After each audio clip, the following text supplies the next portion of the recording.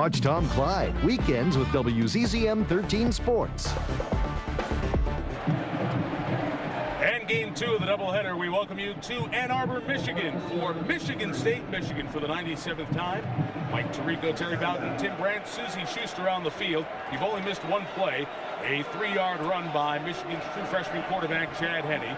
It is 2nd and 7 for the Wolverines. And Michael Hart, our other true freshman in the backfield, is hit back from the 27 by Jason Harmon, the free safety and the captain. A gain of 5 there. As we mentioned, the 2 young kids, the story for Michigan this year. Chad Henne, Wilson High School, Wyomissing, Pennsylvania.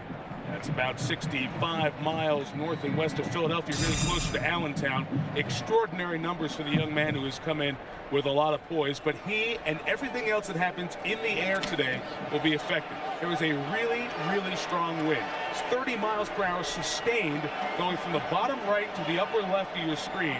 And as we go through the game, it'll be a huge factor. This is 3rd and short, and the throw to Steve Preston is caught for a first down. Gain of 4 out to the 32-yard line. Let's run you through the lineups real quick. We mentioned Michael Hart has a chance of over 1,000 yards at running back. Dudley, the blocking fullback. Braylon Edwards, chance to pass Anthony Carter in the all-time Michigan yard list with Avant and Tim Massaquoi. Tight ends have been big lately. Stenovich, Riley, David Boss has moved to center, has been the story, as you know. Matt Lentz and Jake Long, the 5 up front. 3 starters in state in this in-state rivalry. Big block for Hart. And the freshman takes it across midfield to the Michigan State 47-yard line. Pick up the 21. Big fullback Kevin Dudley with the big block. Well, they're loading the box. Michigan State, they're trying to stop the run, but if you watch this, they cut off the perimeter. There's no flood control. He gets outside of containment, and with that cut right there, moves the chains. Little guy's hard to find. He's only 5'7". Great block by the fullback there. You don't hear much about fullbacks at Michigan. All they do is block, block, and block some more. Kevin Dudley, great job. This Michigan team 7-1, only the loss week 2 of the season at Notre Dame. Cruising along, tied with Wisconsin atop the Big Ten. Hart keeps those legs going, a gain of 3 to the MSU 44. The Spartans have won a couple of games in a row. Their defense has improved. Dukes, Vickerson, McKinney, and Ryan on the other end. 2 Michigan kids there. Stanley has been terrific. He's quiet off the field, a terror on the field with Heron and Terrell Dortch, the former running back. Both he and Jared Hayes have come over from offense this year and have been very good stories for Michigan State. Harmon and Smith, the safeties, are tackling better. Roderick Maples, the corner, is going to see a lot of Braylon Edwards. Those 2 guys from Michigan heading up this afternoon. On 2nd down, Henne setting up the screen for Hart. And Hart takes it to the 40. He'll be about 4 yards shy. We'll have 3rd and 4 coming up. Tim, set the table. What do we have when Michigan has the ball here? I'll tell you, this is an awfully good drive. If you look at by the numbers, what's taking place here. If you see Michigan offensively, they're averaging 149 yards rushing, 222 passing, fairly balanced at 28 points, and a lot of time of possession. So they've got the advantage here. Michigan State's defense has really had a tough time stopping the run. In this drive right here, Michigan's mixed it up with the run, the pass, inside, outside, and it's got Michigan State on their heels a little bit. 3rd and 4. Tyler Ecker, the tight end in motion, and Henne to throw. For Ecker, it was too high and incomplete, and Michigan State will force a punt. Eric Smith there on the coverage, junior out of Ohio. He's the top tackler on this MSU defense. Good coverage, Eric Smith. The strong safety comes over. He's got pretty good coverage. He knows the ball's high, so he just stayed behind him low and pushed him under the ball. Yeah, pretty passive defensive situation there. They pretty much let Chad Henne throw the football. As the game goes on, I would think they would put a lot more pressure.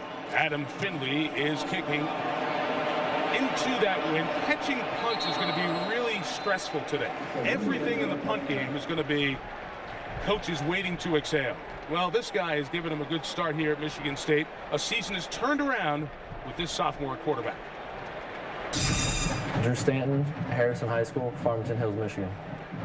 That's about 32, 33 miles from here. Drew Stanton played special teams last year for this team. Busted up his knee in the bowl game. Mike, if you're Michigan State now, you've had a week off. Offensively, you want to do some things here. You want to show them some things that you haven't done. They script the first 8 plays. They'll show a lot of different formations to see how Michigan reacts. And they'll start from the 20 and be backed up 5 yards. DeAndre Cobb coming into the lineup instead of Jason Teague to start. I'll start. Offense, number 72. 5-yard penalty from the previous spot. No first down. That was on Stephon Wheeler. And that's when the critics give your script a bad review. Yeah. When you want to know what 107,000 people can do to you, too. The noise is a lot different than anything you can show in practice or even in your other games. And they jump off the first play of the game. Well, Michigan is a personnel grouping type defense, so they want to see how they react to this. 1st and 15. And the first run comes with DeAndre Cobb. More of a home run hitter out of the backfield. Gets across the 20 to the 23-yard line. Roy Manning on the tackle. We're going to see a lot of Jason Teague, who normally starts, but Cobb gets it there. Trannon, Brown, Scott, 3 receivers. They use 5. Jason Randall, the tight end. The other tight end, Eric Knott, caught 2 touchdowns the last game. Up front with Wheeler, Cook, Chris Morris here from Michigan with Sean Poole and William Whitaker on the right side. And Michigan State goes no huddle here in this opening drive. 2nd and 8. Stanton rolls it, throws it, complete to Trannon. That's going to be a first down at the 32-yard line. So, Mike, they've shown 3 wide receivers. They've shown 5 wide receivers. Watch them come this time, maybe go 2 tight ends, because, again, they're going no huddle. They're seeing how the defense reacts. They're rolling the line, zone blocking. You get the quarterback rolling that side, read it, bam, hit the guy who posts up. You got the first. Michigan hustling in some personnel, Tim. They put an extra defensive back on the field, Darnell Hood. He's up at the top of the screen. 1st and 10 for the Spartans, coming off a bye week. And a good throw. Trannon got it and lost 3 yards. Michigan reacts well. Ernest Shazer has been fabulous. That hit against Purdue changed the game last week. After the loss of 3, Larry Harrison, Gabe Watson was in the Purdue backfield all second half last week. Roy Manning, Lawrence Reed, top tackler on this bunch, with Pierre Woods and Scott McClintock.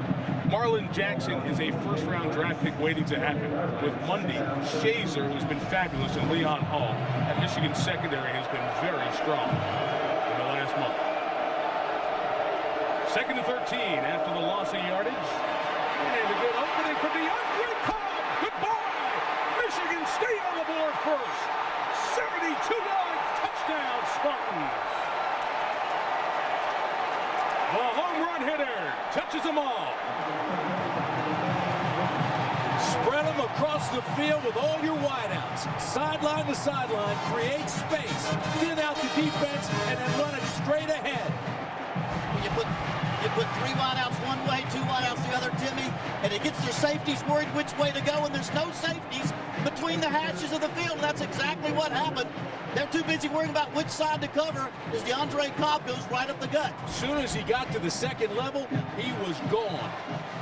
The wind shaking those uprights as Dave Rayner comes on for the try. And he hit the upright, but sneaks it in. He got it going in the right direction as it was moving. So John L. Smith's team comes out with a great start. It's been a long time since the Spartans have won in the Big House. They get on to a big start thanks to the DeAndre Cobb 72-yard touchdown run.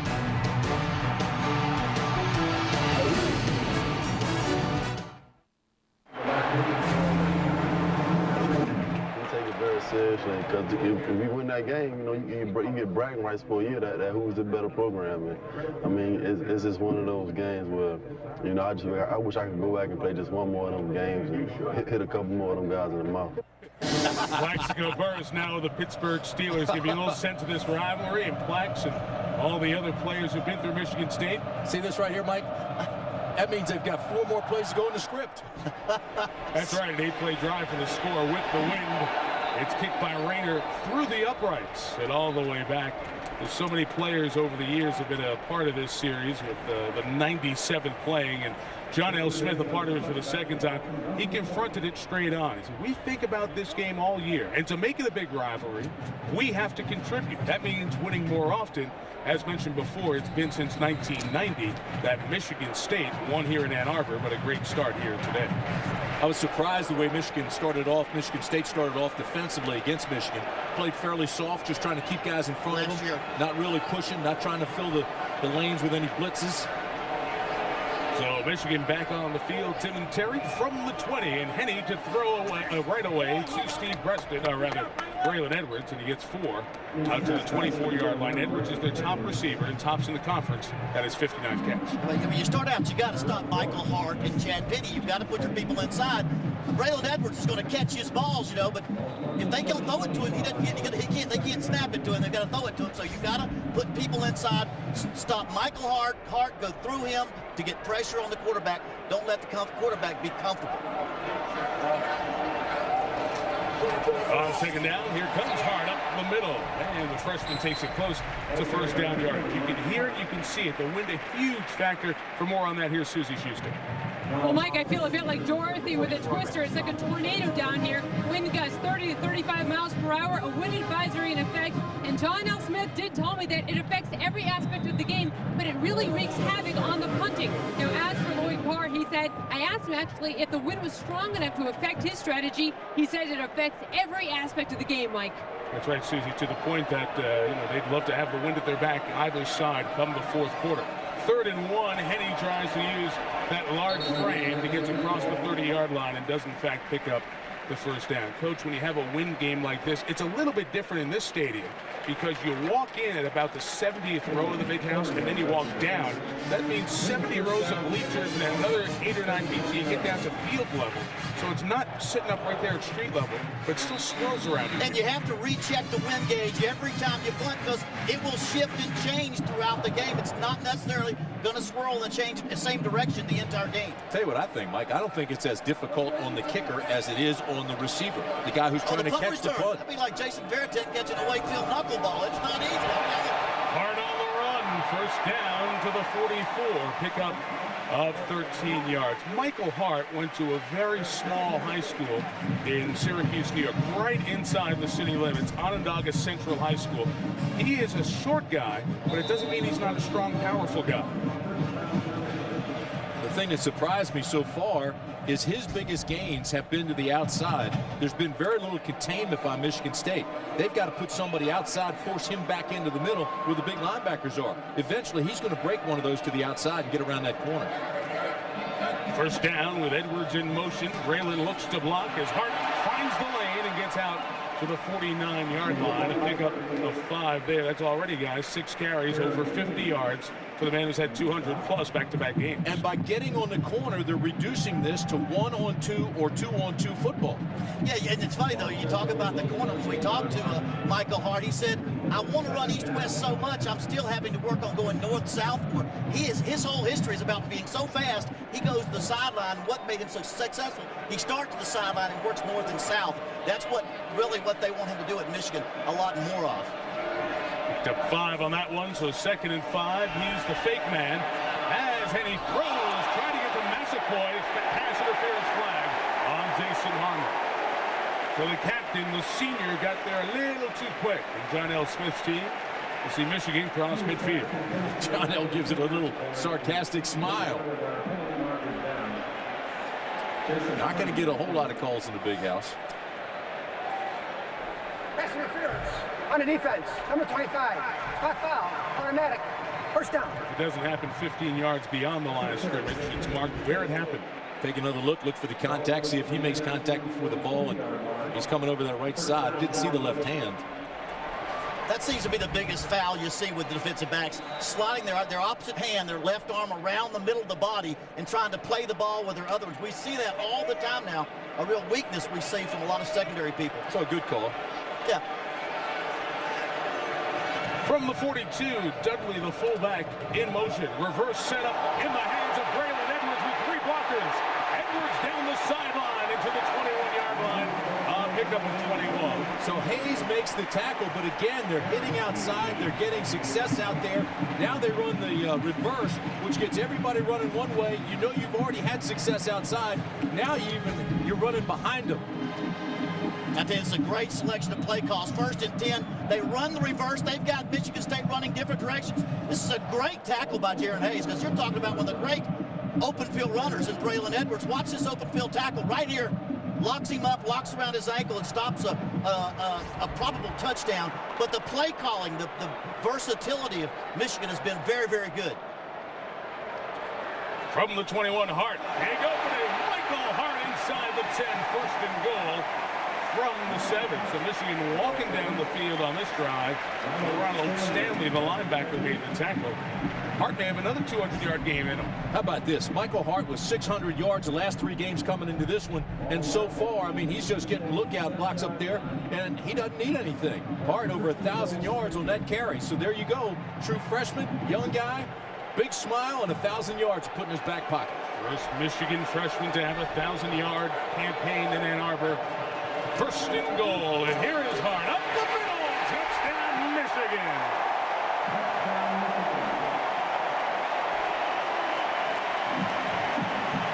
Folks, Michigan has gotten a lot more creative since Bo Schembech was 3 yards in a cloud of dust. Lloyd Carr has refined the multiple pro style attack, which was installed by Gary Moeller. He's made it much more creative. He's opened it up. He goes outside, inside. Here he just finds a running lane up in the middle. Bingo, touchdown. What hadn't changed is the size of those hog mollies up front. They're all 300 pounds or bigger, and they laid those Michigan State defenders on their fannies. Aaron Rivas guides the extra point through Adam Finley, a new holder, because Mac Gutierrez, the to-be starting quarterback before he was hurt, had surgery on his shoulder this week. Michael Hart, back drive, takes it over 1,000 yards, takes it into the end zone for the 5th time this year. All square at 7, halfway through the first.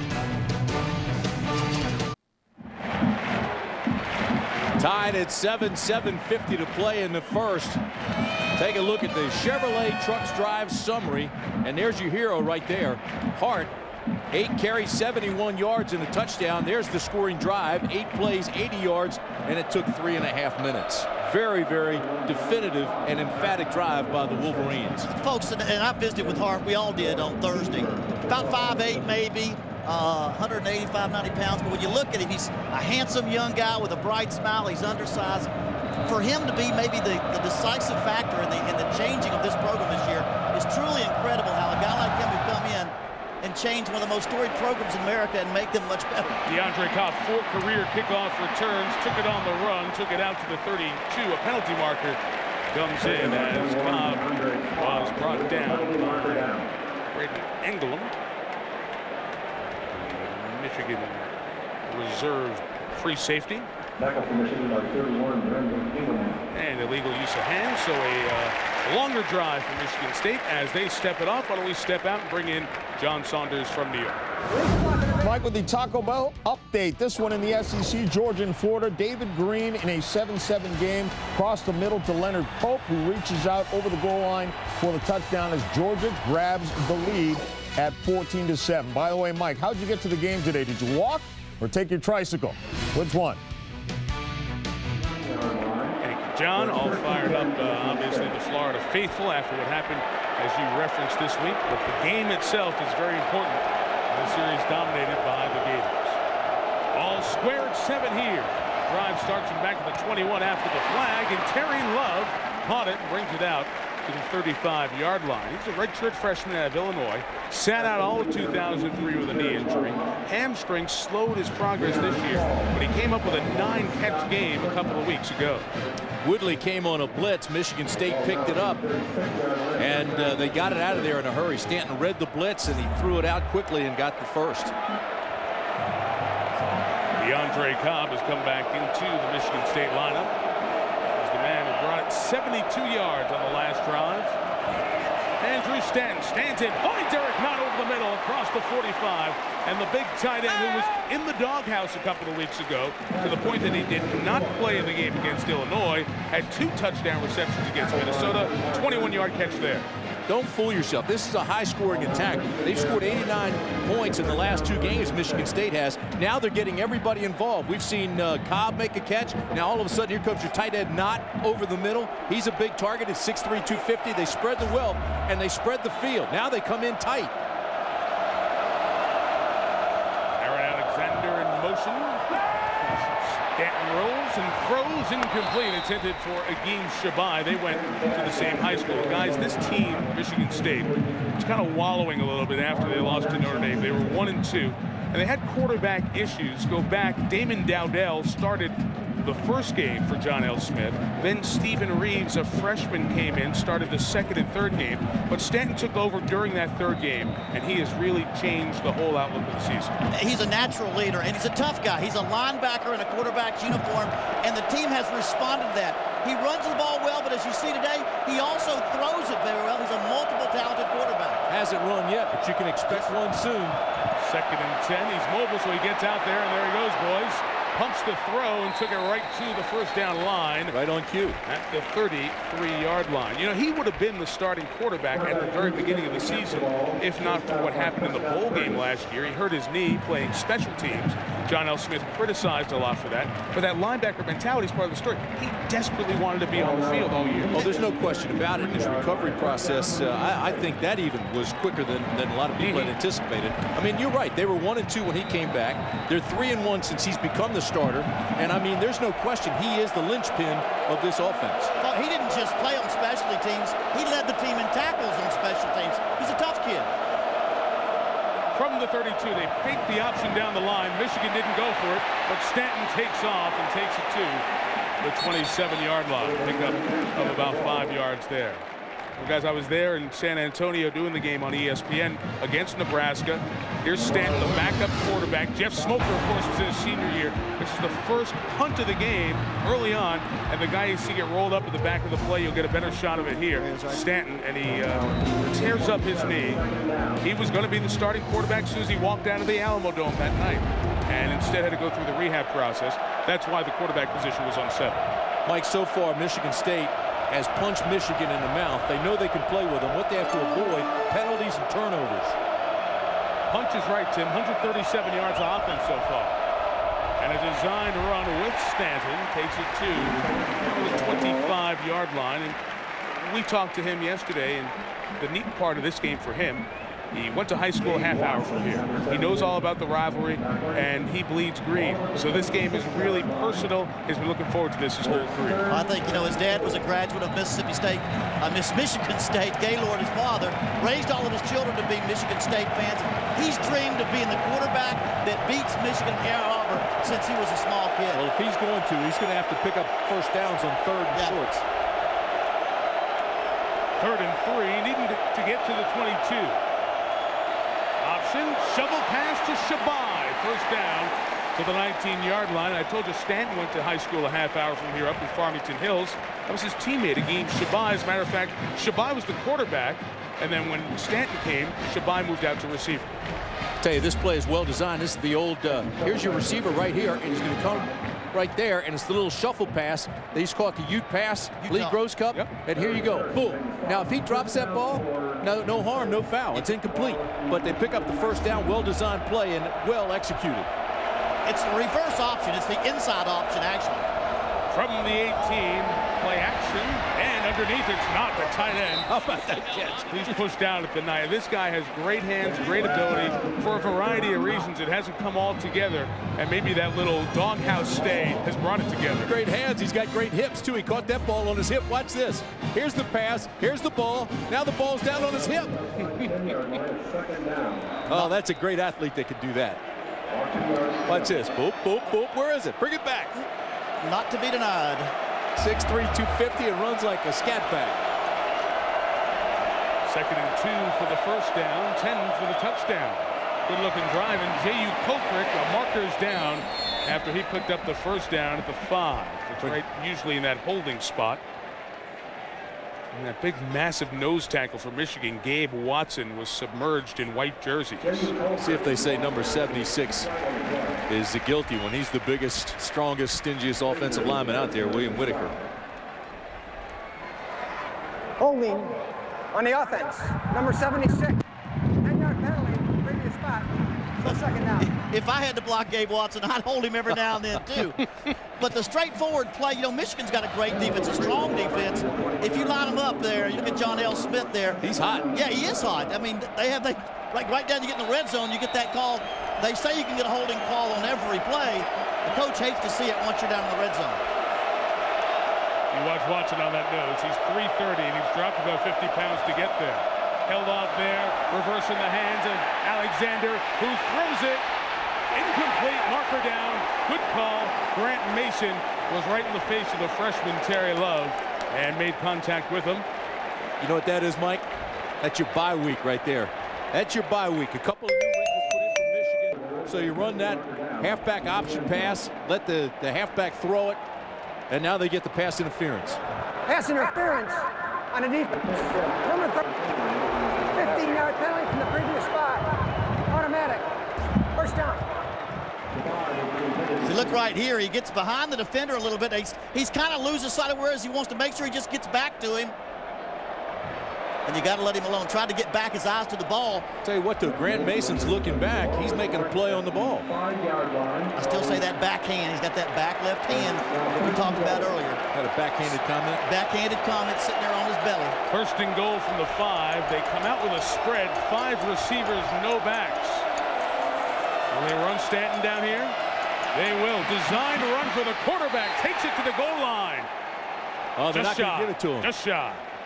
Jacob Stewart saves them from a touchdown for the moment. Wow, that was close. Yeah, and if you want to see what kind of tough guy this quarterback is, Drew Stanton, watch the way he runs this ball. He doesn't just get on the ground. He takes his head and his shoulder, and he drives it into the defensive player right here, just like a fullback or a tailback right here. This is where he's no longer a quarterback. He's a running back. He sees that goal line. He stretches it in there. Oh, I'd give him 6. I would, too. Of course, replay is available. Jim Augustin, the technical advisor, saw that with you, and he buzzes the referee. Thank you. And the 4 officials on the field who have buzzers, and the play is being reviewed. Now, here's the key, fellas. There must be indisputable video evidence for a call to be changed. That's like the absolute certainty or without a reasonable doubt, or trying to think of all the legal terms. Well, Lloyd Carr and the Michigan fans who've watched the last few games have seen plenty of it. Last week, a Michael Hart first quarter touchdown was ruled similarly down just shy of the goal line. They reviewed it and made the correct call, touchdown. Well, they're going to use our replays, so let the replays begin. Now watch Drew Stanton and watch his knees. Inside the 5, knees still up. He dives forward. The ball's across. I've got to give him the touchdown. I love the way he runs, folks. Just look at this. See if the ball crosses the plane before he hits. Boy, I don't know. That's close. Very hard to see with his body, which actually shielded the ball on that side.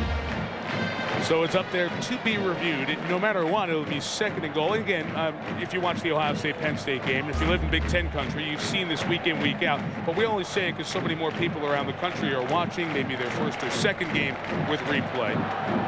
The whole decision comes from upstairs. It comes from the replay booth, and they will call down to the official, Jim Lapatina, and tell Jim touchdown or mark exactly where you call it. Here's a bigger conversation right now, though, is the fact that they've had the ball 2 possessions, and they've really moved the ball effectively against Michigan State. I mean, against Michigan. Now, this offense, it's not the run and shoot like Mouse Davis and June Jones run, but it's ball control. Again, watch his knee.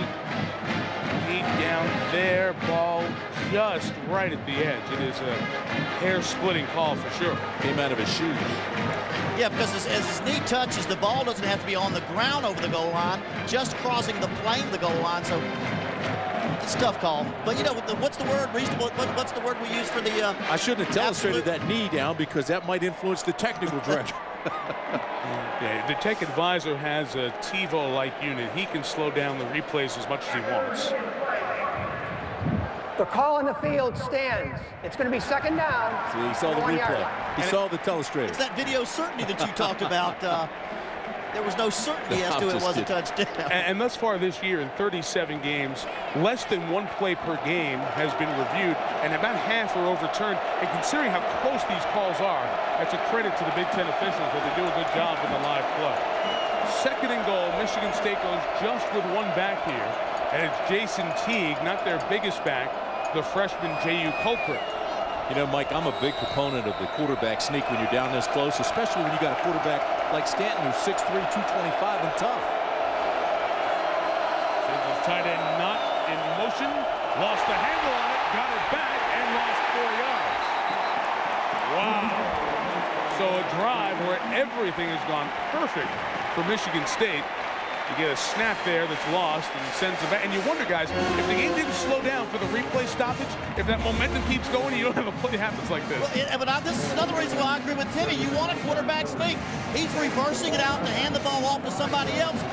The quarterback sneak, it's less than the distance of the ball right here.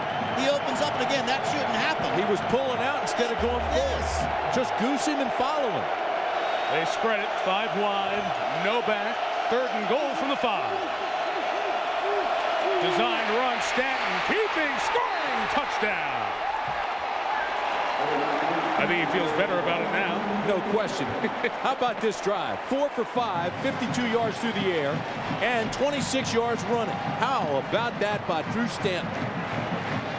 They had a shot at him in the backfield, but you see the powerful legs that he has right here. No, watch the quarterback. They've got a shot at him. He breaks the tackle, and it's not going to be denied as he runs into that goal line. Ryan Mundy was the man, the free safety tip. What a start he has today. 4 for 5, 52 yards, and 26 yards rushing. He is some player. Dave Rayner's last extra point skimmed the upright on the way in. This one, much better. Quite a start here, guys. Michigan went 3 and out.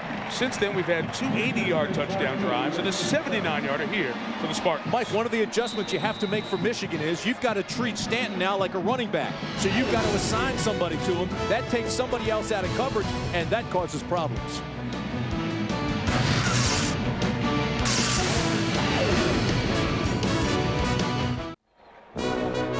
From Ann Arbor, Michigan, ABC Sports presentation of college football brought to you by the new Chevrolets.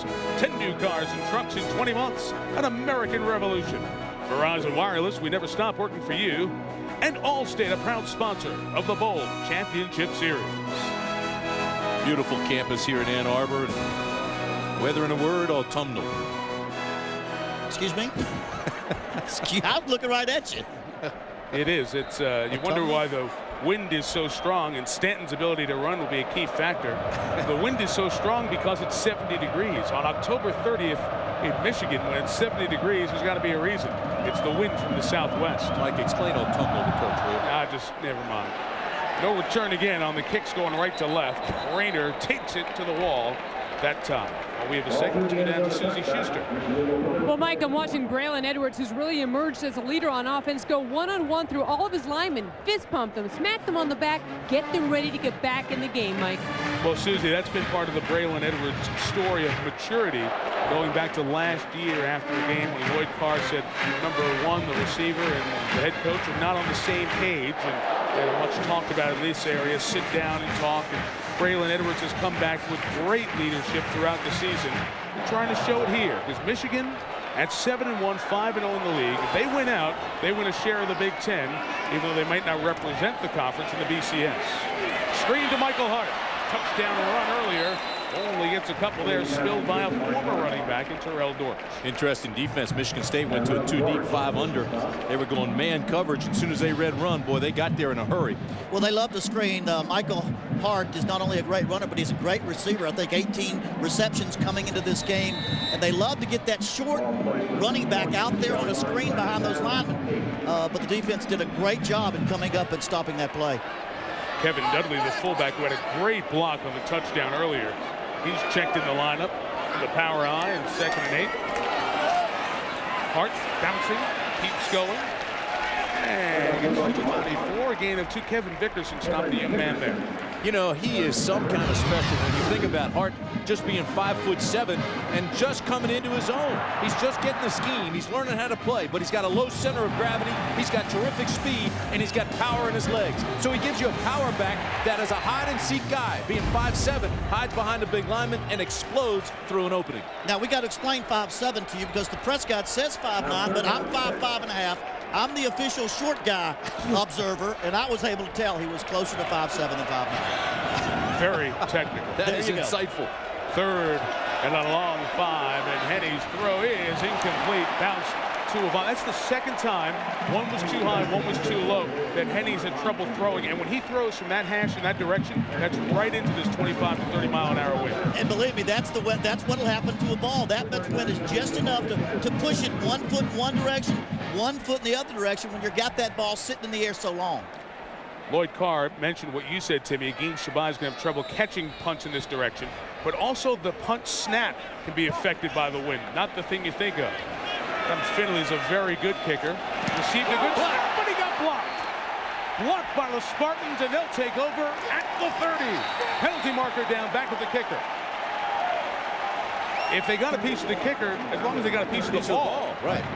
Yeah, wait a minute. I thought I heard the ball.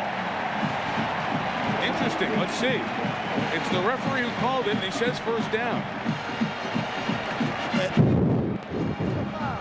Roughing the kicker on a defense, number 53. 15-yard penalty for the previous spot. Automatic. First down. The Michigan State sideline's delirious. Look at John L. How could the ball only go 5 yards? And this is not reviewable. Well, the umpire's coming in to talk to the referee about it for a second. Let's see. Well, they're just going to mark. They're marking off the penalty and going. Wow. Somebody should be in trouble for this one. Look at John L. On Monday. And the referee's right there. I'm just going by, forget what we saw with the ball. I'm going by what we heard as well. I thought our audio there was great. It sounded like moot point, though, Mike. It's not reviewable. Right. That is made. It's over. Correct, Tim. But I agree with you. Is somebody nobody watching? That ball is blocked. Not good. Here it is. Pressure's coming this way. There's the block. And there's the hit. I mean, I think it hit Marshall Campbell, the linebacker, in the face. Oh, it got his right hand. And Michigan State's taking a timeout here. Wow. John L. Smith is... Michigan State, first one they have. You know, that's the first time I've ever seen that, where a ball is blocked and they still call roughing the kicker. They just had to miss it. They missed it. They had to miss it. Now the referee, Jim LaPatina, is going over to talk to John L. Smith. Did you see the block on the big video board? Here it is again. Coming from the bottom of your screen. Boom. It looked like it hit his It did. face. Now on that angle it does, doesn't it? Here's another look. You see whether it's his hand or his helmet or both. I can't tell that way, but it was definitely blocked. It was something. And you know what, John L. Smith, you know what he's thinking right now? My whole life career is based on coaching football, and you getting these calls right. That's just a very, very bad call. We also have an official's timeout. The previous play is being reviewed. Interesting. I don't think it's reviewable. Well, here are the rules, okay? The touching of a kick is a detectable infraction. Not reviewable is roughing the kicker. So the penalty itself is not reviewable, but when you go down to the very last point, I guess, Timmy, touching of a kick, we think of fumble recoveries. You know what I'm saying? Personal fouls are not reviewable. And he called a personal foul. No, I'm saying he's reviewing the touching of the kick, not the penalty. Which is good, because... And it's a great timeout taken by John L. Smith. We saw that in the Ohio State-Penn State game earlier today. And coaches are doing that. Use your timeout and let them go check it out. So here is the look for them as you go through some of the touchstones in the instant replay situation. And the not reviewable plays graphic, as you're watching what is reviewable and how it goes, I should say. The not reviewable plays graphic was put up on the scoreboard, and some of the fans were booing because they saw exactly what we were talking about. The penalty is not reviewable. This is touching a kick. And the referee's waiting for our replays. Oh, yeah, it hit him in the shoulder pad, maybe? It looked like it went right through his arms and hit him in the face. Watch. Right off his face mask. Well, the most obvious part that you can tell, no matter what it hits, is the direction of the ball. Yes. Sure. Yes. It is starting going to the right, and then it changes direction by at least 90 degrees.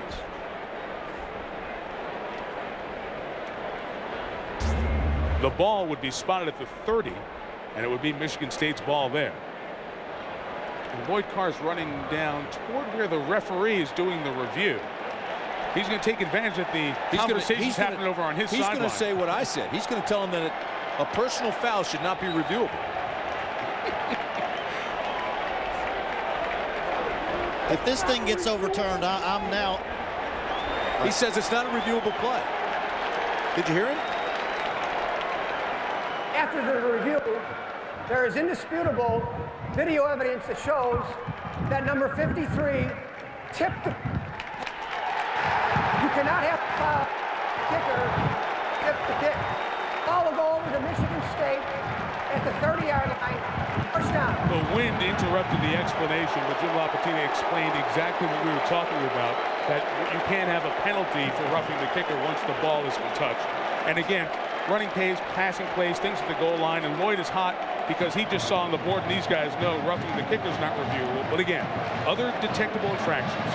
Ruler ruled not down by defensive contact, forward progress, touching of a kick, and number of players on the field, and certainly doesn't apply. Well, now John L's mood has changed, and Lloyd is furious, and he's talking to the officials. But you know what? If you ever wondered why the Big Ten decided to go to the instant replay, you've got to be in favor of it. That was a critical mistake that was overruled by instant replay. Good point, Coach. Now, Michigan State, they've scored on 2 drives. DeAndre Cobb's in. They have a chance to go up 14 here. Andrew Stanton throws it quickly, but a loss as Michigan has an aroused defense. Kyle Brown caught it. Scott McClintock, the inside backer, who had the touchdown for interception against Illinois. That's okay, Mike. This play's okay. They didn't get anything on it, but it's a different look. It's something they hadn't shown yet. It's like a flanker screen. They haven't shown this yet. So as long as they continue to open the playbook, this will help them in the long run. Just gives the defense something more to think about. Well, the first series where the safeties were worried about the wide receivers and let the draw run right up the middle for a 79-yard touchdown. 2nd and 15. A run with Cobb. He'll gain a couple. 3rd and 13 coming up before 3rd down. Here's John.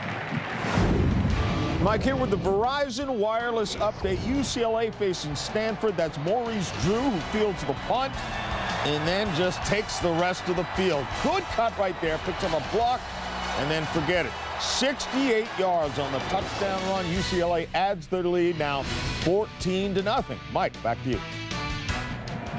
Thank you, John. So Carl Durrell's team trying to bounce back there as UCLA sits in the Pac-10 at 2-2 and 4-3 overall. Michigan State had to take another timeout there. And this is not like the NFL where you use a challenge, essentially timeout, and you get it back. Michigan State didn't get its timeout back, but it was brilliant use of one by their veteran head coach. Well, I love his offense, Mike. It's a ball control offense. It's a difference why, I mean, what they do is they spread the field, create space, and thin out the defense, and then they can run the ball or pass it. But they have so much room when they run them sideline to sideline. You know, in the 6 years that I've been on television as opposed to coaching, the shotgun had no running attack back then. It was just a draw or throw the ball. In the 5 years, we've now seen basically single-wing football come back. They snap it to the quarterback. It's also a tailback a little bit. And what's happened, guys, with Stanton has evolved this offense a little bit. And we'll talk about that as we go through the day. He's got a 3rd and 13 coming up. Well, a running quarterback's frustrating for a defense because you get good pass rush, good pass coverage, and he runs. It's frustrating. Needing to get to the 20. It's the 4-man rush, 7 cover. Stanton on the wheel route, just overthrows the running back DeAndre Cobb, who had an opening. Well, they were in a cover 2, and when the cornerback let him go and the safety was supposed to come over, he was right there. They split the middle. A good pass has him. Perfect call. Perfect call. Had the wheel route, the trail route by the back down the sideline. Would have been 6. Check it out. Now the cornerback is supposed to let him go and hand him off to the safety. Right here, he's between the safety and the corner, and he's wide open. All you have to do is get a good pass to him, and you have another 6. Dave Rayner, wind at his back, so that timeout certainly helped retain the wind at his back for this 50-yard field goal attempt. Long enough leg to make it, but he missed it to the right. So he's 0 for 3 from 50 plus this year. And the Michigan defense thrown out on the field in a true sudden change situation keeps the Spartans off the scoreboard. It may turn a little momentum here. You know, if that wind was blowing directly end zone to end zone, it would help you. But actually, it's always at some kind of angle, so you're kicking with the wind, but with the wind hooking or drawing that ball a little bit. And on top of it, it wasn't an awesome snap from Chris Mars. No, it wasn't. Watch, the holder has to really scramble to get this thing off the ground, get it up. He gets it up in time, but his plant foot then slips and he just kind of pushes it to the right. But the bottom line here is, fellas, that's a great stop by Michigan, and they turn this thing around. And on 1st down, Michael Hart with the carry. The freshman takes it out to the 40, and that should bring us to the end of a very entertaining opening quarter. Michigan will have the effects of the wind in its favor for the 2nd quarter. Michael Hart's already carried 10 times for 79 yards. Chris Perry took it 51 times on the ground in this game last year. Maybe Hart will have another 40-plus carry game. End of one in Ann Arbor. Michigan State 14, Michigan 7. And ABC Sports presentation of college football will continue after this message and a word from your ABC station.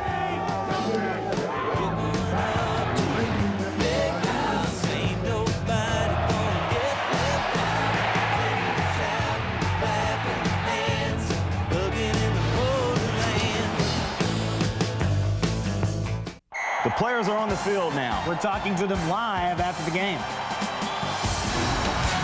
You're watching college football on ABC Sports Championship Television.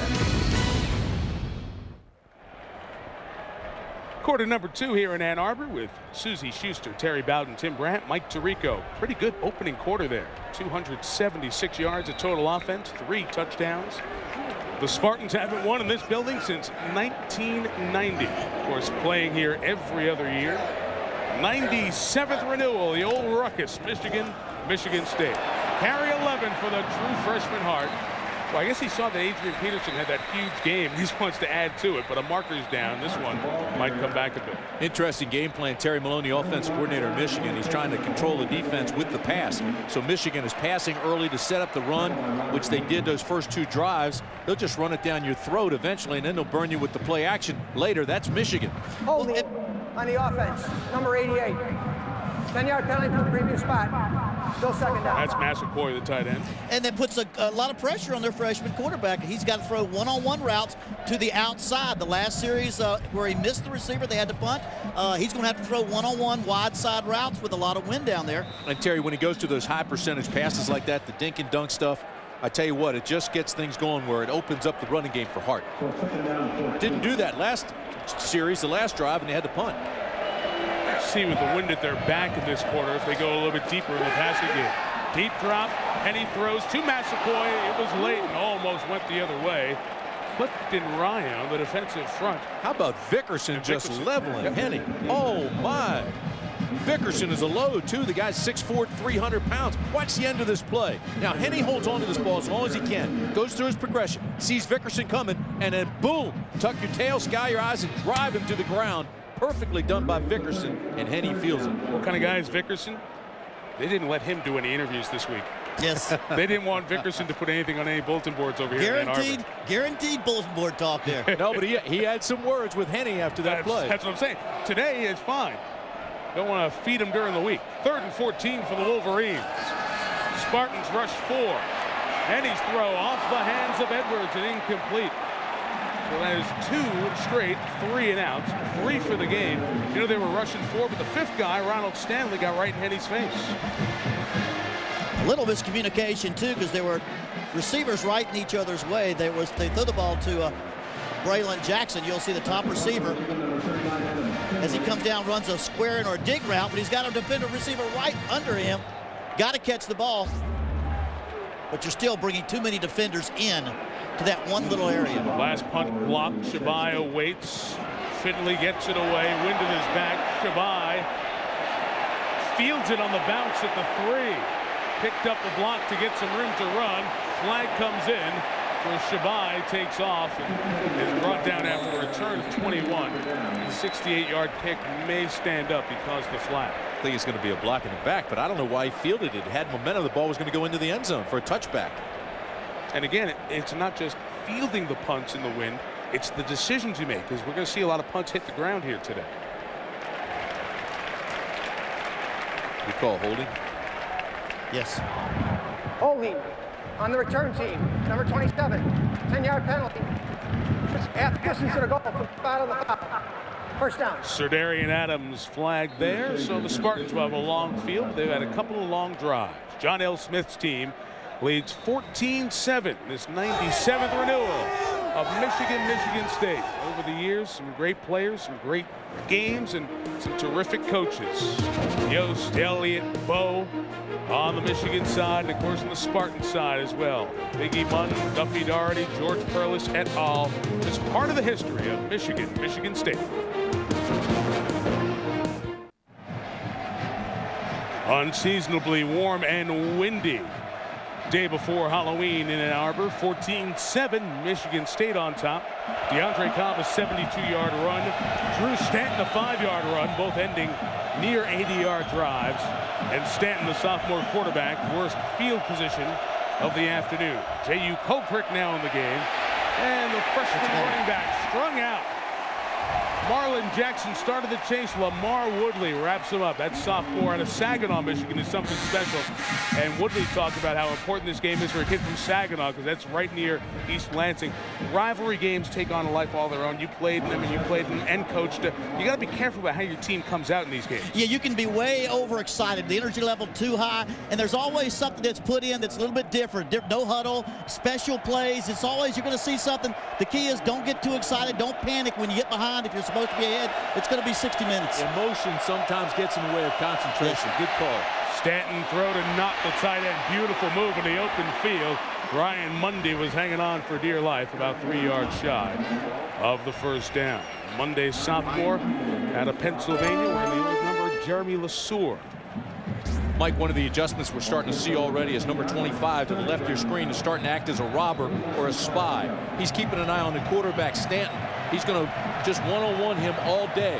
And he wants to prevent him from running, and he says, if you're going to beat me, you're going to have to do it through the air by throwing. But when you get them to go to the robber, that means you're winning part of the game. Oh, there's no question, because now you're taking a guy out of coverage.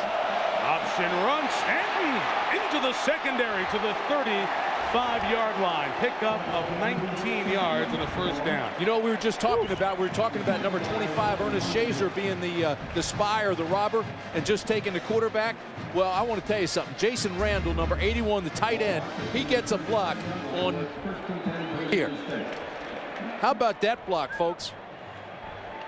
Well, Prescott Burgess, he was the linebacker that time who overran the play, and Stanton did a great job cutting back and making the play. What a great show from this Michigan State offense in the early going. A first down run with Jason T. carrying Michigan players McClintock and Mundy into the secondary across midfield. It's 19 and 17 on back-to-back runs for the Spartans. First down is so important. If Michigan State can control first down plays, and here's a straight isolation play. Instead of wrap around by the guard, a G-scheme pull.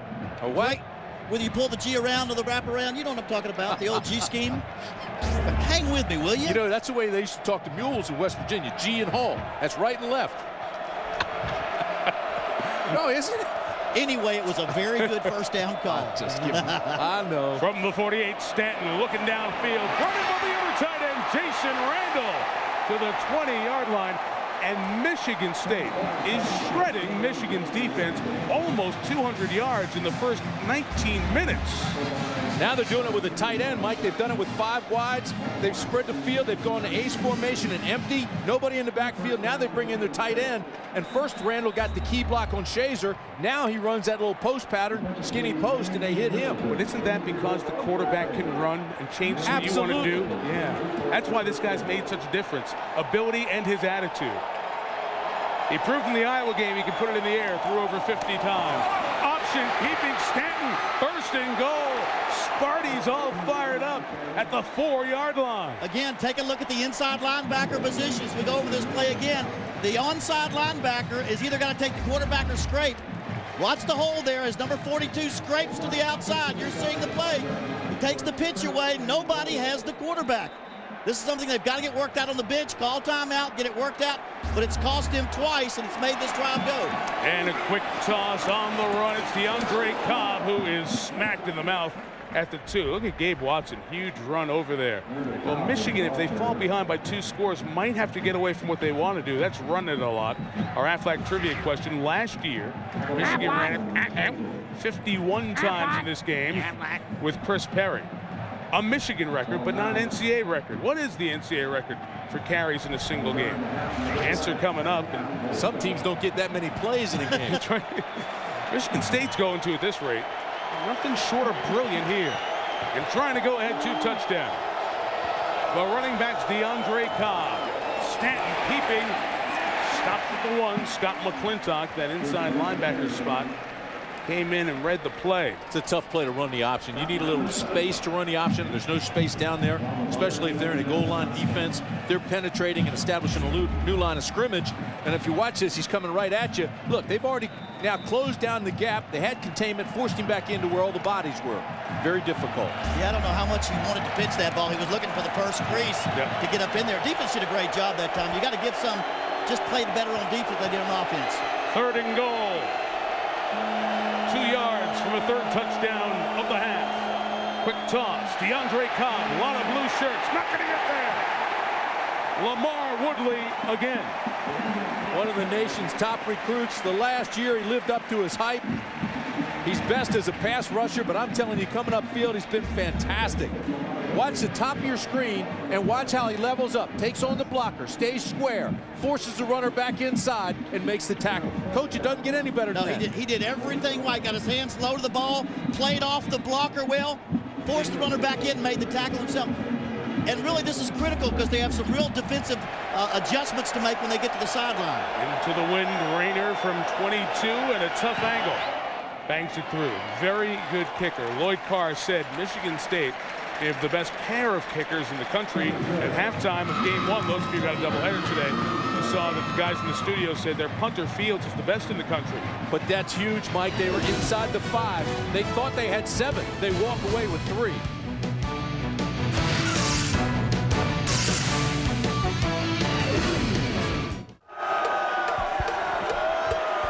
185th time that they've shoehorned over 100,000 into this big old horseshoe. Oval, I meant to say. Thinking Ohio State in the horseshoe. It's an interesting place that they added that second deck onto, and there's talk about expansion at some point, especially when Texas A&M said, see that last week? Texas A&M said, you know, we could go up to 110, 113, 115, maybe 120,000. It's the arms race. Yeah, well, Michigan said, we got a few places we can put some more stuff and get it back up there. I guarantee you that'll happen. Steve Breston, Grant Mason back deep. First chance to return a kick. Tough to catch. Breston tightrope the sideline to stay in bounds. A nice job to get some space to run, and he's brought down at the 20-yard line.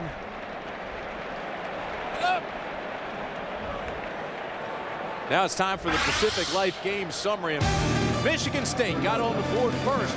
Look at this, straight up the middle. Give it to Cobb. Cobb gets into the second level, and they couldn't catch him. Hart comes back.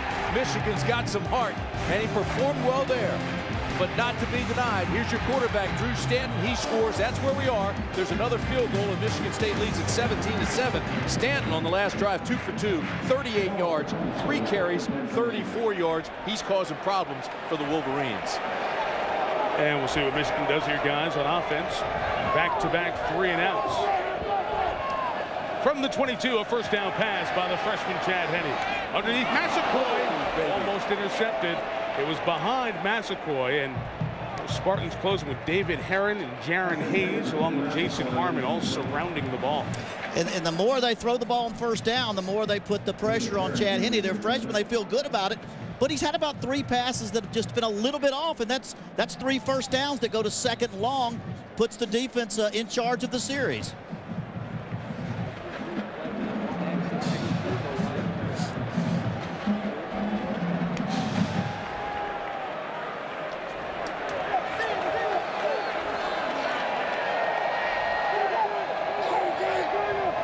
Second and 10, second straight throw. He's missed his last 3. Michael Hart out of the backfield. Try to make that becoming patented hop to the right and accelerate. The time he slipped and fell. 3rd and 10 coming up. Mike, let me show you what they're doing. They're going 2 deep, 5 under in this defense. Here's your safety. Here's your safety, okay? Now keep that in mind, because then you've got 1, 2, 3, 4, 5 guys here that are playing defense. They either go man or they go zone. This time they're in a zone, keeping everything in front of them. You get 3 defenders around the ball once it's caught underneath. Chad Henne ends up throwing a ball that really doesn't help him much on second and 10. Exactly. And now it's 3rd and 10. They show a blitz off the top. They bring it, and he's hit and brought down by Ronald Stanley. The captain, one of the rare multi-year captains in Michigan State football history. A 4-year starter with a high grade point average. Picks up his 2nd sack of the year. You know what's amazing, as you watch 44 here in the middle of your screen coming on a blitz, the coaches told us yesterday the last 3 or 4 weeks he's improved tremendously, and he has become their big play guy. Well, folks, he just made a big play for the Spartans. Finley had a long punt last time, a punt block early.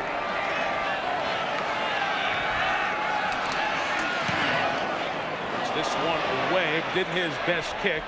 Bounce out of bounds, and the Spartans get good field position at the 48. Well, in answer to our Aflac trivia question, NCAA record for carries in a single game. The 51 from Chris Perry last year was close. The record's 58, held by Tony Sands. Remember the running back for Kansas? End of the year, 2 poor teams. He had a huge game against Missouri. Back in Michigan after this.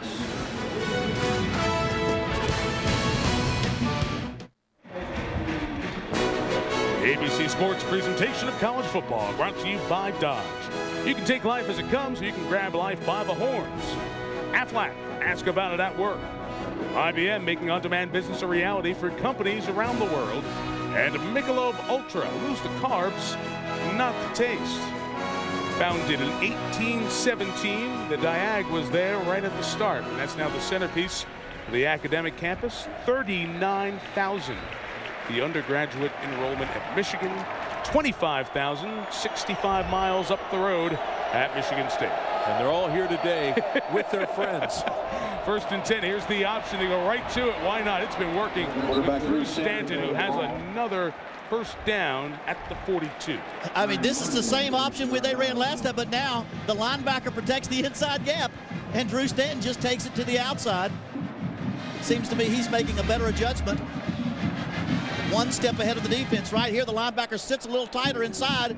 He just gets to the outside. The last 2 times you remember, he cut back into the off tackle gap for huge runs. What a game he's having. Stanton 9 for 11, 91 yards throwing. Now he's got 10 carries, and he's over 66 yards. You saw number 50 there. That play, Jeremy Van Alsten, guy who tore up his knee in the spring, was going to be a starting defensive lineman, thought to be out for the year, has come back the last couple of games. Stanton's pass to Terry Love.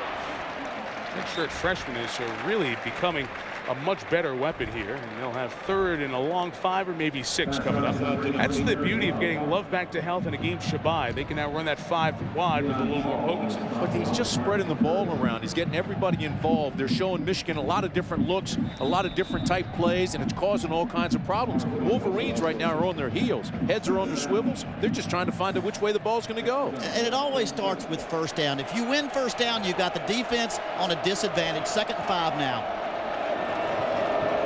Play action with Stanton, looking for a man to break free. Comes back to the next level, and it's incomplete. For a second, he thought he might have Kyle Brown streaking downfield. Boy, Brown wanted it too, Mike. Yeah. Oh, he wanted it. He had his hand up. He was screaming for the ball. But it's 2nd and 5. You can take a chance on a play like that. Now, he missed it. You'll see this. This man got open. He makes the great play action fake at 2nd and 5. Quarterback rolls out. Watch this, Coach. Put your arm up. Give me the ball. I'm open. I got a step. But he threw it to the right fellow. The right fellow was the tight end dragging across. I think it was the tight end, but he overthrew it. DeAndre Cobb, the lone setback. Let's see if they heat up Stanton. Pitch to Cobb. Hits the hole. First down and more. DeAndre Cobb, but a marker comes down at the 15-yard line. Maybe that hole was hit because somebody had a little too much Michigan defender in his hands. Yeah, Lawrence Reed has said he was tackled. Reed, 42, the Michigan linebacker. But DeAndre Cobb does have that next gear. He hits it hard, doesn't he? Legal block in the back on the offense, number 72. 10-yard penalty from the spot of the foul. Still 3rd down. Stephon Wheeler, and this is multiple times now, guys. Obviously, they help make the big plays happen. But Michigan State is in position to be ahead much more than 10, and they keep making mistakes. And there, I think, 2 passes, again, that Drew Stanton missed. He missed the pass that time. The trail route or the rail route by the back down the sideline was missed. And he's having a great game, but with a few more wide-open catches. You see this play. Watch your tackle right there. 72 Wheeler almost didn't have to hold Reed. No. But did. Look at the total yards for the Spartans. 158 on a Michigan rush defense that is best in the Big Ten. 3rd and long, Stanton takes off, and he's brought down at the 38-yard line. It's going to be 7 yards shy. From here, it's a 55-yard field goal. Remember, it's into the wind, so they'll bring out their very good punter, Fields, and try to get him inside the 10. I'll tell you, the way the defense of Michigan State has been playing, I think maybe you're in a 4-down area here. Try to take a shot and get it down, take a chance of getting that first down, and if you have to give it up, you give it up, you know, not too bad a territory. Brandon Fields from about an hour, 15-minute drive from here, Toledo, Ohio, right down I-75. I know you don't agree with me. No, I'd much rather push him down here, maybe kick it inside the 10. Let's see if he can do it inside the 10 kick. That's totally on purpose. It looked bad. It's on purpose, but Preston's glad he has a chance. From the 15, he's pulled down at the 21-yard line. Mike, that's just about a gain of 15 yards. That's all that is from where they were. I would have said if he kicks into the end zone or he does that, then it really isn't. That wasn't go for it. I know it was intended, but it wasn't very Mike. good. I got him on my side. It wasn't very good. Matt Walters with the special team tackle there for Michigan State. Michigan's offense stuck in neutral right now. Doesn't look pretty, but it was done on purpose.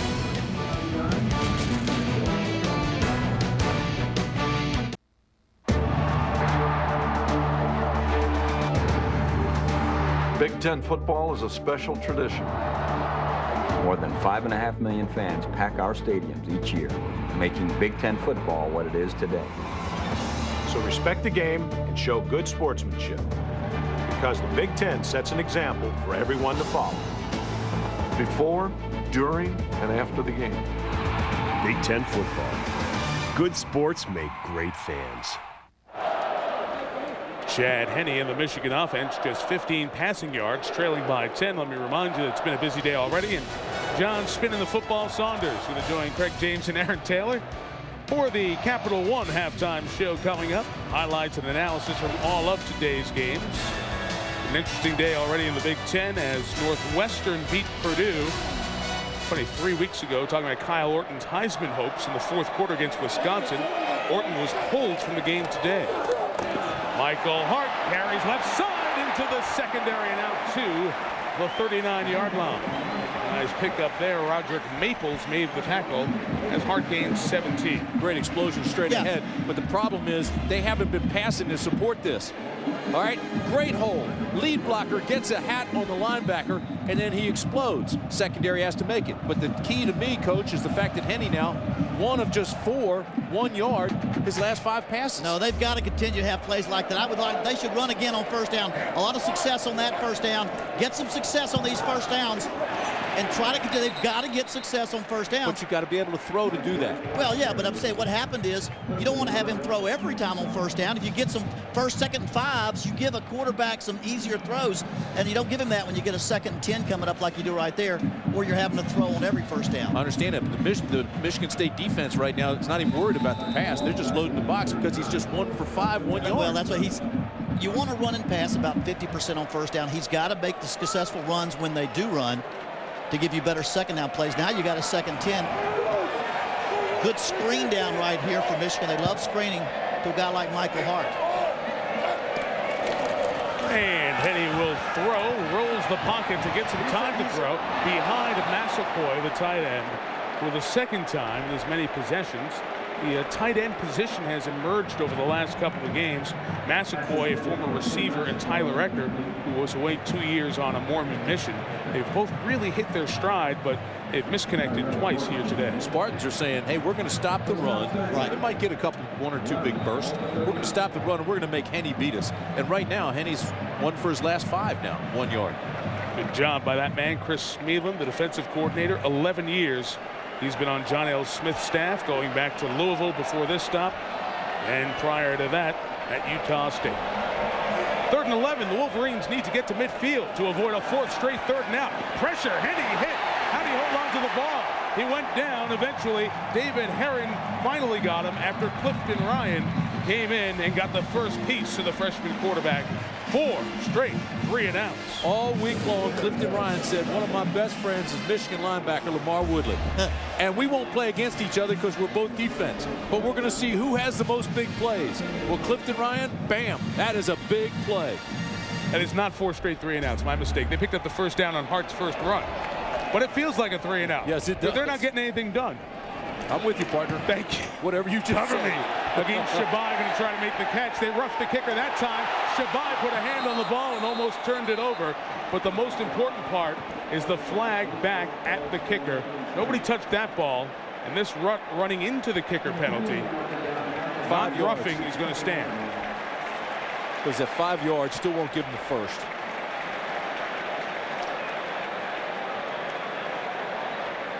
You're right. In this wind, that ball, what'd you say, like a Wakefield knuckleball? It's like a Wakefield knuckleballer, you know. Remember Veritek? He couldn't hardly catch it. They couldn't hardly use him as a catcher in the World Series. It worked out for them okay, though. Oh, it did. It did work out. The 5 million people in Boston celebrating the championship today. Lloyd Carr says, give me the ball way down there. Michigan State's at the 20. No reason to mess around with another punt situation. No.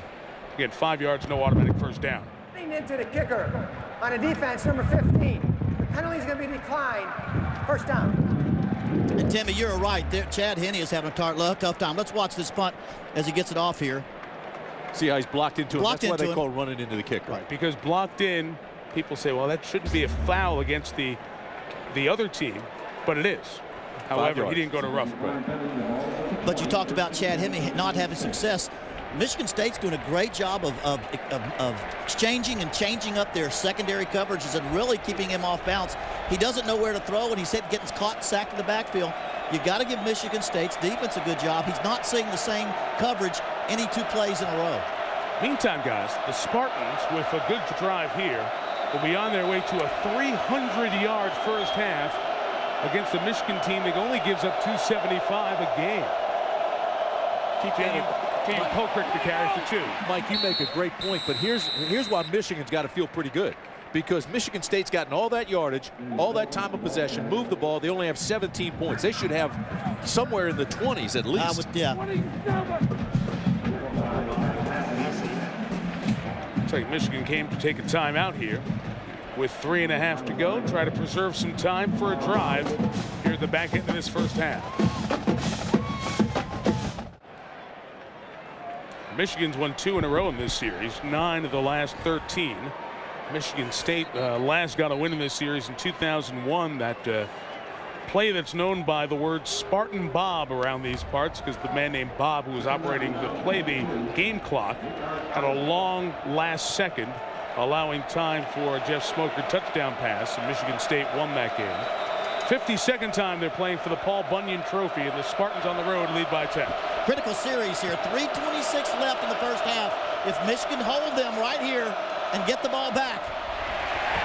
J.U. Polkrick stopped. Another quick timeout, Terry. Well, exactly right. And you're running that right into the strength of this Michigan defense, or the size of this Michigan defense. They're so physical up front. Gabe Watson and Pat Massey up there on the stop. Massey, a 6'8" guy who's kind of grown into his body. Watson, who's dropped 50 pounds on that defensive front. Larry Harrison also.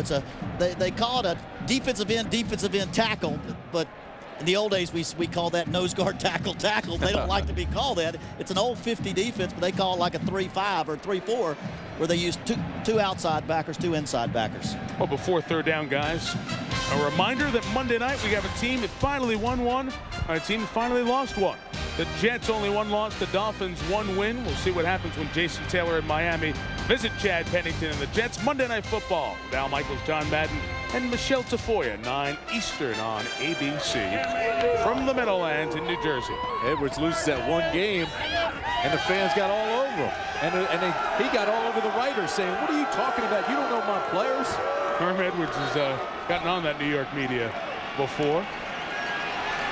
Kind of a quiet crowd. The student section off to our left. But they'll be making noise before this third down. Listen to it.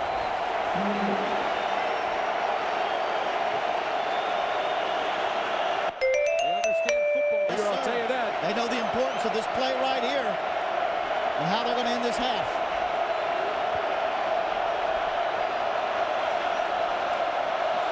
Option to the near side. Stanton keeping and brought down at the 27-yard line by Lamar Woodley, and Michigan uses all 3 of its timeouts there on the Michigan State. Stanton's hurt. This is not good. No. And it's his throwing arm. Wow. Lamar Woodley brought him down hard, and Drew Stanton, who, as you've seen, has changed everything this team can do on offense. is on the turf. This play has everything to do with the way this game goes. An option play on 3rd and long. Watch this. It's an option play on 3rd and long. Woodley brings him down right on the shoulder. You got to think possibly separated shoulder, possibly bruised shoulder, but he's definitely in pain, and he's a tough guy, folks. Yeah. This is no pretty boy at quarterback. This is a linebacker type. Lamar Woodley is 6'2", 263 pounds, coming with a lot of momentum, so he was like a missile, and it came right down on that right shoulder.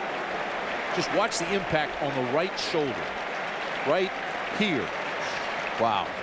Well, and this is how important Drew Stanton is. That's a long yardage play. He's able to run an option on a pass down, almost made it, but that's why they're having a hard time playing man coverage, because their cornerbacks turn their back and the quarterback makes all this time. But I'm telling you something, they need to get to this half now and hopefully get him okay. Take him right up there. Damon Dowdell and Stephen Reeves are the other 2 quarterbacks. Dowdell from Henry Ford High School in Detroit. He's got a ball and warming up. Stephen Reeves still wearing a headset. We'll see what they do. In the interim, Steve Preston back to receive.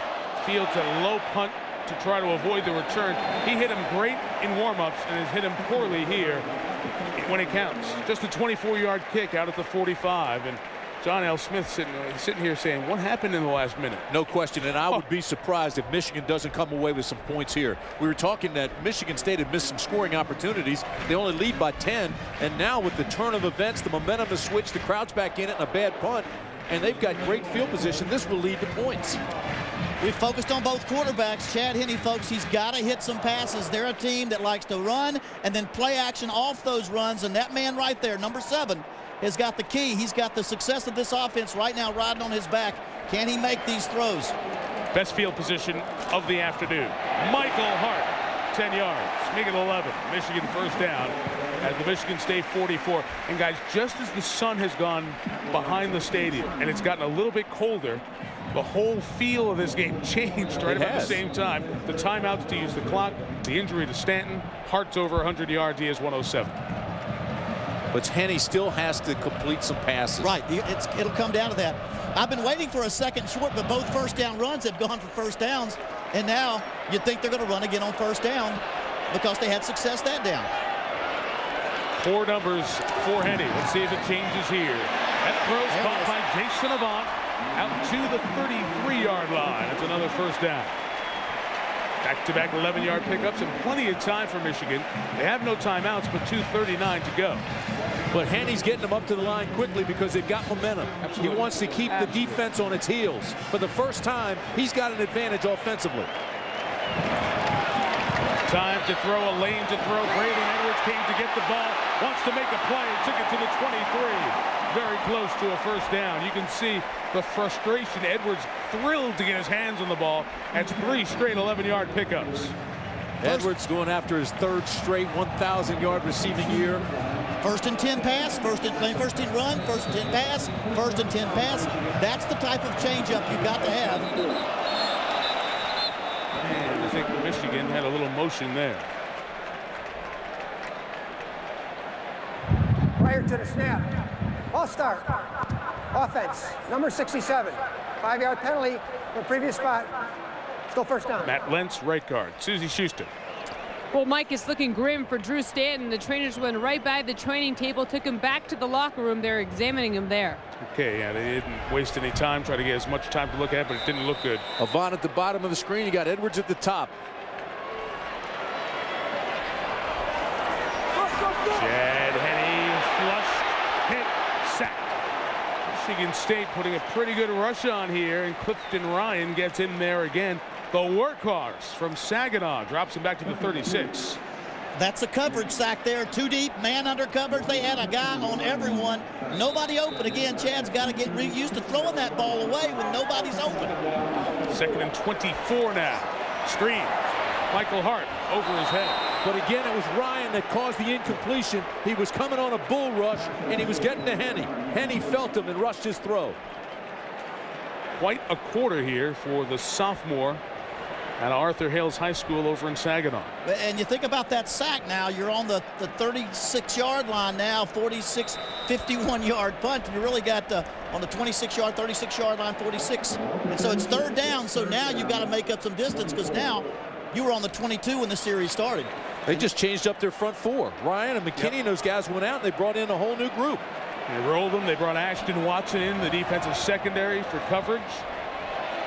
Third down, they need to get to the 12 to keep the drive alive. Henny deep drop to the middle for Edwards, who makes a spin and a move, but he's 5 yards shy. So from the 17, it'll be about a 35-yard field goal. That man who came in, Ashton Watson out of Ohio, made the tackle. And here comes the field goal unit. How about that throw? That thing was a frozen rope. I tell you, he's only got one speed. It's called rocket speed. Wow. You don't get your eyes on the ball. I want you to watch the holder here, guys. Adam Finley. We mentioned it earlier. Matt Gutierrez, who was supposed to be the starting quarterback, hurt his shoulder the week before the opener. He was the holder all the way through until this point. He had shoulder surgery, which was successful this week. But the first game holding for Finley, the punter. Revis will try from 34 yards. Game winner against Purdue last week. Also had one block. Able to make that one. So 17-10. 49 seconds till halftime. We'll be right back. See who comes out and quarterbacks the Spartans after the injury to their starter, Drew Stanton. Michigan State, a double-digit favorite, or underdog, I should say, leading by 7 here in the final 49 seconds before halftime.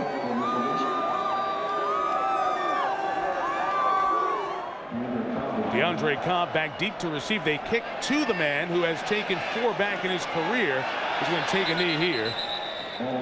Back at the 20. Well, Michigan got 3 points. They wanted 7. We'll show you why in our Dodge defensive playbook. Here's your rusher. Here comes Ryan off the top. It's just a bull rush to get to Henny. And I mean, he uses his speed. He uses power. Watch the top of your screen. Just overtakes the tackle. Ryan with the biggest play of that series for the sack on Henny. And instead of getting 7, they get 3, and that's huge for Michigan State. And for what you said too, Tim, momentum. He really felt like that avalanche was going to happen. So Damon Dowdell, and he's going to take a knee here and then a second knee and get out of here before halftime. Well, this is going to be an interesting second half story. Dowdell, as I mentioned, Henry Ford High School here in Detroit, started the opener, started 6 times in 2002. Played very little in 2003, and a lot of people thought he should have been the quarterback when they were going through the growing pains of redshirt freshman Stephen Reeves. He didn't play well against Rutgers, and honestly, I think most people thought Damon Dowdell had seen his last snaps at quarterback. Now he's going to have a second half to make a huge memory right here in his hometown. Mike, one of the things you've got to believe, and Coach, you back me up if I'm wrong, but you look at Reeves, you look at Dowdell. Dowdell's a senior, Reeves a freshman. Rival game, 100-some thousand. You want your senior. Well, and the evolution of this offense, if you're going to run your quarterback, you better have 2 quarterbacks ready to play. He's a tailback. You play 2 or 3 tailbacks, you better start having 2 quarterbacks that can run if they're going to be your runners. Well, it certainly changes the complexion of the second half a lot. The big hit by Lamar Woodley, very legal, brought him down. And we've seen Drew Stanton go into the locker room. Here's Susie Schuster. All right, Mike, thanks. Coach Carr, how hard is it to anticipate what's going to happen here when their quarterback is hurt? Well, we've got to take care of our protection, and we've got to do some things defensively, tackle better, and you know, we've got to worry about ourselves before we worry about Michigan State. How about the passing game? Are you at all concerned that Chad Henne's not being able to connect with his guys and he's getting a lot of pressure from their linebackers? Well, I think you have to give them a lot of credit. They've put great pressure on the quarterback in the first half. We've missed some plays, so we just got to regroup and play 30 minutes of our best football. Thanks, Coach Carr. Thank you. All right, Susie, thank you. 25th year that Lloyd Carr has been a part of Michigan State, this rivalry. Yeah, Susie made a great point. If you go in there and prepare for Drew Stanton, what happens if they come back with Dowdell and he runs a different style of offense? She makes a good point. With different quarterback, a different style of play, it gives you a little bit more to think about as you're going there for your defense. Reminder, the Capital One halftime show. John Craig and Aaron Taylor show you all the stuff that's happened throughout the nation so far today. And then our second half from Ann Arbor. We're back with more after this message and a word from your ABC station.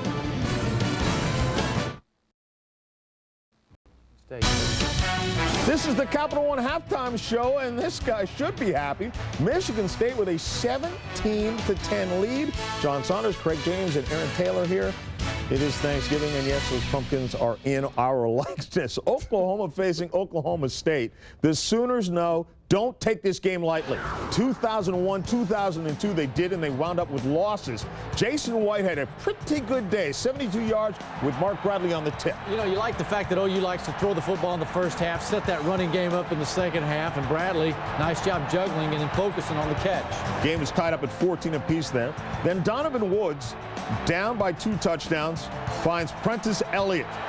Great leaping catch, 28-21 is the lead. But then they let loose the freshman running back, Adrian Peterson. This is something we've been seeing all year long. Oklahoma committing to the running half. In the second half, Adrian Peterson getting much better as the game wears on, not getting caught from behind today.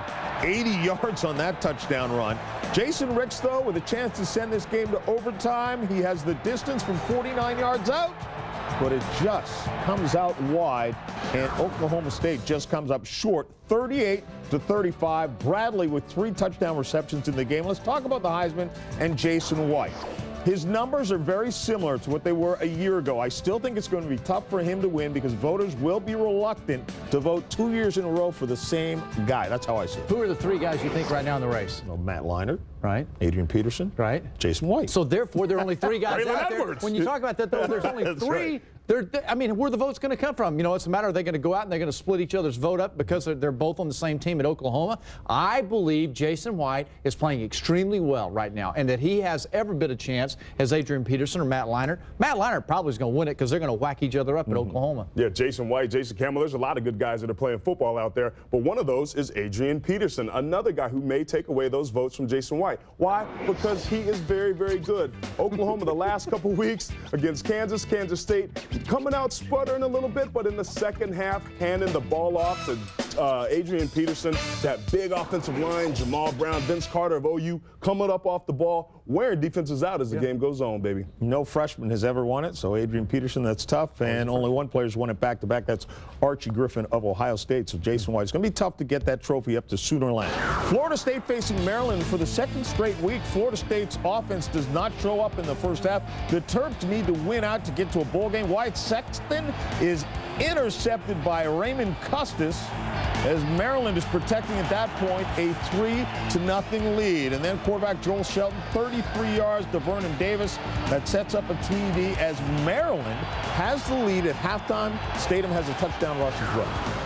Yeah, leading at halftime, Maryland has a record of 30-1 under Ralph Friedgen, so that bodes well for them. So we'll see if they can hang on here in the second half. 13-3 again. Florida State trailed Wake Forest last week at halftime. Florida against Georgia. Ron Zook, well, it's his final few games of the season. He's been fired, as you know. We'll talk more about that in a moment. David Green, 35 yards to Leonard Pope, who just dives in.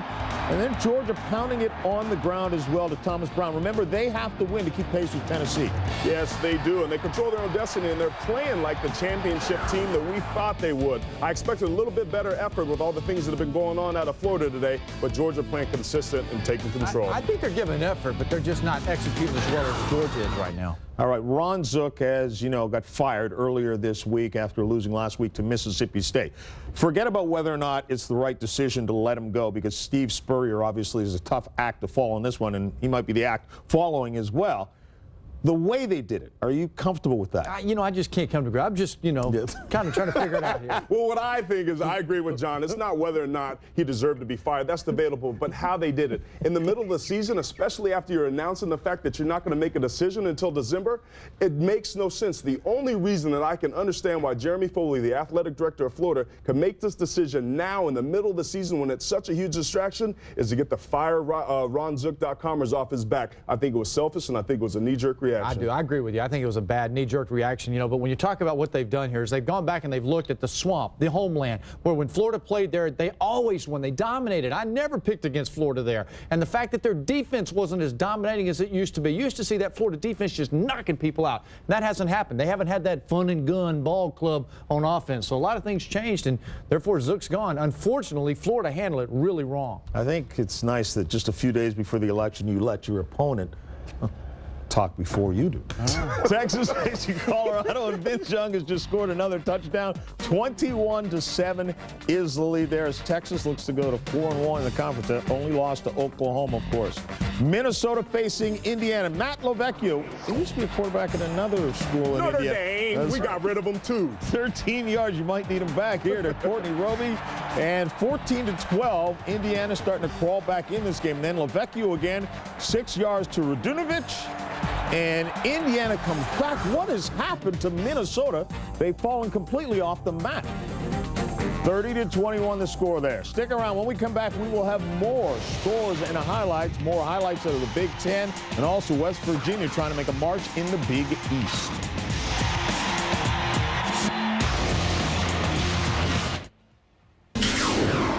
The Capital One Halftime Show. Brought to you by Capital One. What's in your wallet?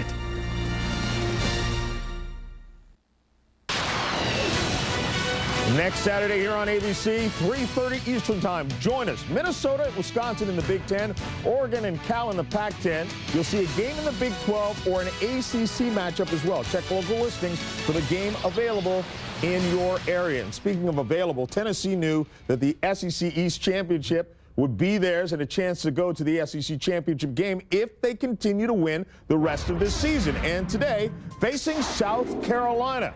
Phil Fulmer says, guys, just keep your eyes focused and we'll get to that championship game. Eric Ames, 20 yards to Chris Brown. You know what? And they spotted them 8-0 lead, and just not enough, though. West Virginia against Rutgers. Rasheed Marshall calls his own number from 4 yards in and then passes the ball to Henderson, 28-17, the lead at that point. Marshall again, this time to Chris Henry. Rutgers surprisingly statistically led this ball game. When you give up big plays like this on defense, though, and you're Rutgers, you can't get it done. Purdue against Northwestern. Kyle Orton, it has been a bad month. Picked off here by Marvin Ward. Purdue trying to protect a 10-7 lead at that point in the third quarter. We go late, and Kyle Orton gets replaced by Brandon Kirsch. He had a hip pointer, plus it was windy. They couldn't throw the ball around very much. But Noah Herron would be the one who is a running back who takes the flip, takes it in 3 yards, and just like that, Northwestern has a 3-point lead, but they missed the point after.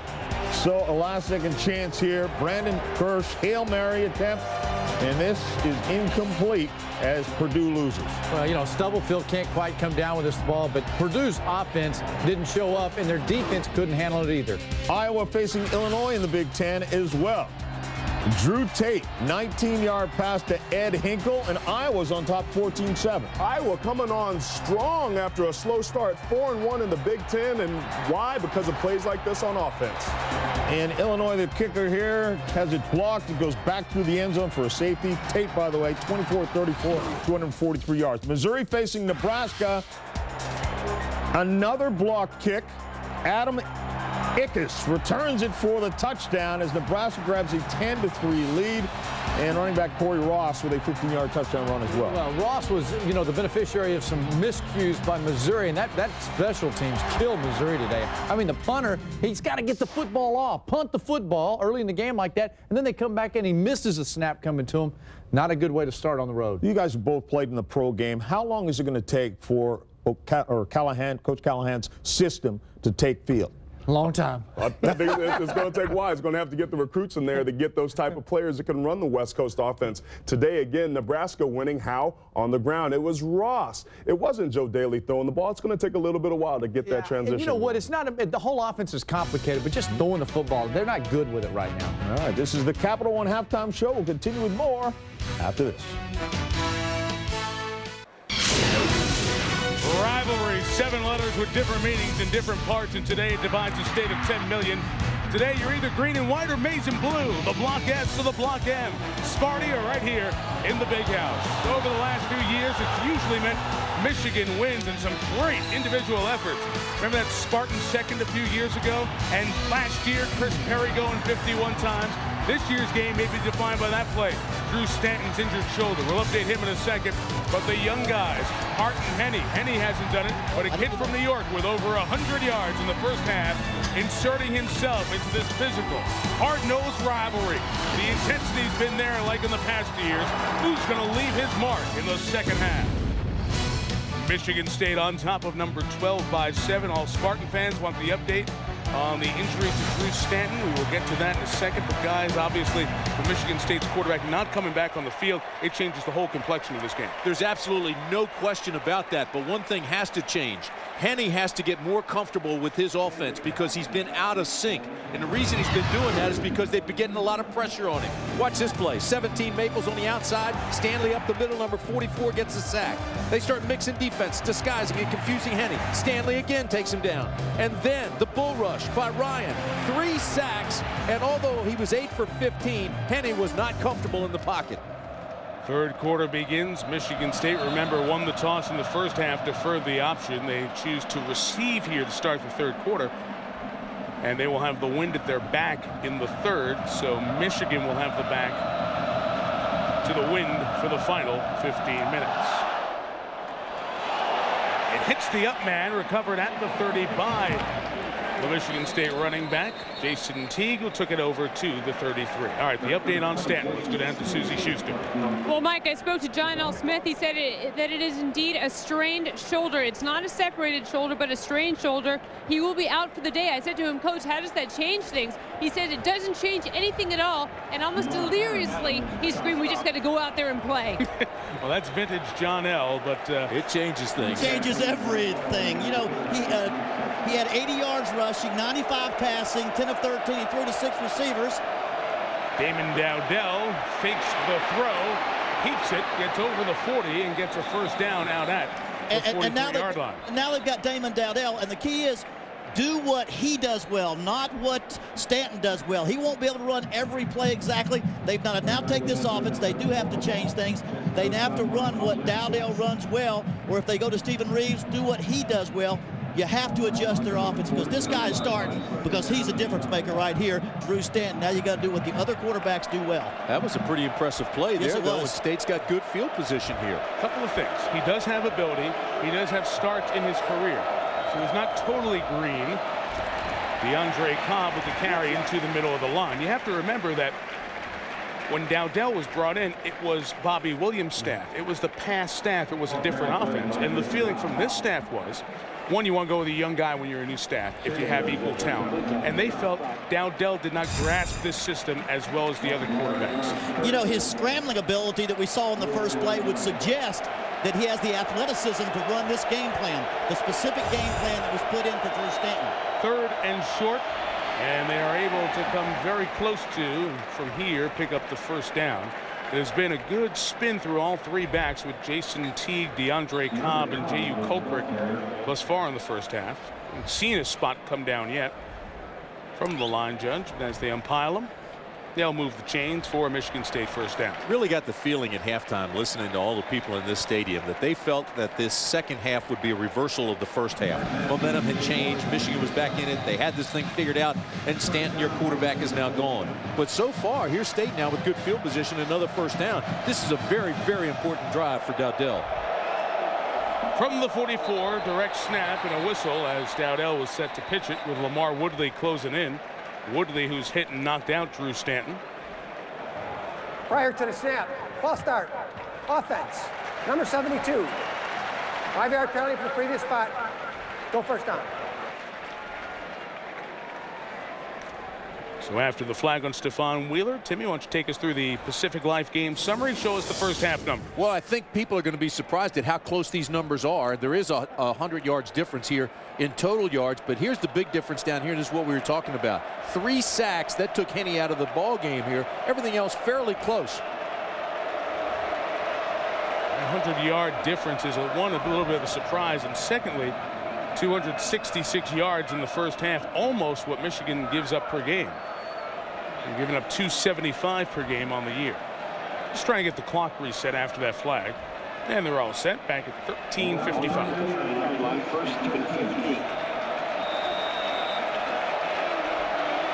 Second game against Michigan. John L. Smith trying to get that 64-mile-away measuring stick.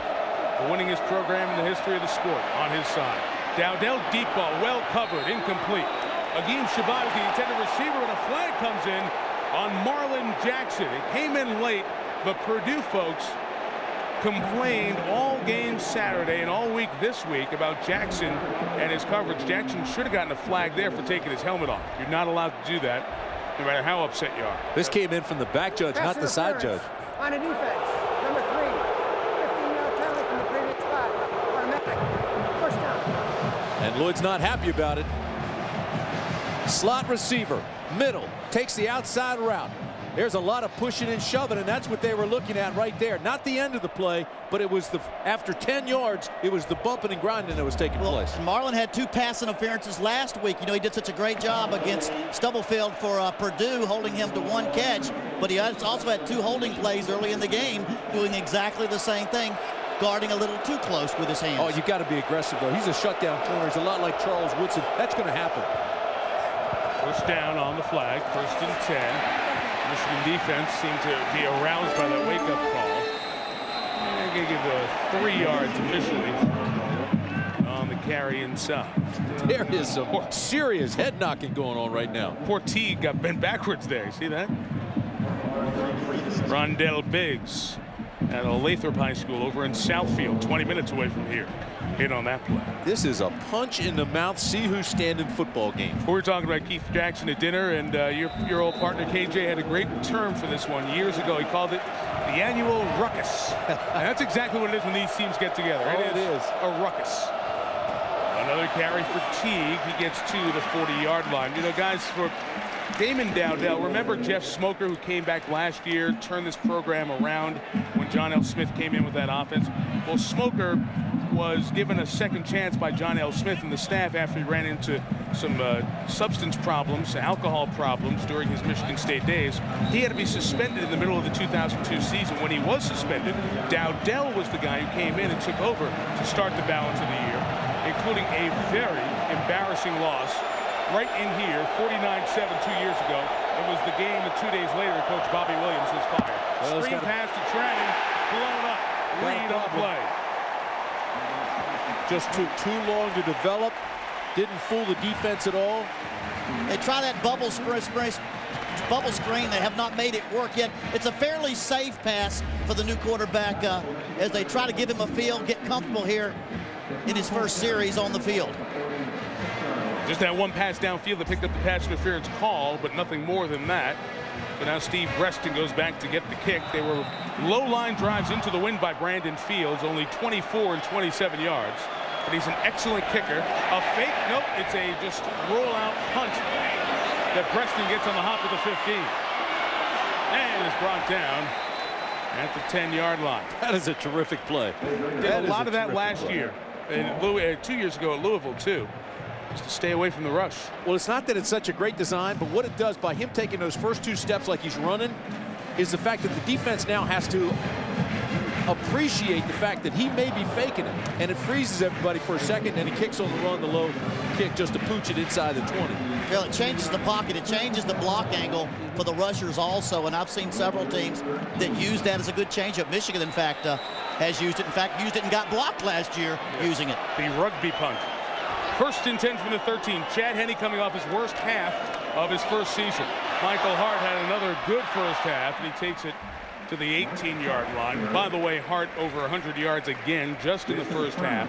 That is his 5th game with 100 yards, and he had 99 against Iowa. You know, most running backs, you say 100 yards, but I think as you look at the snapshot of Michael Hart and you look at his bio, you're going to say, okay, the new standard has been set. Now you're going to say 200 yards. The last 3 games, he's had 200 yards, and he's on his way there today. You see those 3 high school records. He had 204 touchdowns, 47 100-yard games, and 1,246 points in high school. But nobody ever hit him like Ronald Stanley just hit him. Linebacker from Saginaw just took him off his feet. Before 3rd down, here's John Saunders in New York.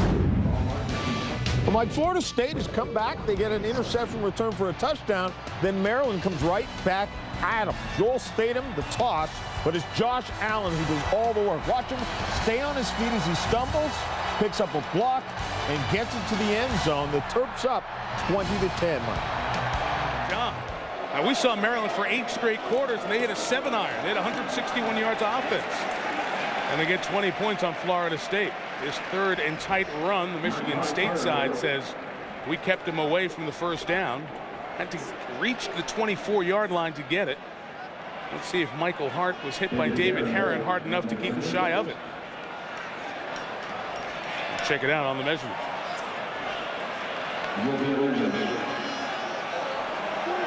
Guys, talking to some of the Michigan folks, they agreed that Henne had his poorest half of his 8.5 game career. Question is why, and then what does he need to do to have a better second half? Well, you know, the biggest thing, they've got to give him protection. Now, he had a lot of pressure, and he's had 10 sacks this year. They have had pressure on him.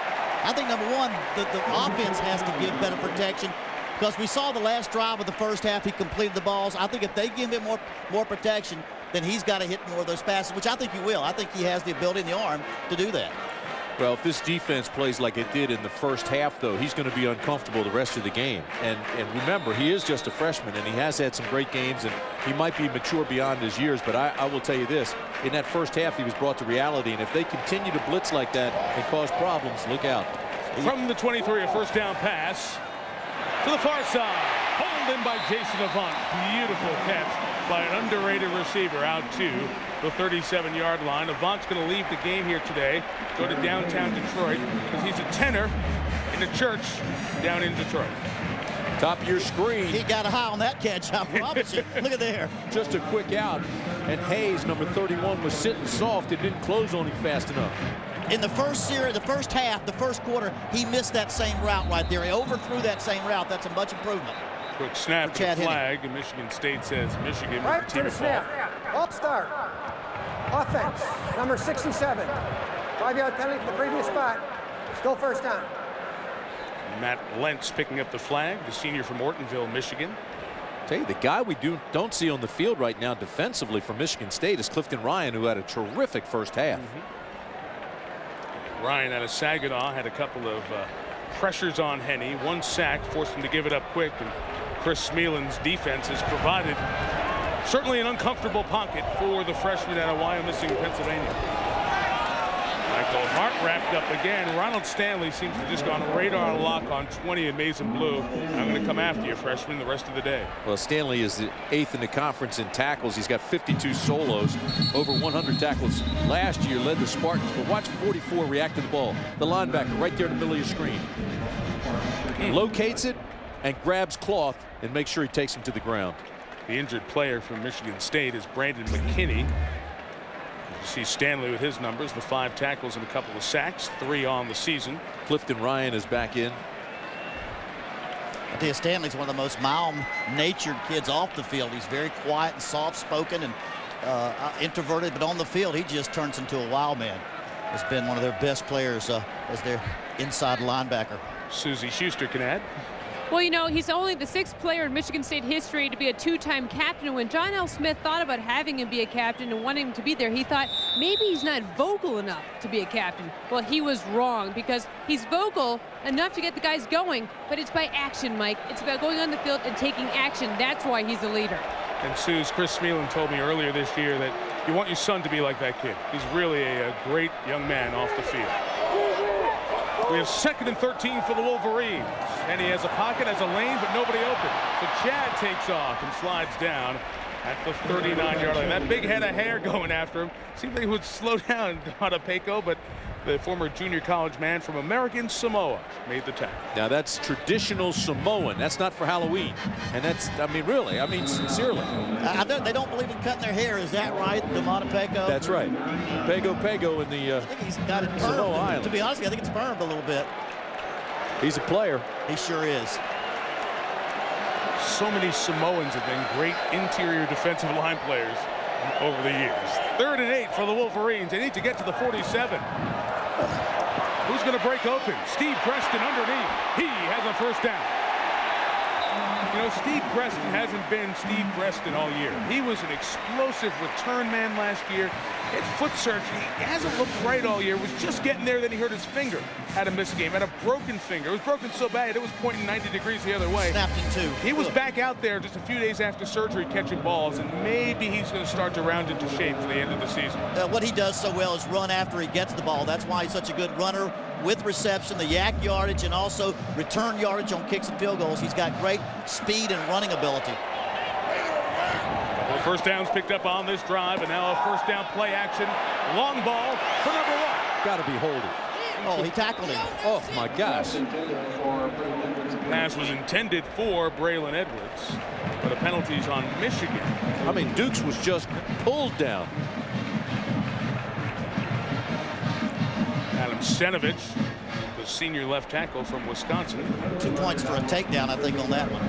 Declining here? Holding on the offense, number 79. 10-yard penalty for previous spot. Still first down. He's asking if we want to decline it. Please, I don't think so. Check it, it's top of the screen. Right there. Look at it. There's the takedown. There's the 2 points right there. I was just going to praise the offensive line, the last big throw that we had on third down for protecting him. They've been told to protect him or else, because that's the or else. Man in the middle there is Terry Malone, who coaches the tight ends, is also the offensive coordinator. He's had to do some line shuffling this year. David Boss, the starting center, was a guard for 30 games. And that would be Kevin Vickerson on the wrong side of the law. Watch the ball. The number one thing you teach your defensive linemen: do not listen to a snap count. Watch the ball.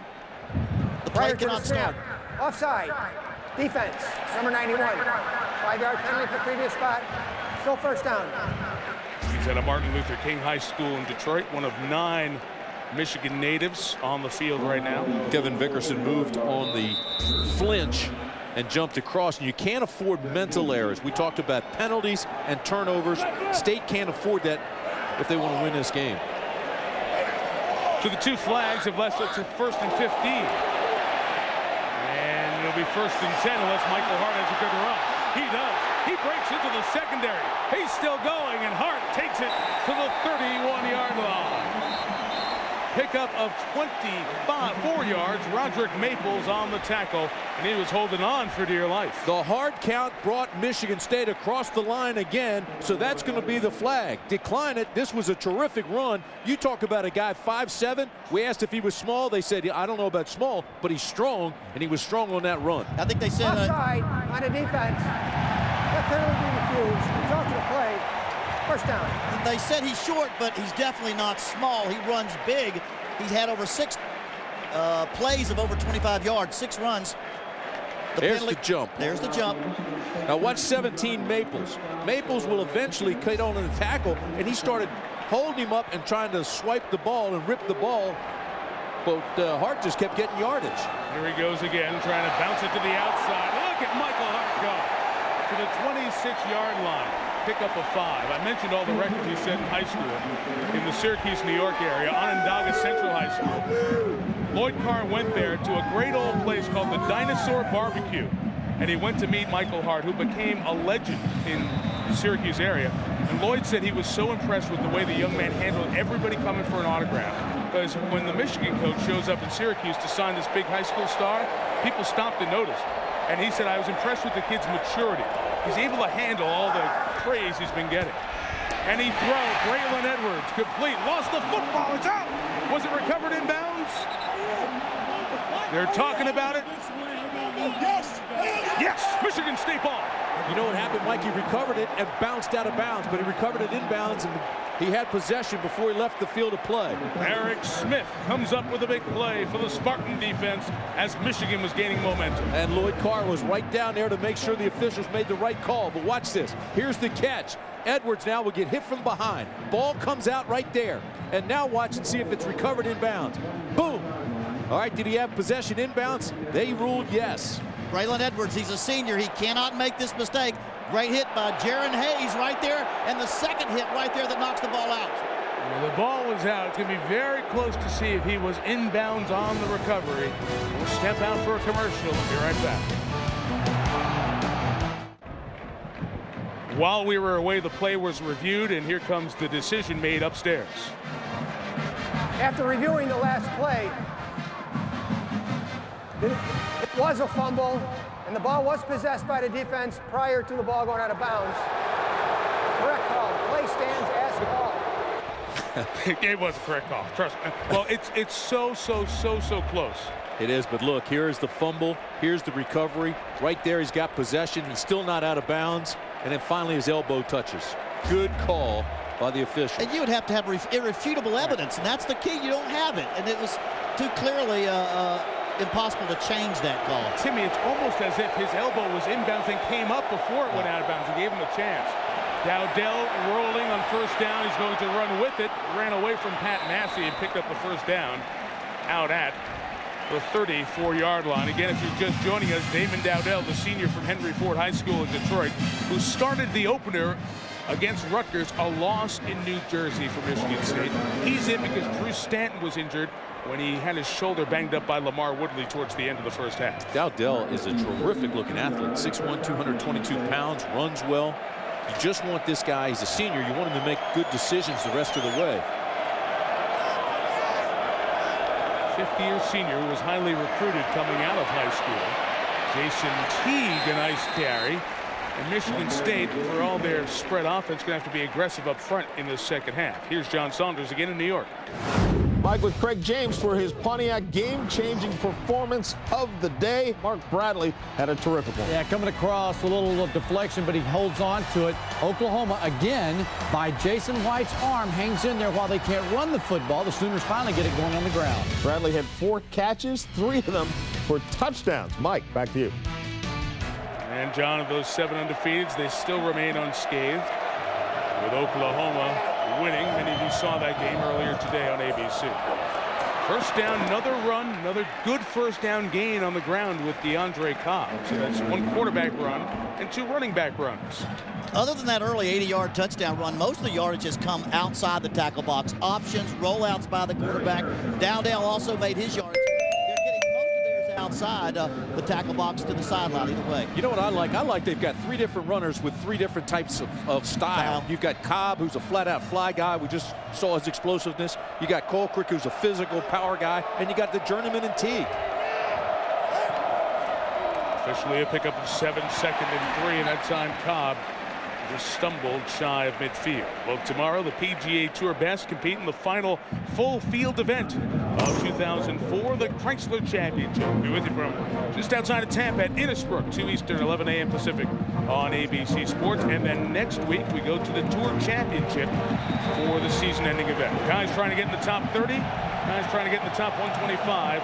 It all wraps up tomorrow. Terrific golf course right here on campus at Michigan. Alistair McKenzie course. Right. Terrific. 3rd and 5. Cobb was the running back, 5 in the pattern.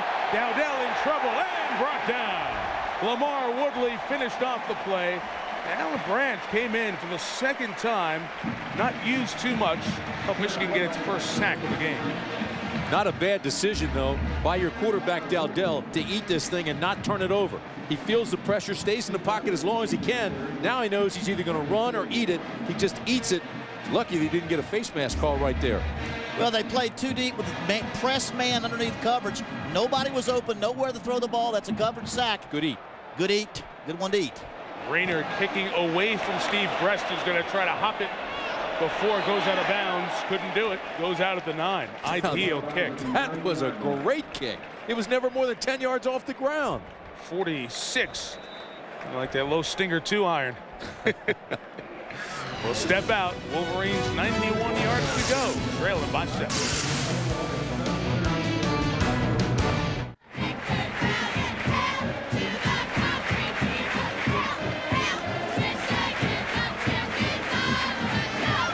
There you go. The cheerleaders singing out the victors for you. Haven't had to sing it quite often today. The Wolverines have scored just twice. A little mixed holiday message there. A little early. Yeah, dressed as Santa for Halloween. A little shaky. From the 9, that great fullback Kevin Dudley leads the way, blocking for Michael Hart. But he couldn't get the guys to go the other way, and just a pickup of 2 yards on that one. Saw that Darth Vader had the Michigan helmet on the top. You pull out of the stadium here, you see even the fire hydrants painted blue with the wings on top. That helmet was designed by Fritz Chrysler back in the day, and the reason he did it is he wanted his quarterback to be able to see his receivers, have them stick out when they're back in the defense. And so he painted the helmets like that. It's become one of the great traditions in all of college football. And on the other side, Michigan State's gone in the all-white today. They only bring the all-white out for their special games. Second and 8. Here is Hart trying to find room inside and takes it to the 15-yard line, a gain of 3. Again, if you're just tuning in, there's a big wind from right to left, bottom right to the upper left as you watch the game go on. And it has played a factor more in special teams than in passing here this afternoon. You know who else wears that helmet, Coach? Who's that? Delaware, right? Delaware. Oh, yeah, I've coached against Delaware. W. Raymonds. I lost about 57-7 first round of the playoffs, trying to find where the ball was. That quarterback ran that wing tee so well. And then a 1AA for years there. All right, 3rd and 4 for Michigan.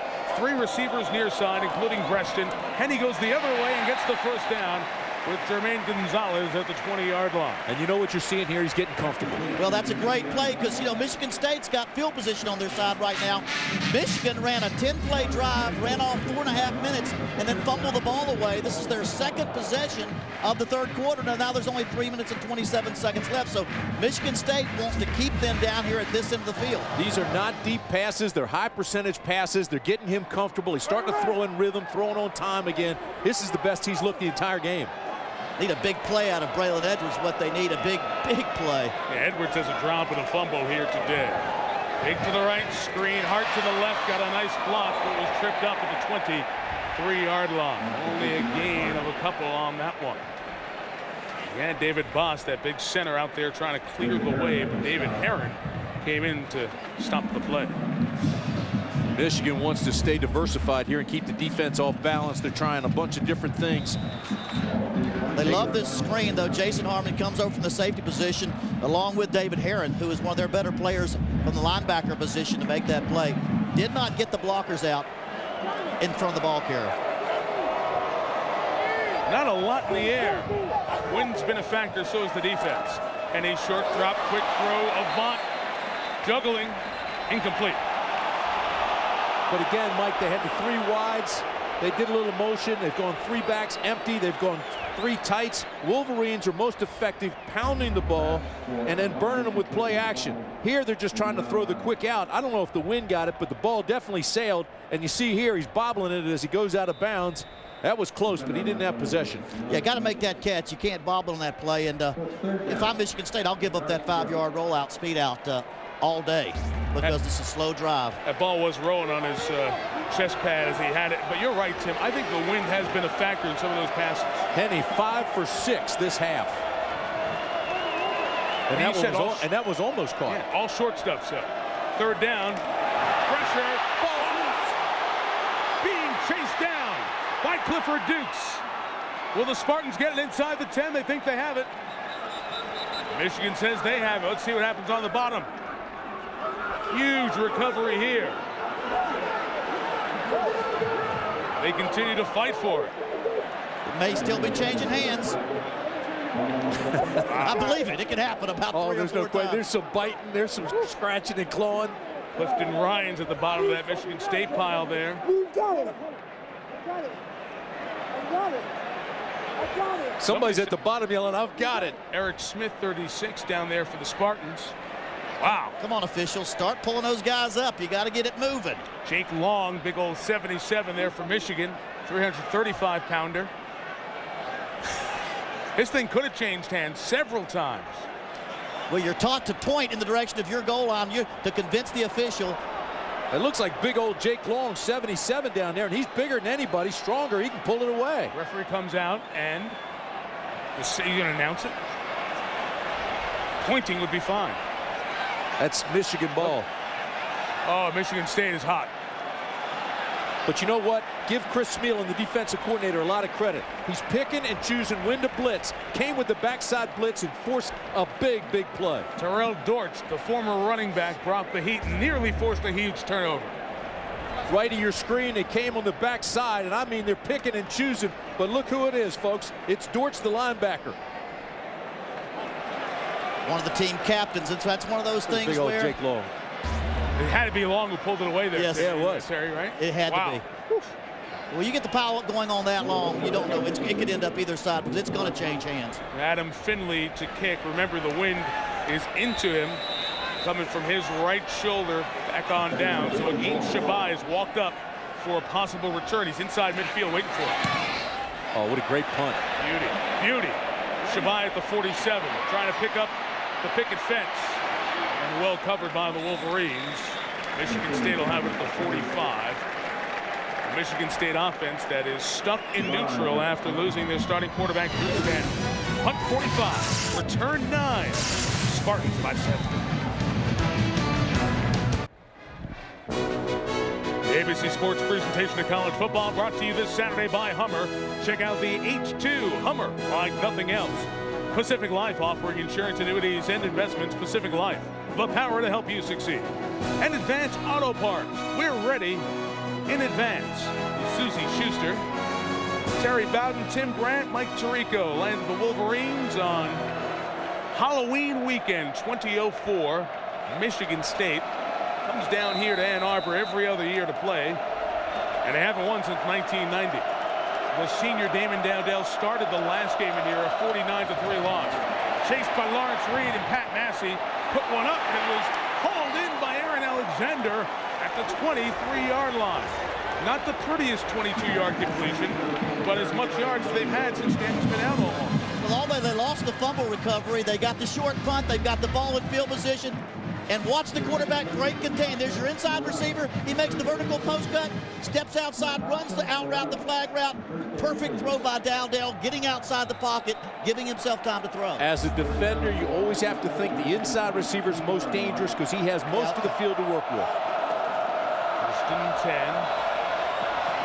Run by Jason Teague into the red zone. Go the Spartans down to the 18-yard line. How about this, fellas? Michigan State's first 4 drives, they had 2 touchdowns and a field goal. In their last 5 drives, 4 punts, and 1 drive ended the half. A lot of that has to do with not having Stanton, who was a true difference maker in this game. Without a doubt. Yeah, but you think about John L. Smith. Last year he had Smoker, Jeff Smoker. He won with the arm. He threw it every time. This year he had Stanton. He's got Dowdell. He'll go with what Dowdell does. 5 wides here on second down and 6. Dowdell designed to run across the 15, where he gets shoved out of bounds by Marcus Kirk. See, now I think he's got to turn that thing up. You want that clock to keep moving. You don't want it to stop. Even now at the end of the 3rd period, you want it to roll because that clock is your friend. Plus, you're bigger than those DBs. Turn up and nail them. There's the story, guys. With Stanton, that was 35 plays for those 261 yards. We now had 16 plays without Stanton for 65 yards. Huge difference, but big play here. 3rd and a couple, winded their back. Buck 4 left in the 3rd, trying to go up 2 scores. At worst, don't turn it over. Run the ball to the middle of the field. Run it towards the middle of the field if you're going to run it. They run to the near hash and pick up the first down. That's what you said. For Jason Teague. Well, unless you're going to get a first down. You said. If you're going to get the first down, you go ahead and run it out there. But if you don't, make sure you don't get yourself stuck out there with a field goal. That's one of those coach ones. No, yes, exactly. Job. Great job, fellas. Well, and again, you run. Why do you run to the weak side? Because the defense puts more people on the strong side. That's why they got the first down. What you're thinking as a coach, so I'm going to go for it, but if I don't, I want the ball between the hashes because the field goal is 2 scores. Teague out. Cobb is in. DeAndre Cobb, looking for an opening, is wrapped up at the 9-yard line. He tried to cut it back, but Lamar Woodley was there yet again. I looked at Jim Herman, the Michigan defensive coordinator, on the field before the game. I said, hey, 56 is playing well. And all Herm did was raise his eyebrows. He has been some kind of player for Jim and Lloyd Carr here this month. I'll tell you what, Woodley's mom played volleyball, basketball, and ran track. His dad was a basketball player, All-American in high school, and played pros in Europe. I mean, that's the kind of stock he comes from. Well, that's what he used that play, the athletic ability there to change directions, just take Cobb and force him back inside. Didn't let him cross his face to the outside. Whether it's Woodley or somebody else, Michigan's going to need defensive players. Instead of the 4 fingers, Michigan State players like Kevin Vickerson saying 1 more quarter. It's all they need to win in Ann Arbor for the first time since 1990. Spartans by 7. 4th quarter comes your way after this message. And a word from your ABC station.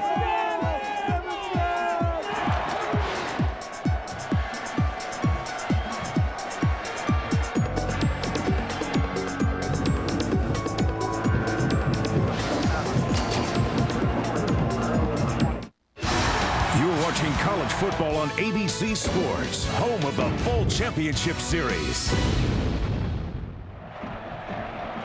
Off we go to the fourth quarter in Ann Arbor. Michigan State, not only do they rarely win here, they rarely play a close game. The lead going into a 25-mile-per-hour wind as quarter 4 begins with 2nd and 8. And to give to Jason T. Pound it down to the 5. They can get a first down at the 1. As this fourth quarter gets underway, Michigan undefeated in the Big Ten, tied with Wisconsin. The two teams don't play. The tiebreaker belongs to Wisconsin because the Badgers didn't lose non-conference, and Michigan lost at Notre Dame. Great job by the Michigan State offensive line. Wheeler, Cook, Morris, Whitaker, Poole, really picking up their blocks. They got the linebackers and sealed them. We got a real mismatch. Matt Trannon at 6'6", a real mismatch on the outside. That's at the top of the screen. It's 3rd and 4. Dowdell is drawn, running towards the first down. Got pushed back at about the 2, and the very good field goal kicker Rayner is going to have that tough angle for the sharp field goal from just about 19 yards. Boy, right now, Michigan State fans at home watching this thing saying, why don't you go for it? It's down here inside the 5 at about the 3, inside the 3, but this is the smart play. You're up by 7. This makes it 10. They need 2 scores to catch you now. You had Matt Trannon 6'6" going against Marcus Curry at 5'11". You'd like to see a little jump ball there, I think, on the corner of the sideline, get a chance to go up, but the smart thing is to go up 2 scores is what they're thinking. I would have gone for the jump ball. 19-yard field goal attempt for the senior from Oxford, Michigan. Rayner bangs it through, and the Spartans have a 10-point lead, 1.5 minutes into the 4th. Now Michigan has to score twice.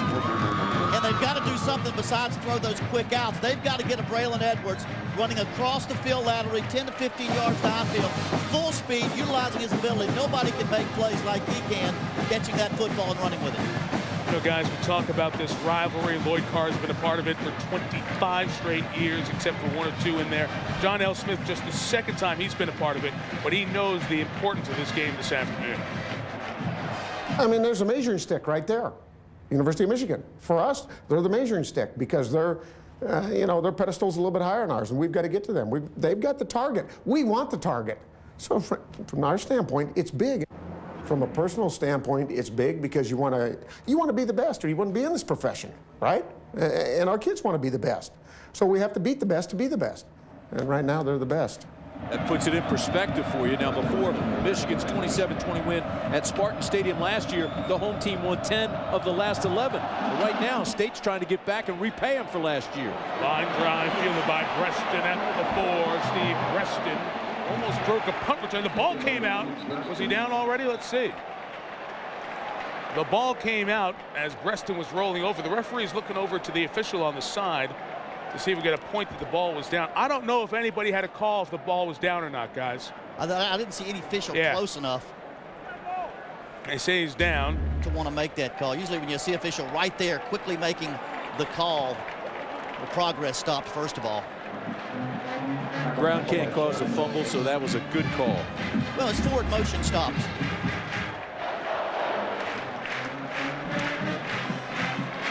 Michigan taking over at the 27-yard line. We welcome those of you who are watching. Texas in control of their game against Colorado. Michigan State leads 20-10. Michigan State jumped out to an early lead because of their quarterback, Drew Stanton, who was hurt before halftime. We've only had a field goal worth of scoring in the second half. Michael Hart, the true freshman running back for Michigan, has had another fabulous running day. He's run for over 150 yards. Could be on his way to a 3rd consecutive 200-yard rushing day. But Terry Bowden and Tim Brand, tell everyone who's just joined us how the Spartans, a double-digit underdog, lead by 10. Well, a fellow named Drew Stanton, a quarterback that you're not going to have a chance to watch in the rest of the second half. He ran the ball, he threw the ball, he led Michigan State to a big lead early, and now he's out with a bad shoulder, and Michigan State's trying to come back against the backup quarterback. And Chad Henne just 13 of 21 passing. It's been a lot of running, and Tim, there's been no deep downfield threat from Michigan offensively here today. That's the other half of the equation for the Spartans. This defense is the star today, and especially now with Stanton out with an injured shoulder. The defense has played extremely well. They've mixed what they're doing. They've caused some problems confusing Henne. They've put pressure on Henne, sacked him 3 times in the first half, and it's caused problems. Henne really never got comfortable. They really need to do that now. And as Susie Schuster has been telling us, story C is the wind from the bottom right to the upper left as you watch the game action. It is at Michigan's back here in the final quarter. 3rd and about 2 yards with the fullback Dudley leading the way. Hart bounces, keeps the play alive, and finds a way to get back to the line, but I think he's going to be shy, guys. What a great play by the linebacker Ronald Stanley. Stanley cheated before the snap, and he came through, made the hit initially. It bounced off of him, but it gave the other guys time to pursue. 4th down coming up. 4th down now. You've got the defense pumped up. This is a great job by the Michigan State defense, because now Michigan State's running out of times and opportunities. And Timmy, y'all hit it just right. No deep balls, no big play type of plays. Just like the Spartan fans wanted the Spartans to go at the other end, Michigan fans here want Lloyd Carr to go, but this is smart to punt it away. You still have 11:23 to play. Adam Finley back to punt it. Again, Shabai is the return man for Michigan State. The Spartans blocked a punt earlier. It set up a State field goal. Finley gets away a beautiful kick. Shabai at the 19. A one-man miss and a good return out to the 27-yard line. The kick was 45. The return 7. So Damon Dowdell, the senior quarterback from Martin Luther King High School in Detroit, is trying to lead his last chance, the Spartans, for a win in the Big House.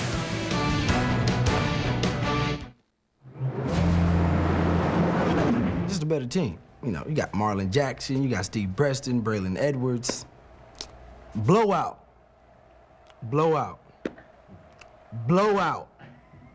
I'll say it again, blowout. Go Blue. Last year it was not a blowout, but the 51 carries from now Cincinnati Bengal running back Chris Perry. The difference is Michigan won at Michigan State.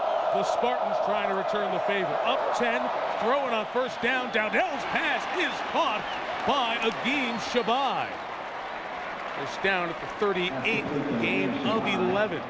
I'm surprised at the way Dowdell has so much composure. He's playing with confidence. Here's a guy that didn't expect to be in the ball game today. Stanton's taking this team over. He steps in, and it looks like he's been there the entire year, playing with confidence, composure, throwing on time, and being strong. Well, John L. Smith's doing a good job of doing what he does well, not what Drew Stanton does well. And what he does well is roll out, use his athletic ability, and hit the receivers on the run. From the 38-yard line. A bounce to the outside by DeAndre Cobb, and he picks up good yardage out to the 44. You watch the scores go by. Michigan and Florida State, 2 teams that have risen in the polls after their early season losses, both in trouble here in the 4th quarter. You know, if you want to upset somebody at their stadium, you want to come in, and this would be, I guess, considered an upset. Oh, yeah. Two things you would like to have. Don't turn the ball over. Don't give up a big play. Michigan State has done neither. Give up a big play or turn the ball over. And that's a big factor in why they're winning right now. They've also gained 110 more yards than the Wolverines on this early evening.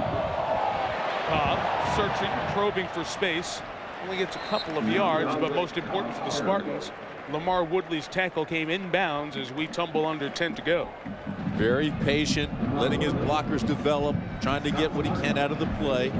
Down into 9:40. Now clock becomes a factor for Michigan, and Michigan State knows that.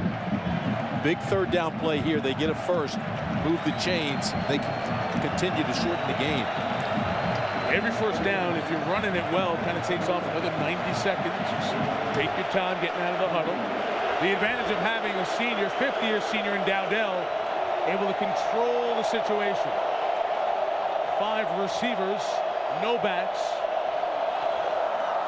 T came down to block as Dowdell got to the edge and threw it complete, but a penalty marker came in over at the spot where you usually get holding. No reason for that. I guarantee you, it was a roll, pocket protection. It was a moving pocket protection. He was never in trouble. Never in trouble. No reason to grab yet.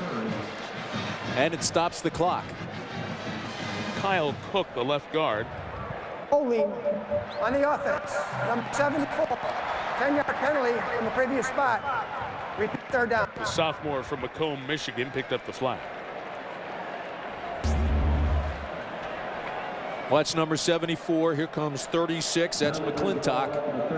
Well, you know, right there, it was a linebacker scraping through. He probably would have gotten through. It was one of those situations the lineman was not in position to make the block and had to grab him. It'd be nice if he could have cut him and let him cut. Negates a huge first Well, down. it's terrible. I mean, you don't do it. You could see what went through his head as the linebacker scraped to the outside. Cobb's the running back now. It's just 3rd and 12. Just going to put it in the belly of 21. And DeAndre Cobb has the edge. He's got great speed, folks. DeAndre Cobb may take another one to the house. Big touchdown for the Spartans. 64 yards.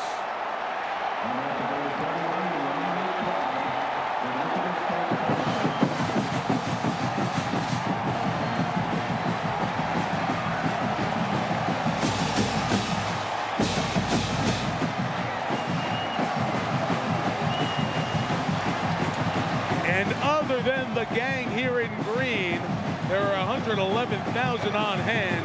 100,000 are stunned. And about 10,000 are having a party. Almost a delayed draw coming back the other way. It was just well developed.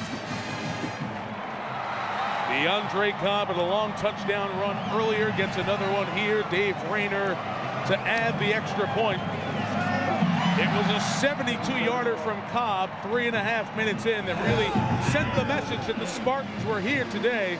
A Michigan State team whose season was floundering at 2-2 just a month ago.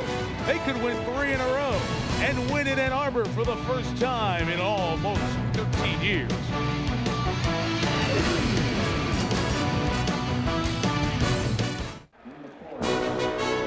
ABC Sports presentation of college football brought to you by the new Chevrolets. 10 new cars and trucks in 20 months, an American revolution.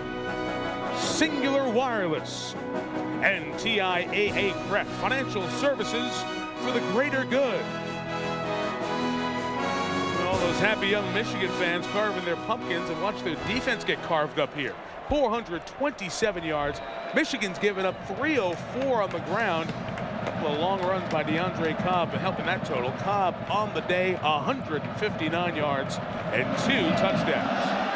And now Michigan, to win this game, will have to have one of the great comebacks in their storied history. And an issue right here is Preston letting it over his head, and he's brought down to the 7. Chad Simon. Bounces are going their way now. Let's take a look at the touchdown run again. This was set up by 2 previous plays where they rolled toward the direction of the pass. And now watch this. He starts to go this way. Quarterback's rolling this way, but then they run the delayed draw back this way, and Michigan can't defend it. Look at this play. Just set up perfectly by 2 previous passes where they rolled that direction. Now they came back against the grain, let Michigan run themselves out of there, let them be too aggressive. Cobb takes it 64 yards. Bingo, touchdown. State in complete control. Cobb may be the fastest guy on the field. He's the right guy to give it to, but interesting enough, 3rd and 11, 3rd and 12, you run the draw, you're just trying to pick up and reduce yardage, maybe take a safe play to punt the ball, but what happens is, boom, you got great speed, he gets the big touchdown. Michael Hart with the run, he's hit hard at the 11. Jason Harmon, and this Michigan State defense that has been solid all day now really has an attitude. Well, you're talking about 3 scores needed in less than 8.5 minutes, and a defense that's been playing very solidly all game. From the 10, Henny throws to Braylon Edwards. Caught it for a first down out at the 18-yard line. Just the 5th catch for Edwards today. And I've said this before, you're not going to catch up with this team by throwing outs. By throwing 5-yard, 8-yard outs to the sideline, you're not going to break this thing up. You've got to get Braylon Edwards working a full speed across the middle of the field and catch him moving. These movement routes are the house is going to catch you up with But they're having trouble with the 2 deep safeties in the 5 under. Well, you got to throw underneath them a little bit. Run with Michael Hart, gets the edge, stays on his feet, and gets another first down across the 30-yard line. At the conclusion of today's game, we're going to select the Chevrolet player of the game from each team. Chevrolet will make a $1,000 contribution to each university's general scholarship fund. Shaken up player for Michigan State, Roderick Maples, who's their best cover guy. So if Maples is going to have to go out for at least a play here, is down, there might be a chance for Michigan to hit one. Now, guys, only twice has Michigan come back to win from down 17. Once was last year, that unbelievable game, because the baseball playoffs in the Metrodome moved to a Friday night when they came back on Minnesota down 28-7 to win. And then opening game 95 in August in here, down 17-0, Michigan beat Virginia 18-17. The only 2 times Michigan's come back to win from a deficit like this. But Mike, this is not a fluke. All the big plays today have been made by the Spartans, and they've played. They had a solid game plan. They've stuck with it. They've executed it, and I mean, so far they've just taken everything to the Wolverines. Well, they started out by getting pressure on Chad Henne. The first half was taken away by the pressure, and then again they gave up no big plays. And he throws far side for Jason Avant. It's caught. That's a big and time Avant play. is inbounds at the 42-yard line. You talked about his big arm. Tim Massaquoi told me this week that last Thursday at practice, just catching balls, and he hurt his thumb because Henne was standing about 10 yards away and threw one of those rockets that he got all the way across the field there. Massaquoi said, I don't care whether you're 5 yards from him or 30 yards from him, there's only one speed, rocket speed. And he throws the great out. But I'm telling my defenders, hey, defenders, we're up 3 scores. You give up the out the rest of the half. The rest of this quarter, you give that up because that play won't beat us. It's the one over your head that'll beat you. 7:51 and all 3 timeouts left for Michigan. Henne getting protection on this drive. Throws the deep ball for Braylon Edwards. On Maples, he adjusts. He comes back to make the catch at the 12-yard line. There you go, Coach. You called for it. They gave it to you. Braylon Edwards is one of the greatest athletes in the nation. You've got to give him a chance to make a play. He doesn't have to beat the defender. You watch this play. He doesn't have to beat the defender. Just throw him a jump ball. Nobody gets up in the air like he does. On a pass play, nobody has the athleticism that can catch the ball high like Braylon Edwards. Well, Edwards is 6'3", and Maples, the cornerback's only 5'10". From the 12, Mike Hart runs to the left side, takes it out to the 8.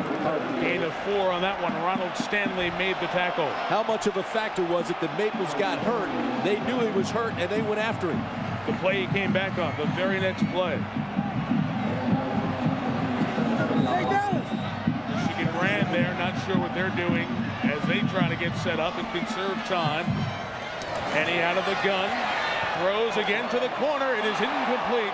Avant sacrificing his body for at least the 4th time trying to catch one of those outs. I can't get over the arm strength that Henne has. I mean, he's a true freshman playing in high school this time last year. The guy is just unbelievable. Here he is, 8 for 10 this half, 99 yards. You know, up at State College, Pennsylvania, where he verbally committed to play at Penn State. There's Edwards making the beautiful body adjustment for that play. Again, Maples hurt a little bit, cannot react back. And guys, with that catch, Edwards passed Anthony Carter on the all-time Michigan receiving yardage list. A huge record, but given the moment, not what anyone is stopping to pay attention to. It's 3rd and 5. They do need a field goal at some point. Henne wants the touchdown, though. He's got to move and try to go run for it. Stopped, and what do you do now, guys? First down is at the 1.5-yard line. Do you get the field goal while you're down here? You got to get it one time or another. And they bring the field goal unit out. You got to get it. You know, it's one of those scores you've got to get. So you can't come away from here without points with 6 minutes and 48 seconds left. You've got to get and take your field goal. So the punter, Adam Finley, who was holding, as we told you, because Matt Gutierrez had shoulder surgery, holds for Garrett Rivas, who made one from 34, a must-make from 24, for the young man from Tampa, Florida. And he knocks it through. It's 27-13. And you got to think on the Michigan State side, they're thinking we're going to see an onside or a pooch kick. But you still have plenty of time, Mike, with 6:27 and all 3 timeouts remaining for Michigan. There's still plenty of time. You've got to believe you can win this game in your house. Might be thinking, just get those hands guys on there just in case. Just in case, but no mistakes. Great players, All-Americans, Hall of Famers on both sides over the years. Big plays been made by the guys wearing white and green today. Spartan alums hoping their team can get through. 6.5 left. They're up 14. Michigan State 27, Michigan 13 during the timeout. John L. Smith was watching to see what Michigan was going to do personnel-wise. Try to send out his hands team. He's got a bunch of receivers out there in just-in-case mode.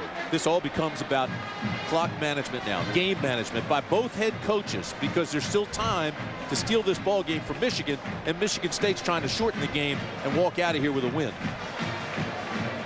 Braylon Edwards is on the near side. He's the very bottom of the screen, and Michigan State's pointing him out like he's a safety, because you never know if Michigan might try to pooch it to this side. He would be the guy to go up and get a ball that takes a bounce and a ricochet. Troy Nienberg is the kickoff man.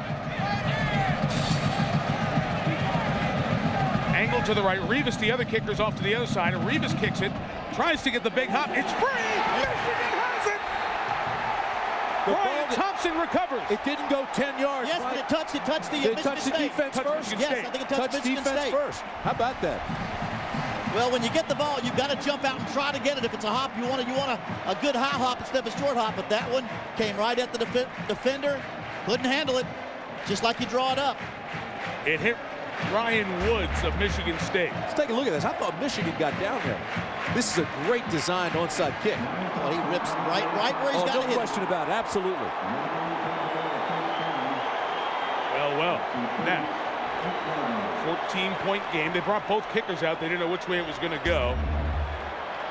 And he on first down. Michigan keeps it. They throw a screen to Michael Hart. Got a block. Hart, face mask. Face mask. See if he's okay, too. That was a really hard hit that pulled him down by David Herron. Look at the Michigan sideline, yeah. Mike, and they believe they're going to win this football game.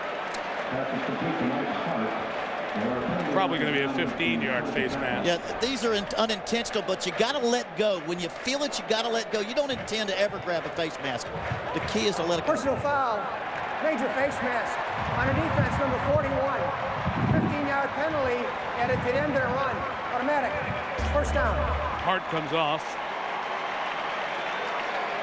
As you see right there, how you just twist your body the whole way. And this guy has 27 carries and adds to it the 5 catches. He's touched the ball on 32 of Michigan's 62 plays.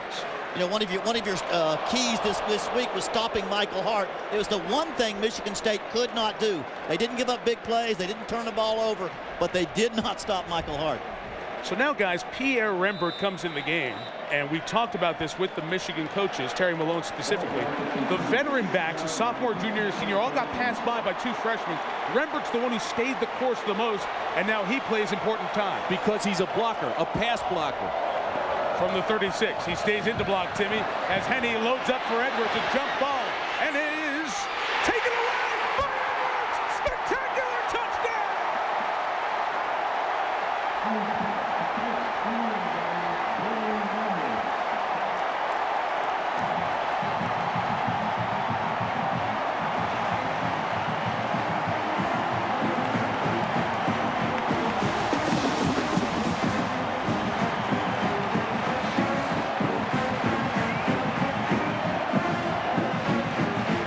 There's your mismatch, guys. 6'3". You said it, Terry. Let him go up and get it. But what an arm by Henny and a great block by the offensive line to protect it. Rivas on for the extra point.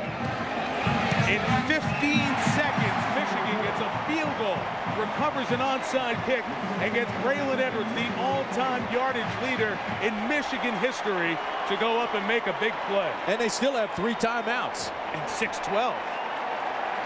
97 years, great rivalry. May get even better. What a play by number 1. 7-point game.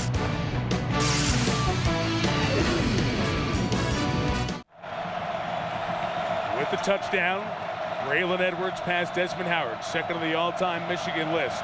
While we're away, the joint is jumping. Big house getting loud. 27-20, touchback. Long field to go for the Spartans, who've given up 10 points in 15 seconds. Here's John Saunders in New York. Mike, you have a comeback there, and there's one happening at Maryland as well. Florida State down the entire game. Chris Ricks finds Chauncey Stovall 16 yards on the touchdown, and they pull within a field goal. That's where it stands with still over 6 minutes remaining. Mike.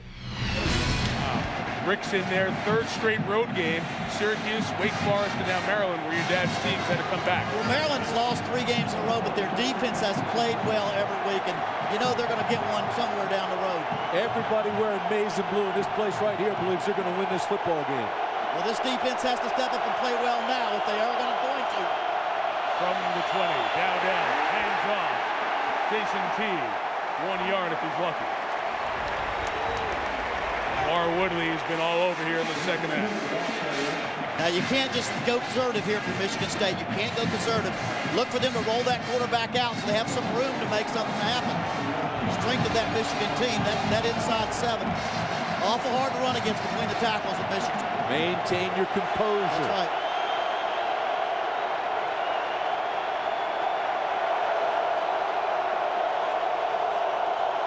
deafening in here.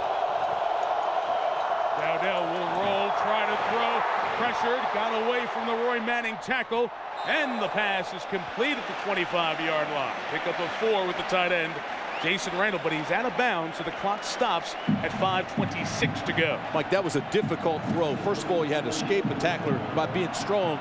Then he had to square his shoulders and throw, not a natural motion, going to his left for a right-hander. And this is a guy, we have to remind everyone, who's from Detroit. He's a 50-year senior. He was passed up at the quarterback spot. He hasn't thrown a pass since week 1 of the season, and he comes in here on October 30th. 3rd and 5, listen to the Big House rock.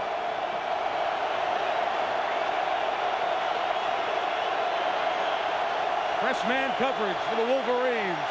Dowdell throws, complete again to the tight end. Tight ends have been huge for Michigan State the last 2 weeks. Randall gets another catch. That one's 9. The drive stays alive. And listen how quiet it got in the Big House. Well, the one thing that Dowdell does as well as Stanton is he throws on the run. He fakes, runs the bootleg, and he throws on the run as well as Stanton. So they can use the same passes they would have had in for Drew Stanton.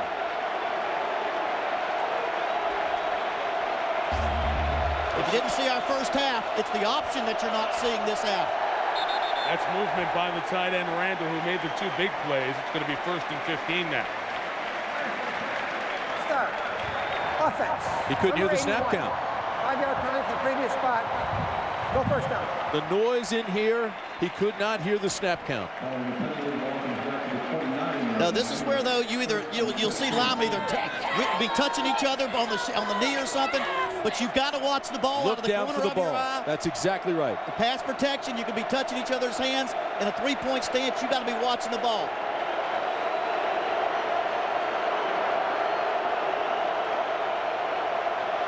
Dowdell, the 50-year senior, says we have time. It's not rushing. Play clock's at 6 and 5 and 4. Calmly hands to Jason Teague. It's out to the 32. Probably the next drive would be the one that Michigan would start using its 3 timeouts. 4.5 remaining. And time permitting, the Thrifty Car Rental postgame report with John, Craig, and Aaron.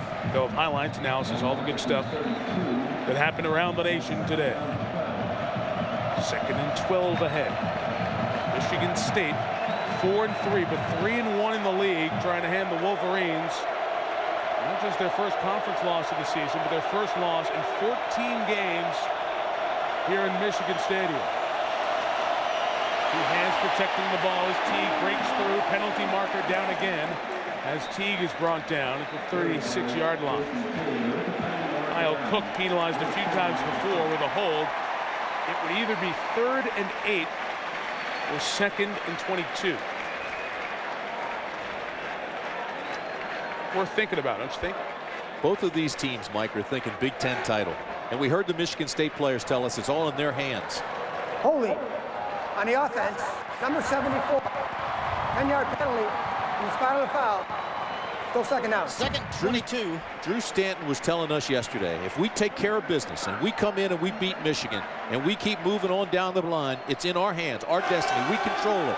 They're believing they can still win the Big Ten. And people are saying, what, are you kidding me with what's going on? But they play Michigan, they play Wisconsin, Absolutely. They lost to Iowa. They could share the conference title with Iowa. 2 years ago, I saw this with Ohio State and Iowa. And we had Iowa in the Orange Bowl, and Ohio State went on to the big thing. Right. All right, but now you've got the same setup here because of that situation. And Michigan doesn't play Penn State or Wisconsin. And end up with a lot of people with 1 loss that could change the whole complexion of the conference. A lot of it will have to do with this drive right here and how well Dowdell does to keep that ball away from Michigan. So Lloyd Carr took the flag, guys. 2nd and 22. Dowdell's looking for space to run. He finds a little bit on his 2nd cutback. Brought down at the 27. Clock is stopped. I think Michigan's going to take a timeout here. Michigan timeout. 3:33 to go. And let's go to New York and John Saunders. Mike, it is time for the singular All-America Player of the Week update. Adrian Peterson, you might want to vote for this guy. 249 yards rushing as Oklahoma beats Oklahoma State by a field goal. To vote, text the word player to 64444 or log on to ESPN.com. Keyword is singular. The Sooners remain unbeaten. Mike, back to you.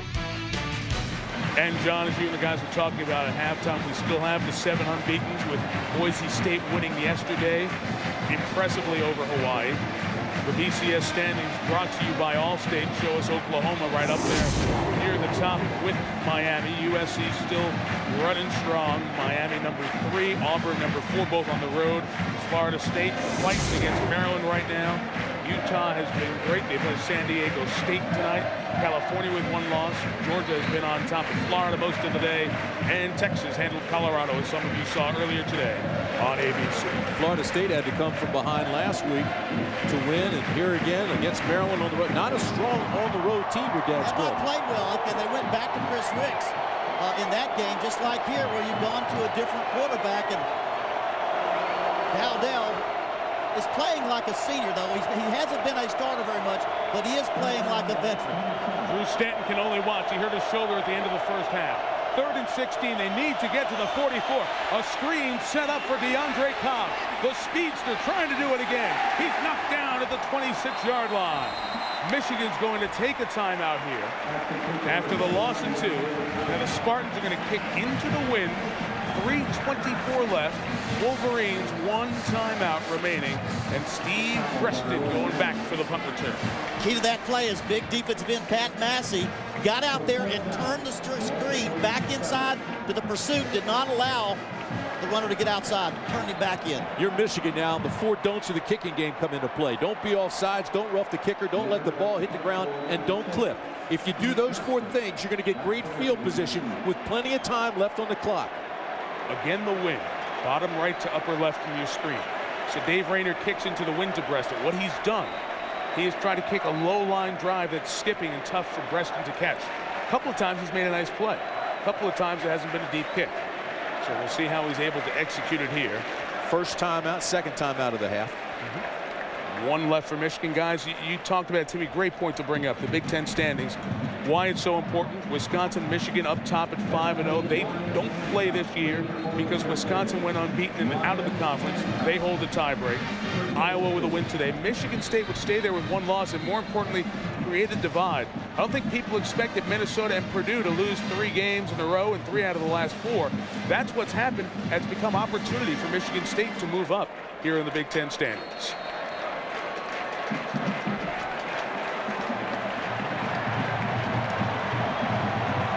So the annual ruckus between Michigan State and Michigan has given us 833 yards of total offense, 47 points. A Michigan team that was down 17 with 6.5 left has scored 10 quick ones. Now awaits a Dave Rayner punt. Michigan State's kicker tries to keep it away, but Steve Preston has it at the 37. Stevie Wonder made a man miss. And he gets it across midfield. He's brought down at the 47. What a good play by Brian Burry, the snapper. He held on to Breston for dear life. Now it's time for the Pacific Life game summary, and it has been some kind of show. This is Drew Stanton to get things going. Michigan State scored twice in the first 3 possessions, but then here's Stanton being driven into the ground, separated his shoulder. He's on the sideline, can't continue. Cobb comes in though. He gets the big play with a 64-yard touchdown, and then here's Edwards. And what a pass by Henne. Henne's 10 for 12 this half, 146 yards, a touchdown. Edwards this quarter, 3 catches, 89 yards and a touchdown. Spectacular comeback by Michigan. I think the big difference, too, Edwards making those big plays. They weren't able to get him the ball in the first half. They've now gotten the ball to Braylon Edwards. From the 47, they run Michael Hart up the middle. Bounces to the outside. Michael Hart to the 21. 26 yards. And he's over 200 for the 3rd straight game. Maybe the smallest guy on the field is making the biggest difference to this team, along with Braylon Edwards. Michael Hart. No one's ever done it. 800 yards in the last 4 games. Are you kidding me? This guy is special, folks. He was playing in high school this time last year. Just a little guy, 5'7". But oh, is he strong with a heart of gold, and I mean, he's got a burst. And it was Cedar D-level high school. He said nobody ever went Division I. Lloyd Carr said he thought he got tackled 3 times in high school. 1st and 10 from the 21. Henne puts it up. Edwards for the tying touchdown. He goes up. He's got it. Touchdown.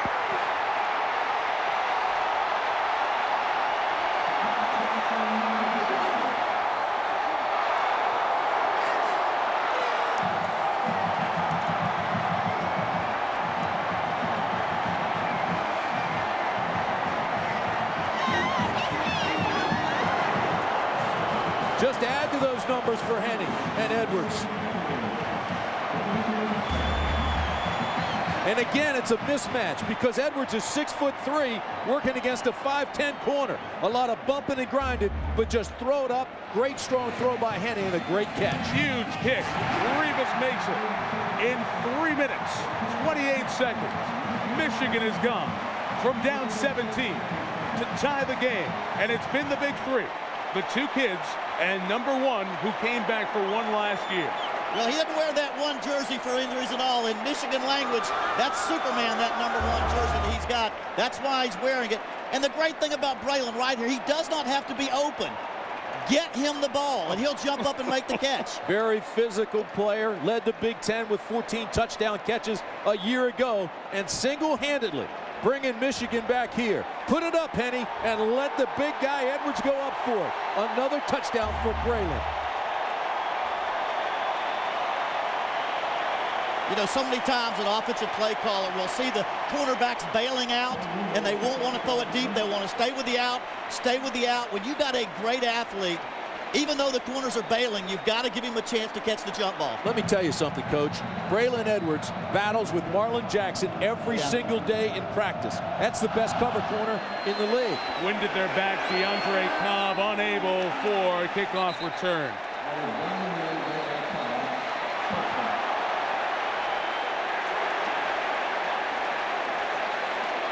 So funny, there's a penalty marker down. It's back at the 10-yard line, too, where Michigan State caught the ball to return it. I wonder if there's a personal foul of some sort on this is play. where emotion gets in the way. Right. Got to maintain your composure. Michigan was going down covering. Problem is, Mike, even though it's a tie score, 27-all, right now Michigan State feels as if it's losing. Oh, sure. Momentum is so important in any sport that you see. We saw it in the World Series, how momentum is incredible. Right now, the momentum is so much on Michigan's position right now. That's why a penalty right here, if it's a personal foul, I don't know. I think it is on 37, Chris Graham. After the play was over, unsportsmanlike conduct on the offense for 37, unsportsmanlike conduct on the defense. Those penalties will offset. Really? Ball being put on the 20-yard line, first down. The 37 should have been on Michigan. He pointed the wrong way. There's no 37 on the Michigan State roster. Here's the play there. Graham was involved with Chad Simon of Michigan State. See, I didn't see the Spartans do anything wrong. You know what that is? That's a bailout. The official's just trying to be non-controversial, but that should have been on Michigan. And John L. knows it.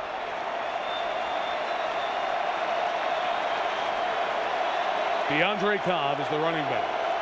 Shocking turn of events from playing safe. Dowdell and Michigan State now has to pick up first downs and go. Cobb, -5. Stopped by Scott McClintock. When his mom used to walk into his room, the kid was sitting there reading his encyclopedia. He is smart, he's heady, he's a first-year starter who made a big play, and perhaps the biggest defensive set of the season for the Maize and Blue.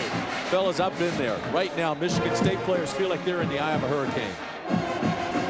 Well, you've got their big plays have come from DeAndre Cobb, the running back, who has a big play of 72 yards and 64 yards. It hasn't come from their wide receivers. 2nd and 15, they get it to Cobb. He's got lots of room. 2 long touchdown runs already. And he brings it out to the 41.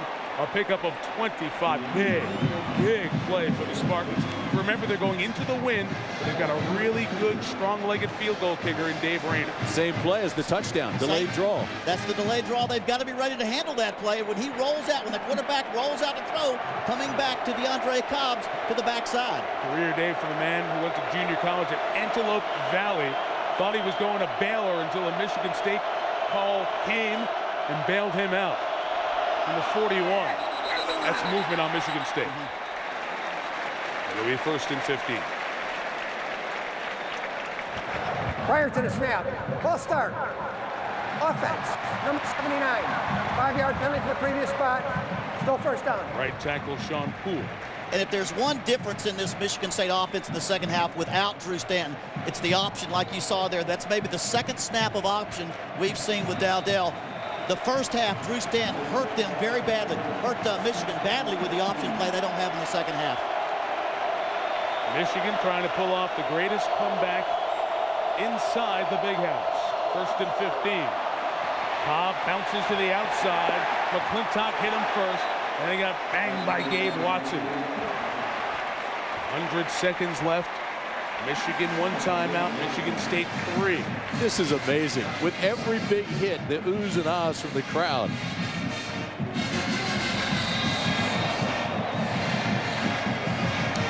You sit there for 3 quarters and you see what Michigan has done offensively for 3 quarters. No big plays, really doing nothing except good, strong running by Michael Hart. And all of a sudden, boom, boom, boom, it's a tie ball game. 2nd and 13. Blitz coming. Try to beat it with a handoff inside Cobb. That's their bread and butter play right now. Michigan is going to take its final timeout here with 1:05 left. 3rd and 11. John L. Smith was going to take a timeout as well. Even with Stanton out of the ball game, Michigan trying to be aggressive, but it's a controlled aggressive. They're still taking the running lanes and they're making sure they're containing. At that time, they came with the blitz. They had every lane jammed. Guys, the action always gets more intense as we dip into November, and it will next Saturday, 3:30 East. Here's our lineup.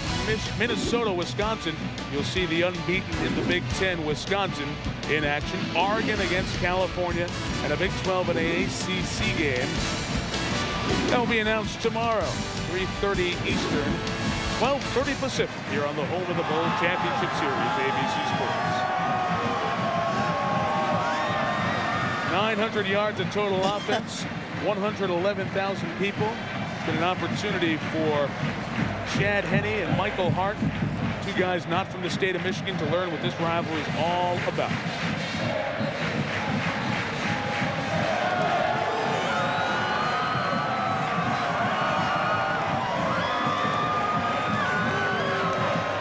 Minute left, and maybe overtime and humiliation in the state for one set of kids. Both teams played so well, but they got to live with it 365 days with your classmates back home. Many of these guys played high school ball together. That's why these games, no matter what the record, doesn't matter. They are great, aren't they? Michigan State needs to cross midfield, get out to the 49. 3rd and 11. The throw for Trannon is incomplete. No flags down. The Spartans will have to kick it away with 1:01 to go.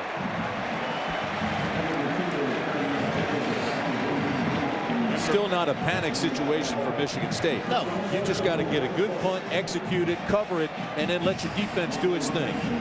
And if you have a good punch, Michigan's got to worry about how risky should they be with 1 minute left in their own territory when they know they've got overtimes locked up. They've got to be kind of careful about giving up a turnover and the other interception. Brandon Fields to kick it away. Steve Breston awaits. Had a good punt return last time. They kick away from him. This is a good line drive. Perfect, except, did it go out? No. Nope, touchback. So it's going to be at the 20-yard line. Almost put it inside the 1. Down to Susie Schuster. Well, Mike, Braylon Edwards has single-handedly breathed life back into this Michigan team. He had been sitting stoically by himself on the bench after the fumble early in the game. Then after those 2 unbelievable catches, he went from guy to guy on his offensive line. He went to the defense. He cheered them up. He got the crowd going. He got up on the bench, waving a towel, going mad. Mike, this is the thing that he feels most responsible for, getting a team back into the game. Susie, it's so fun to see in college sports. It's why we love it, guys, to watch players with great talent emerge in the intangible area. And he's emerged as a leader, and you're seeing some of that from what Susie described and what we've seen on the field in the 4th. 54 seconds, no timeouts. Michael Hart has over 200 yards for the 3rd straight game, and we get a whistle here. Michigan State took a timeout. Michigan State. First 1.5. Guys, they had 10 on the field. That's why they took a timeout. They have 2 timeouts left. So, I mean, there's no big deal there. To have them. So while we have a second, let's remind you that this Sunday, men, tomorrow night, the best new show is also the #1 new show of the season. See what the neighbors are all talking about. It's all new. It's Desperate Housewives, Sunday, 9 Eastern and Pacific, 8 Central, here on ABC. Sparty on. A lot of Sparties all around this state of 10 million folks, the 8th most populated state in the country. They don't look worried. How about I bet you the other alums are. How about this guy right here, Henny? 4 plays, 109 yards in the last 2 drives, 2 touchdowns in 29 seconds. You know, though, we talk about Braylon Edwards, but you got to think about Terry Malone. You know, he looks at all these plays and all these numbers and these X's and Y's, and they don't really give him much. And he looks down there, and there's a guy in number 1. He says, okay, I don't care what they're playing. Let's throw it up to number 1 because all the X's and O's don't matter. Great athlete makes a play, and calling the right play is as important as Chad Henne throwing it or Braylon Edwards catching it. Terry Malone has done a great job of going to that in the last quarter. Well, they expected some period of adjustment when John Navarre left. And Gutierrez was going to start the season. He hurt his shoulder. And when Henne came in, it was like he was a veteran. And there's Terry Malone, who said, okay, I've got a freshman quarterback, freshman running back. It doesn't get much better than this. He said this year, you know, this year with a freshman quarterback, every play has been like life and death. I'm having to call something, hoping the quarterback will know what to do. Sometimes I'll tag it right there, Terry Malone. Again, sometimes he'll tag it to give him only one route. It's just been slow progress of a great athlete that's just now getting broken into the game. Don't worry.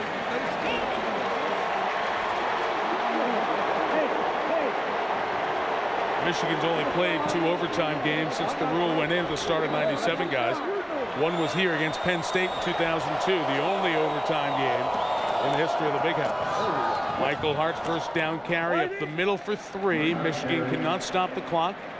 Neither can Michigan State. We're looking like overtime, and you almost always choose to play defense first. I don't think the wind is enough of a factor to change that equation, but it should be at least thought of before you do pull the trigger on what you do if you win the flip. There's no question about it. They'll look at the wind. They'll look at which end zone they want to play in first. But the home team playing here has the advantage, and you're right, they want to be on defense. There is Hart. Dudley gets a block 4. Takes it out to the 24, and Michigan State's going to take a timeout before 3rd down.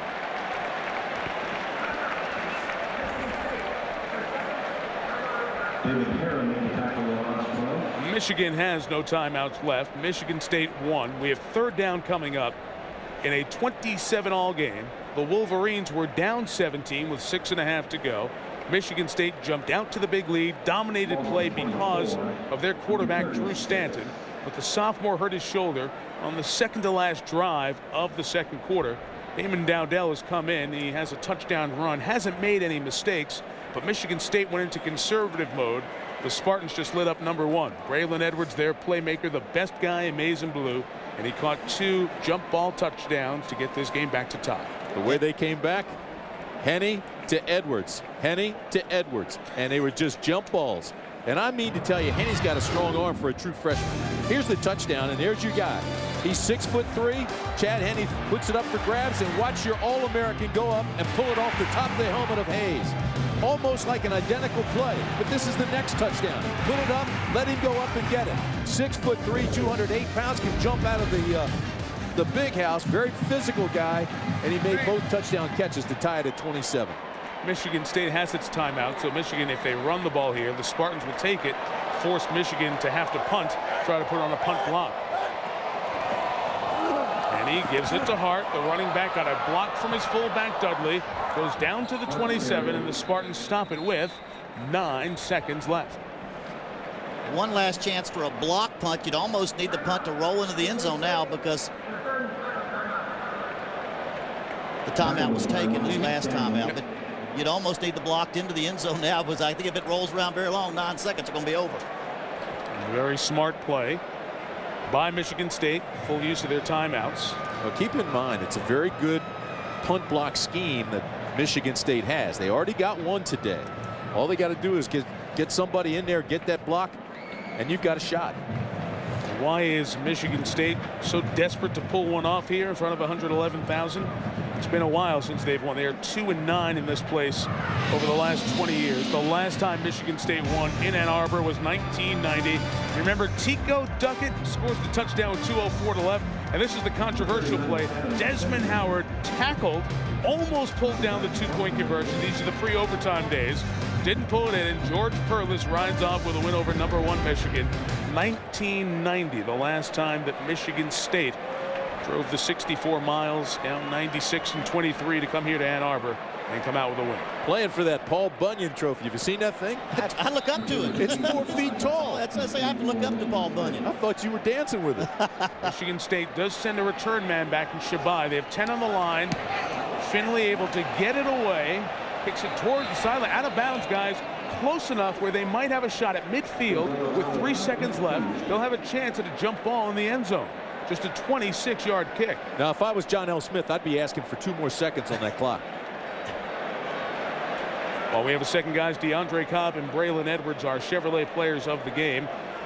In recognition of their efforts, Chevrolet will make a $1,000 contribution to each university's general scholarship fund, and then in no way ignores Michael Hart's 31 carries for 219 yards. But Edwards went up in the air and made the plays that mattered most. Or Drew Stanton's performance in the first half before he got hurt. Yeah. You know, you talk about 2 extra seconds on the clock, and we had the game back in East Lansing 3 years ago that changed the rule. The clock is now kept in the Big Ten on the field by a neutral party. Absolutely. Not a whole clock. It doesn't make any difference anyway because it's only one play, whether it's 3 or 8 seconds. Right. Well, they've got a big, tall receiver in Matt Trannon. He's number 6. Can Damon Dowdell become a superhero? He loads up, throws it downfield for Alexander, and hits the defensive back in the back. The flag is down! A flag came down! That's field goal range. 15 yards, not quite. 52, 35? It might be a spot foul, too. 15, no, it's beyond 15. You're right. So it would be 52 yards from there. And that's just out of his range. It's into the wind, too, and that's where the wind may factor in here. Already had one upset today. Maryland beating Florida State 20-17 at Byrd Stadium. And you've got to feel for Ralph Frazier. What a tough 3 games it's been. Number 29. Wow. 15-yard penalty from the previous spot. Automatic. First down. Leon Hall gets the flag. An unbelievable play here. Let's watch. Bottom of the screen. Contact. Bottom of the screen, right there. Little bumping and grinding forces him into the sideline. There definitely was contact made, plus the fact he never looked back for the ball. Dave Rayner has a big leg. He's going into a wind that is blown 20 to 25 miles per hour at times here today. How about this? That flag's directly blowing into the kicker's face right now. But if you look at the streamers, the streamers on the uprights, the wind's in his back. Guys, Dave Rayner from Oxford, Michigan, has never had a possible game-winning field goal in his career. And with no time on the clock, he's going to have one from 52 yards.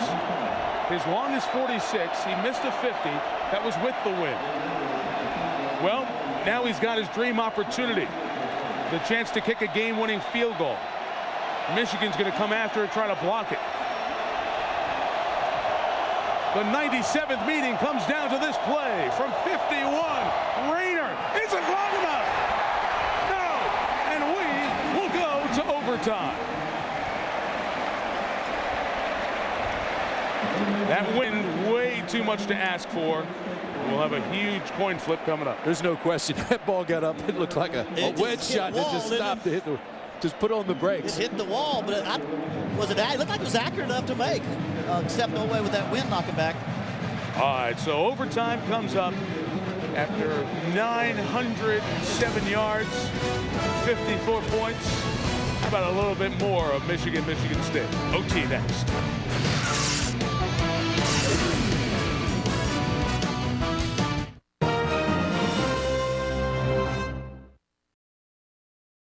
Western involved against Indiana and Ohio State. No sudden death.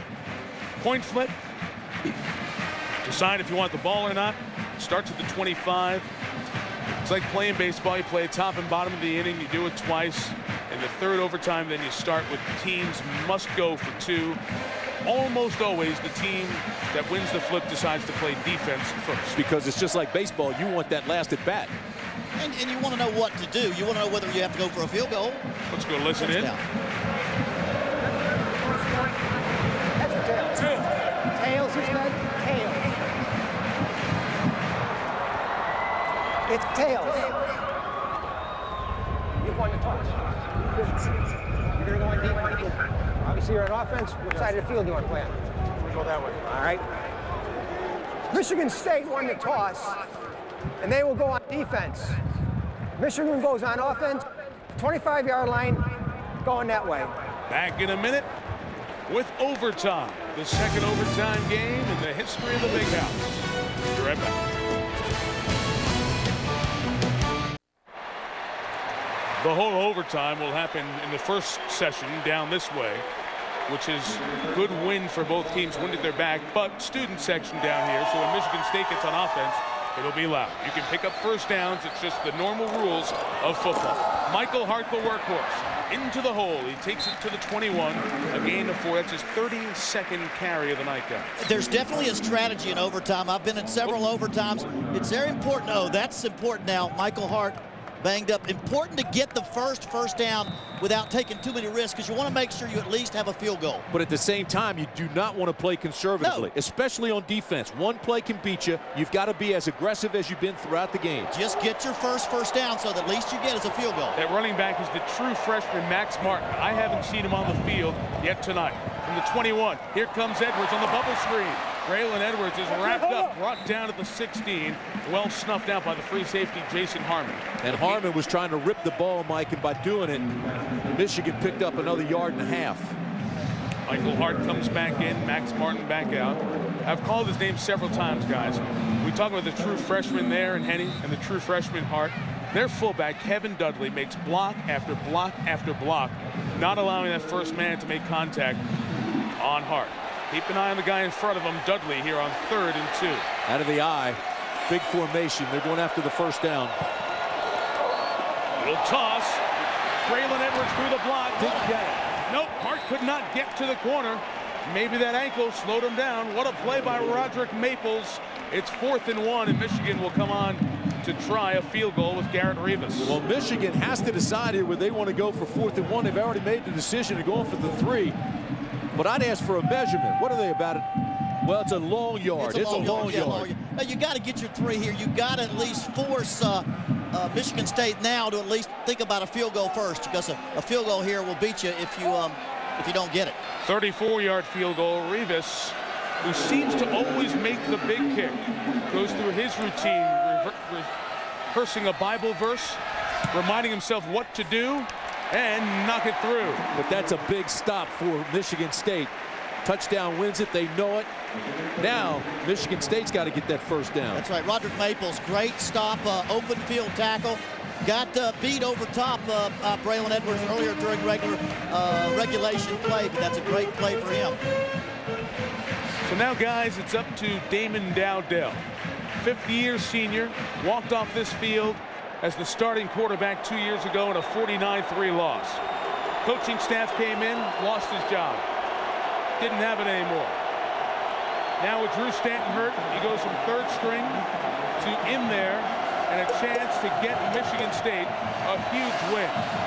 If he doesn't, Michigan will complete the largest comeback in the 78-year history of this stadium. 4 wides, they spread the defense thin. From the 25, it starts with option. Dowdell pitching on the edge. Cobb takes it to the 17-yard line. They'll mark him for a gain of about 8. Cobb's got to be the focal point of this defense. They've got to locate 21. He'll line up in the slot. He'll be a wide receiver. He'll come out of the backfield. He's had some big runs today, especially on the delayed draw. Here they run the option. You have to zero in on 21 right now and take away the running lanes. Lawrence Reed was a hair away from a game-over turnover. He almost got his hand on the ball. If the Spartans turn it over, the game's done. The bounce to the outside for Cobb. He gets the first down after a pickup of 4. Ernest Shazor made the tackle, but Michigan State gets a new set of downs. Well, now you're down where a good play now can get you a touchdown, but also you're in field goal range. You just want to make smart decisions here. All you can ask is that you're there's the great bounce to the outside by Cobb. He's probably got the best speed on the field right now. But psychologically, a huge boost for Michigan State. They have the advantage. First one to move the chains to get the first. Right. 5 receivers, no backs, both tight ends. Randall and Eric Knott are in for the Spartans. Going for the win. Dowdell drags his tight end back. Incomplete for Randall. Trying to send everybody to the right and bring the big tight end, the senior, out of Muskegon Heights, Michigan. We call that Y-hide. With a Y-hide, the tight end is Y, and you settle him on the line of scrimmage. You settle him, then you bring him back to the backside.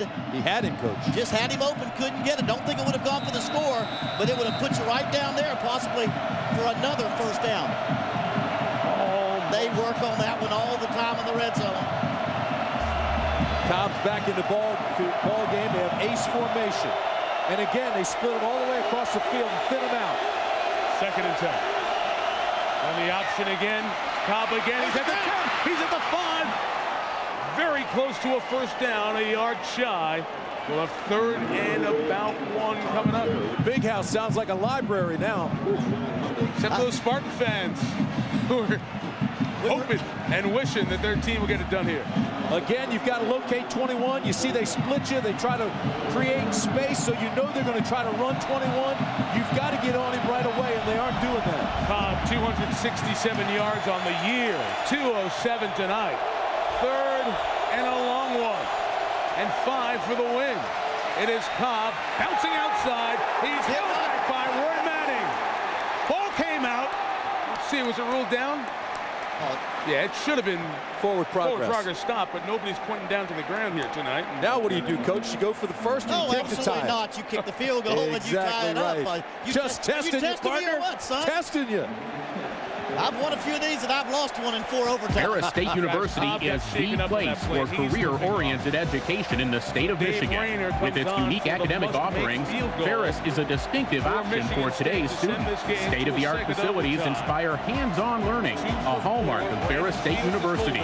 Small class sizes promote strong faculty and student relationships. Keep the game alive. Tied at 30, and we go deeper into the Ann Arbor night.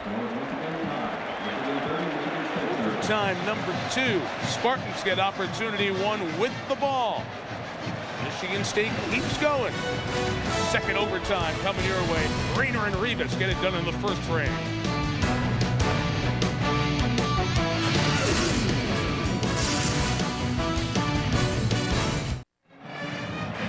Second overtime set to begin. Michigan had an injury at the end of their first frame. Let's go to Susie Schuster.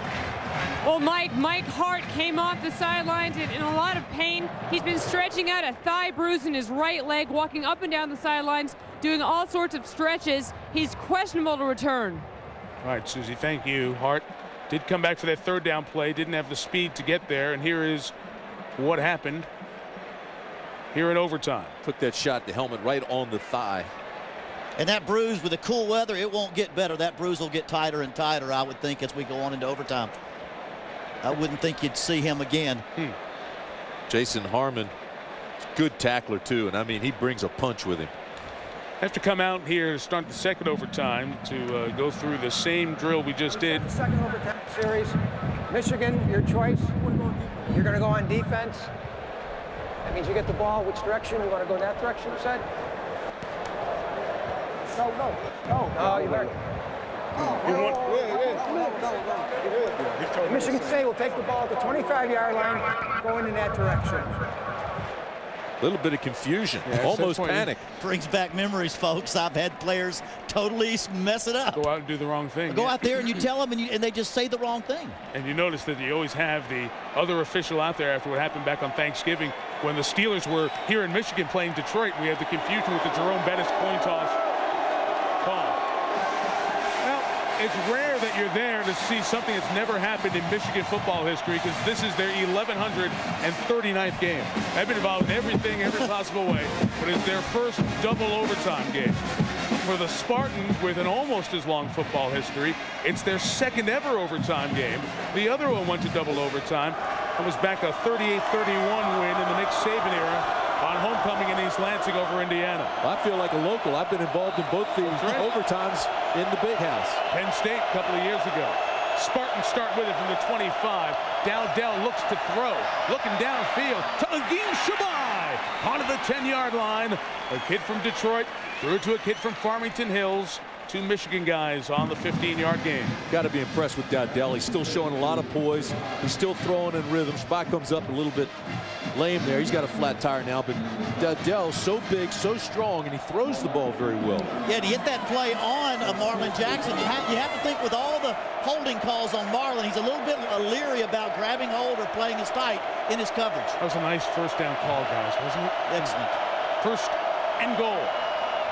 They come bring it to the other running back, Teague, who reverses field, gets down to the 5, pushes the pile forward to the 4. Good job for Jason Teague, because remember, the last series we said DeAndre Cobb had limped off the field. Mike, that was that same delayed draw, but this time he bounced it outside because there was absolutely nothing there. Michigan was not fooled that time and closed it down quickly. The last 2 times, here it is. They run one way, they hand the draw back the other way. This is a nice adjustment by the back, Teague. Did a nice job getting away from Roy Manning's initial tackle attempt as well. How about the Yaks? The yards after contact. Excellent. Took it down inside the 5. 2nd and goal.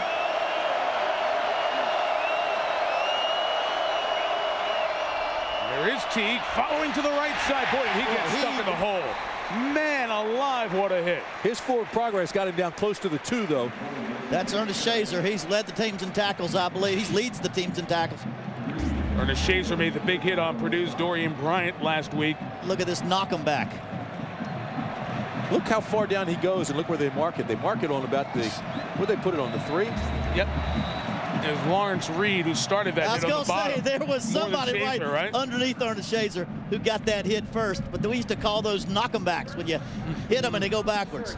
Michigan State using its timeout here. Both teams used all their timeouts, but you still don't carry any over from regulation on through to overtime. You get one here in the frame, and the Spartans use it.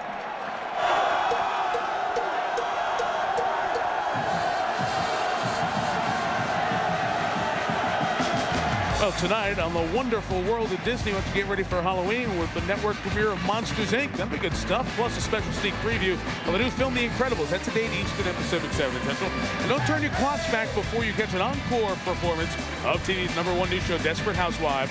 It's all coming up tonight on ABC. And remember, those of you who have been with us throughout out on the West Coast, we're still going to get you to USC up in the Palouse taking on Washington State. So your second game of the doubleheader is coming up here on this final Saturday in October. It's a good thing we turn the clocks back an hour tonight, because 111,000 here and millions of you at home going to need an extra hour of rest. This has been fun. It's been a great day of football. And at Oklahoma State and Oklahoma right down to the wire. Florida State losing to Maryland. Big upset at Byrd Stadium. Overtime, double overtime here at the Big House. I tell you, these Michigan fans' vocal cords got a lot of rest in the first half. They're using them now. Been here a while, too. This is deep past the 4-hour mark now. All right, so the Spartans have 3rd and goal coming up. Got to believe Cobb's the guy. They brought their big receiver, Matt Trannon, down here to the bottom against Leon Hall. He's got the 7-inch size advantage if they choose to go there. I think you fake it to him and you roll out. The running back is Cobb. He has it. He works to the right, looks for the goal line, and he gets in. Touchdown. Jason Teague. I think the defense thought they were going to fake it to him also. Jason Teague with DeAndre Cobb out after he got injured on the last drive, able to pound it in with second effort. How about the effort by these guys? You see they're getting hit, and they're still getting extra yards. The yards after contact. He was hit at the 3, drove him in across the line, waited for the delayed signal. Now it's up to Michigan. They've got to get the touchdown on their possession. How important to have fresher legs there after the workhorse Cobb. He's in the this journeyman. game. Teague's the journeyman. But he does everything right. What a great opportunity for him. Huge extra point for Rayner is through, and now Michigan must get a touchdown and score an extra point to keep the game going. Jason Teague's the guy right there. He's the guy that does everything right. He does everything you ask of him. Not a great player, not a guy that just goes out there with his talents and just shows you up. Just goes out there and plays. Takes it north-south, fights for extra effort. And you're right, Mike, the fresh legs were the difference in that play. He took the worst of that shot as well. But now John L. Smith's defense, which has been very good, will have to come out and make a stop for the Spartans to get a win.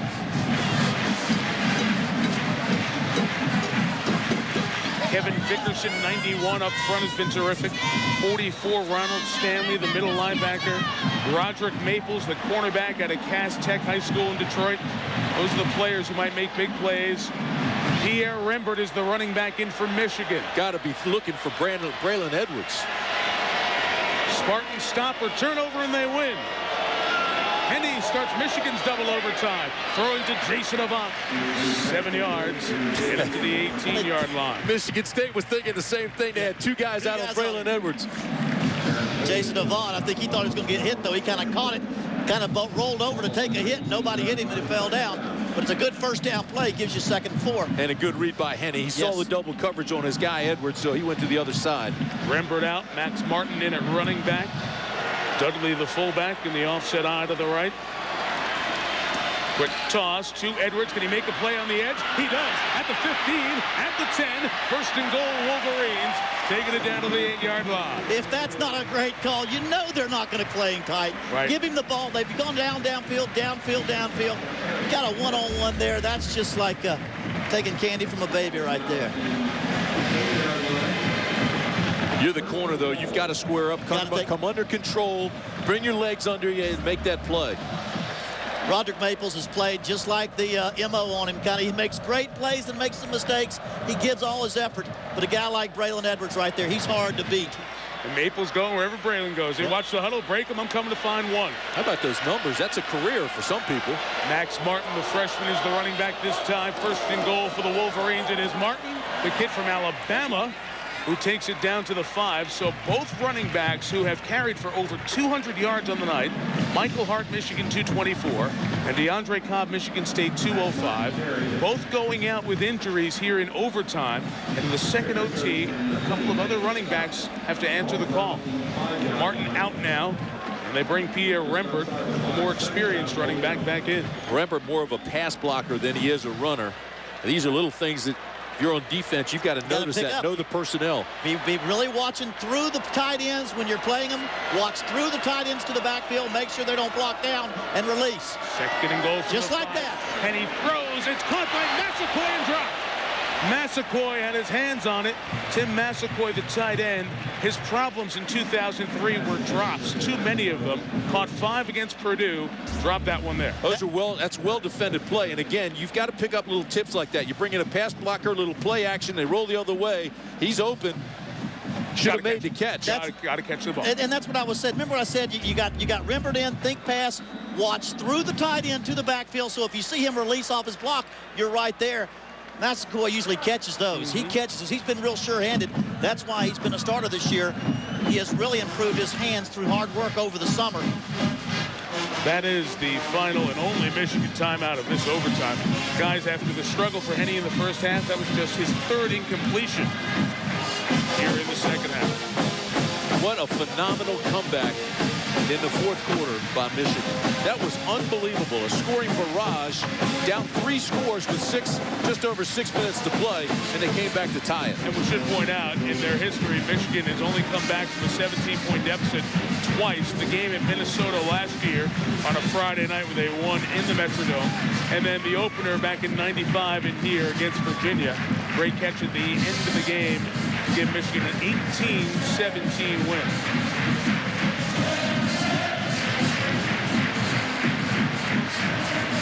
Well, the Wolverines know they've got 2 plays to score to get this into a 3rd overtime. You would think somehow they've got to get the ball into Braylon Edwards' Absolutely. hands. No question, Coach. Well, if you put a lot of wide receivers out there, they can't double. But if you put a lot of wide receivers, they know it's going to be a pass. But it's 3rd and 5. They know it's pretty much going to be a pass unless Michigan feels like they can run a draw and then end up with a pass. But they have to get a touchdown here. I think they go 2 times, obviously, into the end zone. Well, the Wolverines have shown a lot of formations during the game. 3 backs, they went empty. They had 4 spread, 3 tights. But the Wolverines are most effective pounding the ball and then burning them with the play action. They just ran the play action. They had it open and didn't execute it properly. Didn't make the catch. So now they've got 2 plays to score. Michigan is undefeated in the conference. So too is Wisconsin. Michigan's hopes of having an undefeated conference season come down to making 5 yards over the next 2 plays, then kicking an extra point to force this to a 3rd overtime.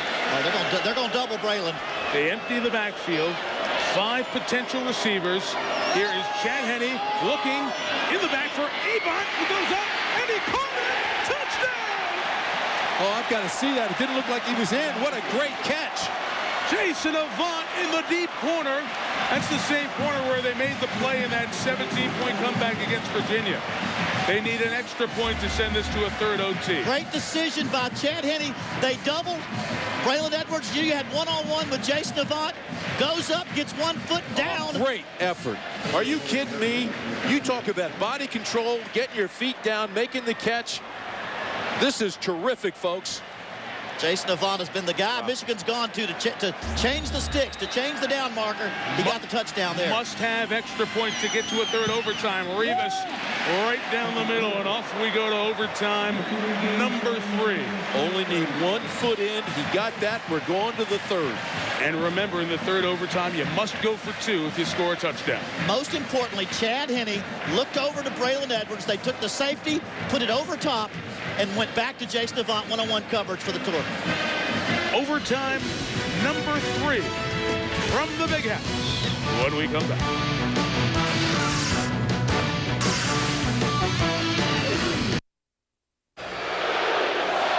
Back for the third overtime, something neither team has ever done since this rule came in 1997. So I think we've only had 1 this year. Tulsa, I believe, was in 1.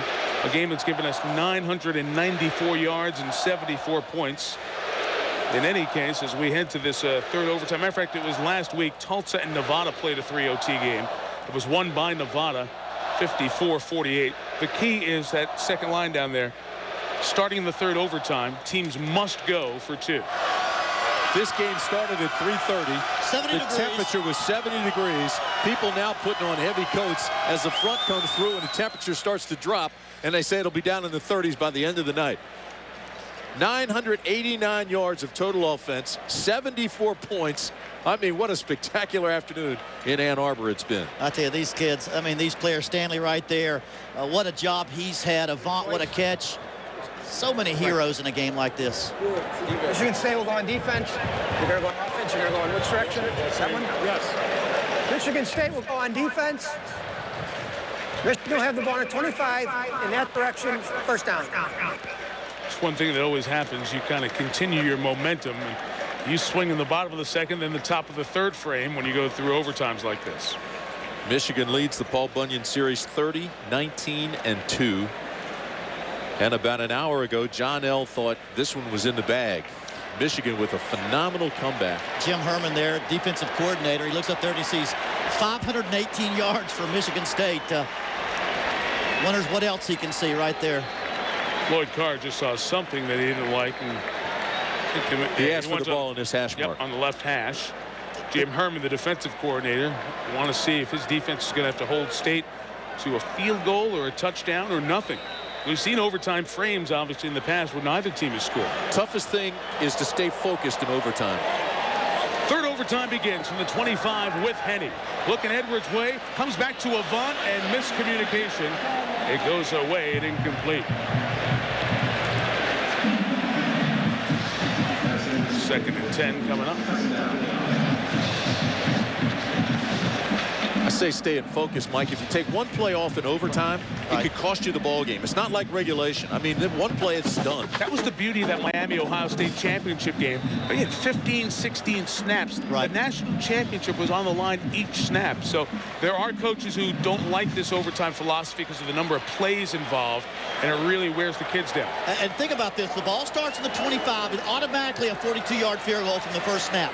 Now think about what kind of yardage you want to make sure you lessen the yardage. The carry with Max Martin, the true freshman, only gains a yard. Michigan's going to have 3rd and 9 coming up and might force Rivas into a long field goal attempt. Well, and at some point, fatigue does become a factor.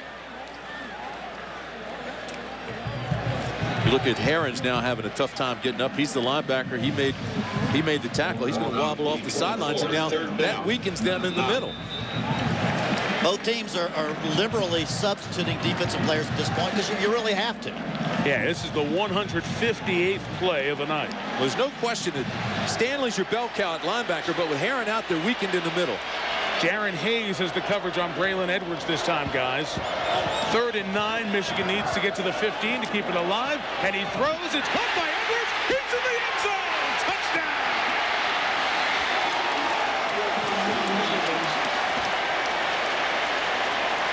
Michigan must go for 2. They're 2 for 3 going for 2 this year. All pass attempts.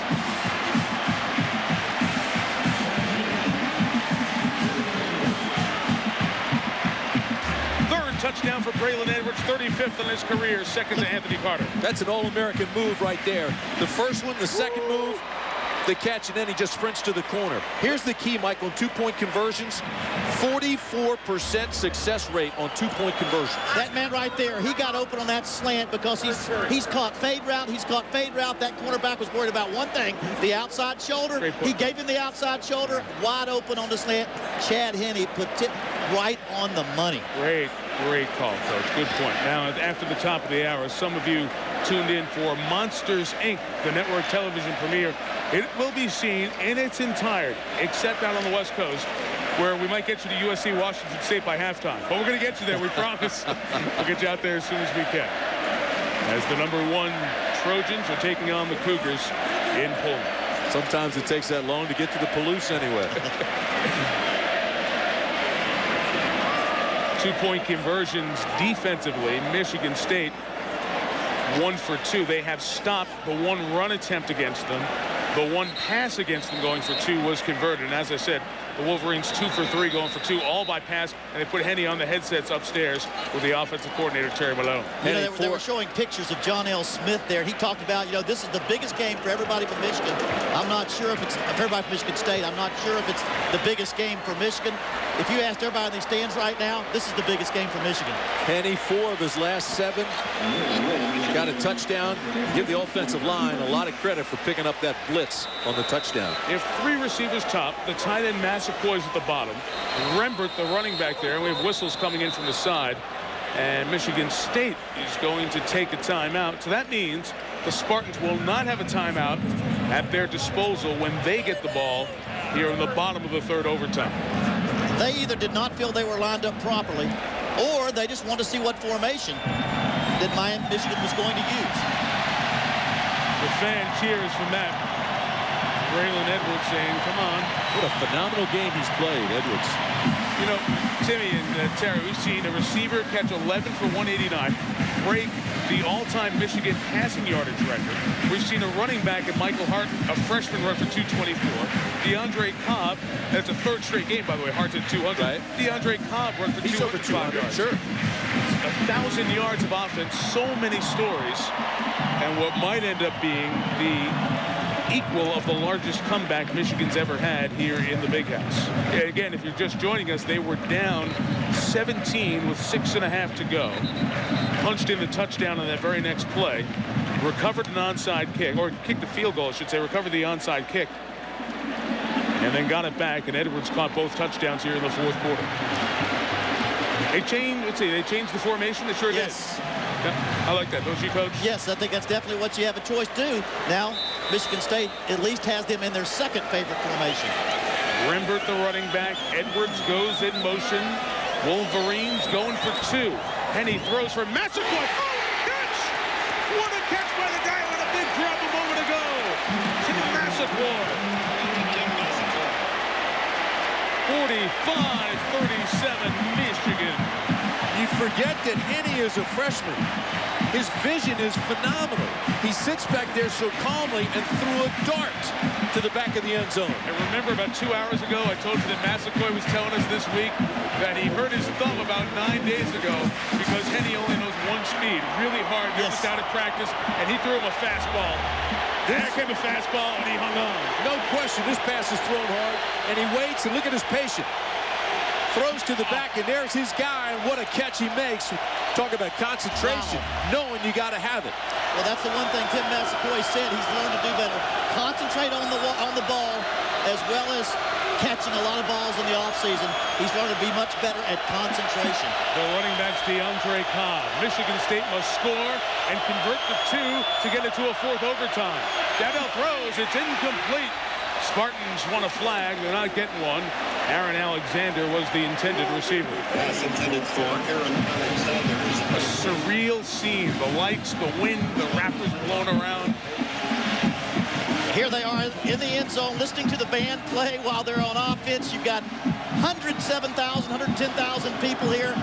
All of them right now almost yelling and screaming, so they won't be able to communicate. And Michigan State would like to be at the other end, but they couldn't go down to their fans and band because of the wind. 2nd and 10.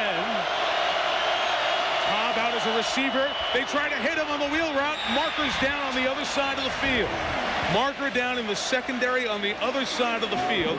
I think they're going to call Marcus Curry, who was defending over on Aaron Alexander. Let's see. That's where the call will come for sure. The question is which way. Oh! What is it? It's against the offense. Pass interference on State. Oh, my goodness. Wow. Again, it was away from the ball on the near side where the flag came in. I was down there watching Lloyd Carr. You're coming over to ask Lloyd Carr if you're going to accept the penalty. I think so. You're just waiting for somebody to blink, and Michigan State, I think, just blinked. If that's what they're discussing, wouldn't you take the flag here? John L's got to be furious. I know it gives you a couple more plays, but back him up. I think, without a doubt. Pass interference on the offense, number 4. 15-yard penalty from the previous spot. Repeat, second down. Eric Knott, the tight end, is the one who was flagged for it.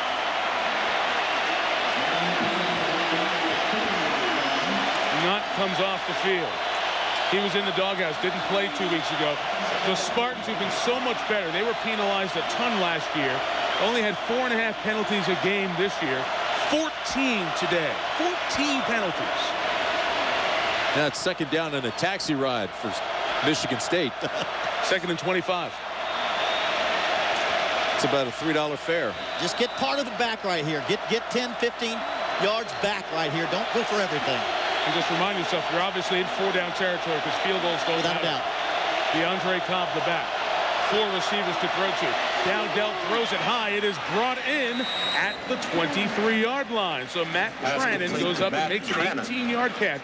And we have 3rd and 8 coming up here in the 3rd overtime. And, you know, that's the kind of mismatch you've got to look for in this situation. He's 6'6". Just keep the ball high and give him a chance. I mean, that's exactly what that was. That was a fade route. That was almost a fade route where he can jump up at 6'6" as if it was in the end zone. That was a plan to play where the quarterback was just going to lob it up there and let him out jump the defender. Now you're down to 3rd and 8. Like you said, Mike, 2 plays now. You don't have to get it all. Michigan changes personnel. Pierre Woods in at a linebacker to put pressure on. Darnell Hood came in. Here's your 6'6" guy. That's Trannon. Dowdell looks the other way. Throws for not the tight end. Incomplete. Never looked back for the ball. And it will come down to 1 play. A little miscommunication there by the receiver and the quarterback. Never had a chance to complete that one. The receiver was not even looking. They don't have a timeout. They got to make it happen here. The fans come to their feet. They've been on their feet for an hour. What am I saying? They get louder if that's possible. This is it. Play clock at 15. Michigan trying to cap off as big a comeback as the Big House has ever seen by the Wolverines.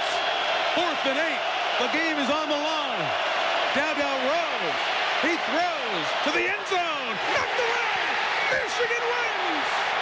An amazing comeback for the Wolverines.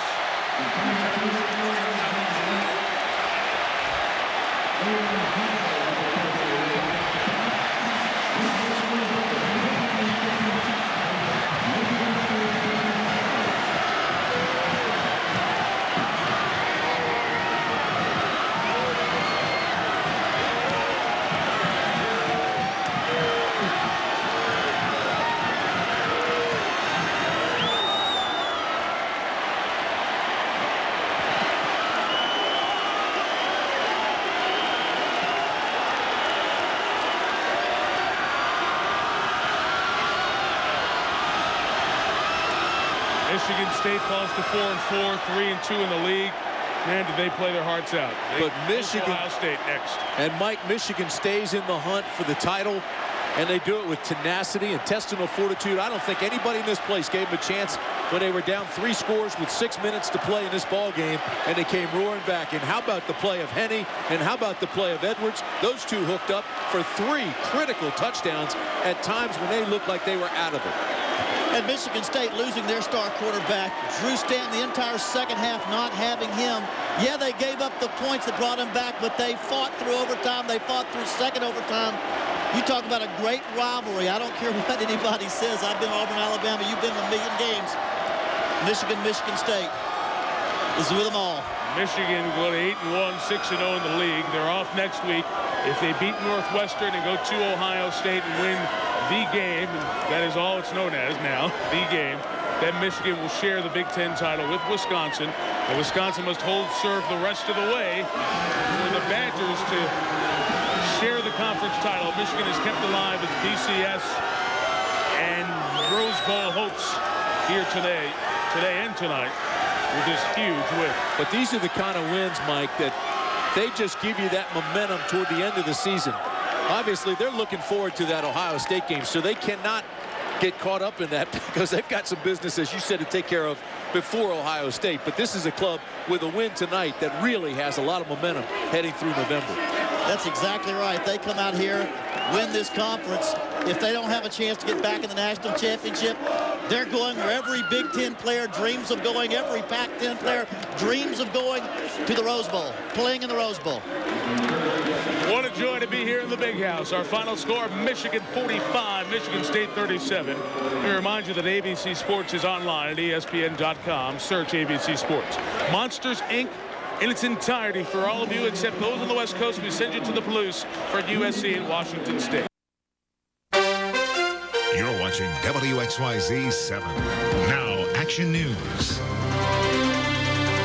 Wow, what a finish. That was quite a game, a fight to the finish at the Big House. Good evening, everyone. I'm Glenda Lewis. And I'm Dave Llewellyn. Michigan snatching victory from the Spartans in triple overtime. And this year, it's more than for just bragging rights. 97th meeting all time between these two schools, and it certainly will go down in memory as one of the greatest. Well, as our producer Reggie just said, he's like, you know what? This is an instant ESPN classic. I think I just watched one of the best football games that I have ever seen. It was that good. Game. Unfortunately, if you're a Michigan State fan, my heart's beating again. You're heartbroken right now. What a game. Well, I tell you what, on a Halloween weekend, the Spartans almost tricked the Wolverines, but in the end, it was Michigan providing the biggest treat of all.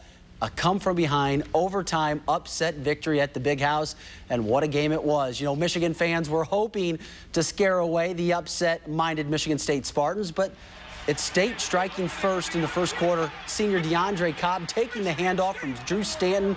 He breaks the line. He's gone. 72 yards for the touchdown on their first drive. Spartans on top, 7-zip. But the 11th-ranked Wolverines come right back. Michael Hart, another 200-yard rushing day for him. We're tied at 7. Spartans' next drive, 3rd and goal. Stanton does it all, diving into the end zone. 14-7 Michigan State. The Spartans good most of the day, even on special teams. Here with the blocked punt.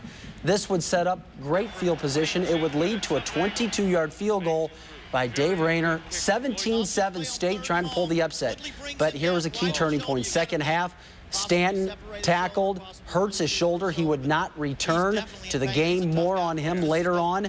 Michigan does take the momentum, though, and score before the half. Chad Henne drops back, finds Braylon Edwards. That's first down. It would set up a 34-yard field goal by Garrett Rivas. We go to the break. 17-10 Spartans. Second half, unbelievable play. Looks like Michigan State is going to take this one and take it to the house. This, another touchdown run by Cobb. Are you kidding me? State goes ahead 27-10. Looks like the game's over, right? Wrong. Here comes Michigan, down 17 points with just over 6 minutes remaining. Henne to Edwards. Where was this all day in the first half? That's another first down. This would lead to a Michigan field goal 27-13 game. You know what? It works once. Let's try it twice. Henne to Edwards again. Oh, my gosh. He pulls it away. Touchdown. Braylon's that good when he wants to be. It's 27-20. We have a game. Next Michigan possession. Watch Edwards again from this view. The guy is amazing. It's just not that easy, folks. He had 150 yards and 2 TDs at that point before overtime. As we told you about, instant classic. We're tied at at 27. Now we go to overtime, triple overtime. It's Edwards again with the touchdown. You have to go for 2 in triple overtime. Michigan does, and does it well. Penny to tight end Tim Massaquoi. They have an 8-point lead. Michigan State would have to score a touchdown and a 2-point conversion. It wasn't meant to be. Final score, Michigan takes this one 45-37. And by the way, it was the largest comeback in the Big House for Michigan, and that's saying something with the long tradition and history they have. Like I said, probably the best game I've watched since I can remember. Yeah, just a terrific game. Disappointment if you're a Spartan fan, especially with the lead that the Spartans had late in the game, but just a stirring. And we'll have much more on this game coming up tonight at 10 and 11. You won't want to miss that. Yeah, and Don Shane is live in Ann Arbor. We'll go to him with reaction on the big Michigan triple overtime victory over the Spartans in the rivalry. When we continue on Action News, stay with us. We'll be right back.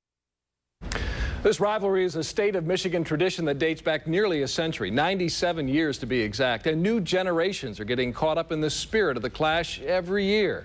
Action News reporter Joe Mason is live in Ann Arbor with a story tonight. Joe? Dave, right now fans are pouring out of the Big House. Of course, they all know about the great tradition and history of this game, but it's all new to the next generation of fans. They came into the world only 9 months ago. Now these two little guys are making their first ever appearance at the Big House. That's Christopher on your left and Cameron on your right. Or is that Christopher? Mom, can you help out? This is Cameron. This is Cameron. No, this is Christopher. See? It's easy to mix up the identical twins, but JR and Deborah Smith of Ann Arbor say their boys will never be confused over which Michigan team to pull for. It's all in the brainwashing. You just start them out at about 3 or 4 months, and you just keep humming the victors to them, and hopefully it'll infuse into them and they'll become Michigan Wolverines someday. Go blue! Some fans always keep their wardrobe color coordinated. And God forbid if you put on the wrong colors. We're maize and blue for the football game, so. You ever let them wear green or white? Never. That's not even an option. We don't even have green clothes. Go green! Go green! Green is a way of life for 5-year-old William Meaton and his 3-year-old sister Mallory. Their dad has made them true Spartan fans. Don't even think of mentioning that other team. What do you say about Michigan Wolverines? Once Mallory knew that William was going to be a Michigan State football player this year for Halloween, she wanted to be a Michigan State cheerleader. Do you like being a cheerleader? Yes. Would you ever want to be a Michigan cheerleader? Yes. Would you ever want to be a Michigan football player? No. Well, I have a feeling that William and Mallory are probably crying right now, but we've seen a lot of happy Michigan fans out here. That's the latest here from the Big House. We'll be back with more later. Back to you guys now in the studio. All right, Joe, thank you very much. That rivalry runs deep, doesn't it? Does. It's in our blood. Yeah. Well, Don Shane has live coverage from the Big House, talking with players and coaches. When we come back, please stay right with us.